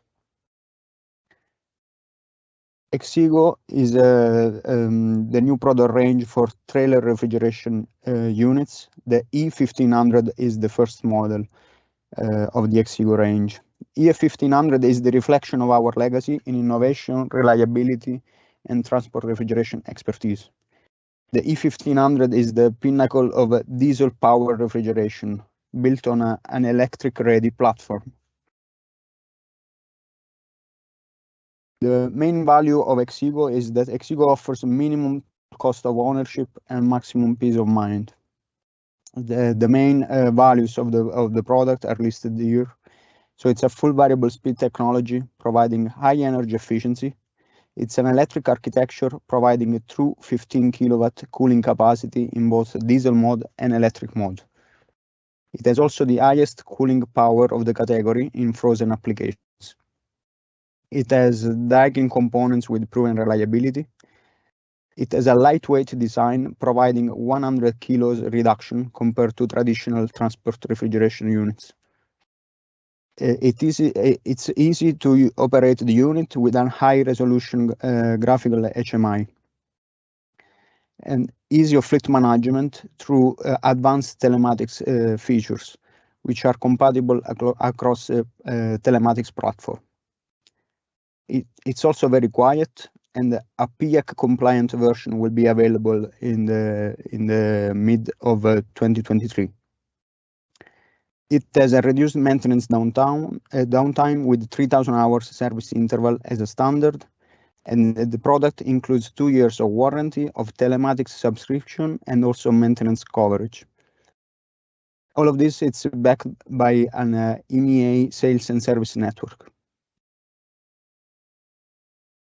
The main specifications of this Exigo E1500, so we have 15 kilowatt of cooling capacity at 0 degrees set point and 30 degrees ambient temperature, and 8.8 kilowatt at minus 20 degrees set point and 30 degrees ambient temperature.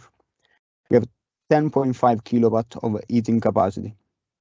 The unit is using a diesel engine from the supplier Kubota of 1.5 liter displacement, 4 cylinders, and it has a generator with a nominal capacity of 15 kilowatt. It's also using a customized scroll compressor with economizer and inverter. The controller is a Daikin PCB. The refrigerant is R452A, which is the standard refrigerant for transport refrigeration, and the weight is around 700 kilos.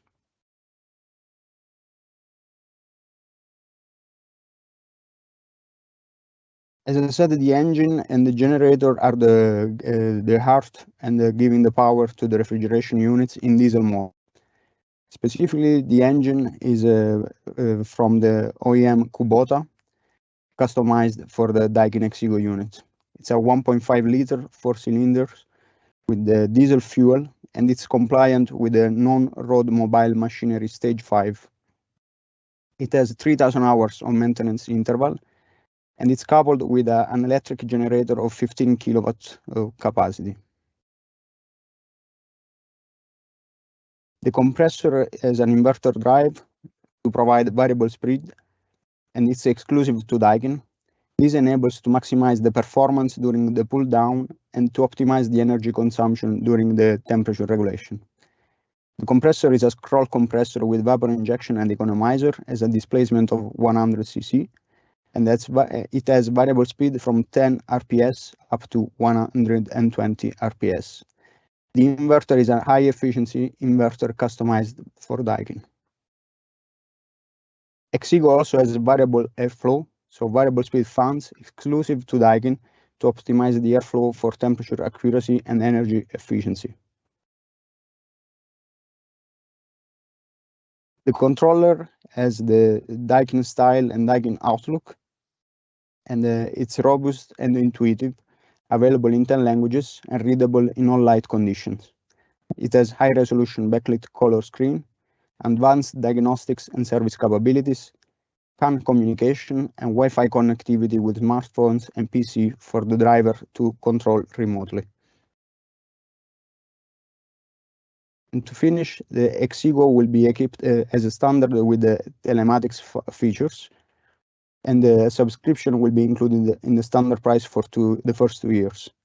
Through the telematics, there will be several features, including fleet management, trailer GPS, remote unit control, over-the-air software update, diagnostics and maintenance, geofencing, and it will be compatible with existing platforms.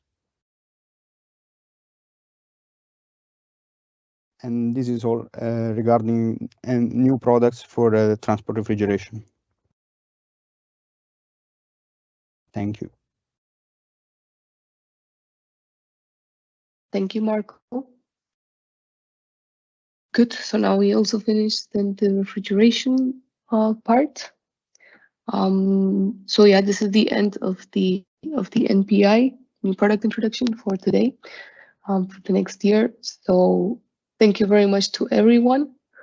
All the recordings and all the presentations will be made available afterwards. You will see the recording will be placed as a training on the learning management system. And then there you can view the full event again by sections as needed. And the presentations, we will also share them afterwards. Good. Thank you, everybody. And thank you to all the presenters today. Thank you, Juliana.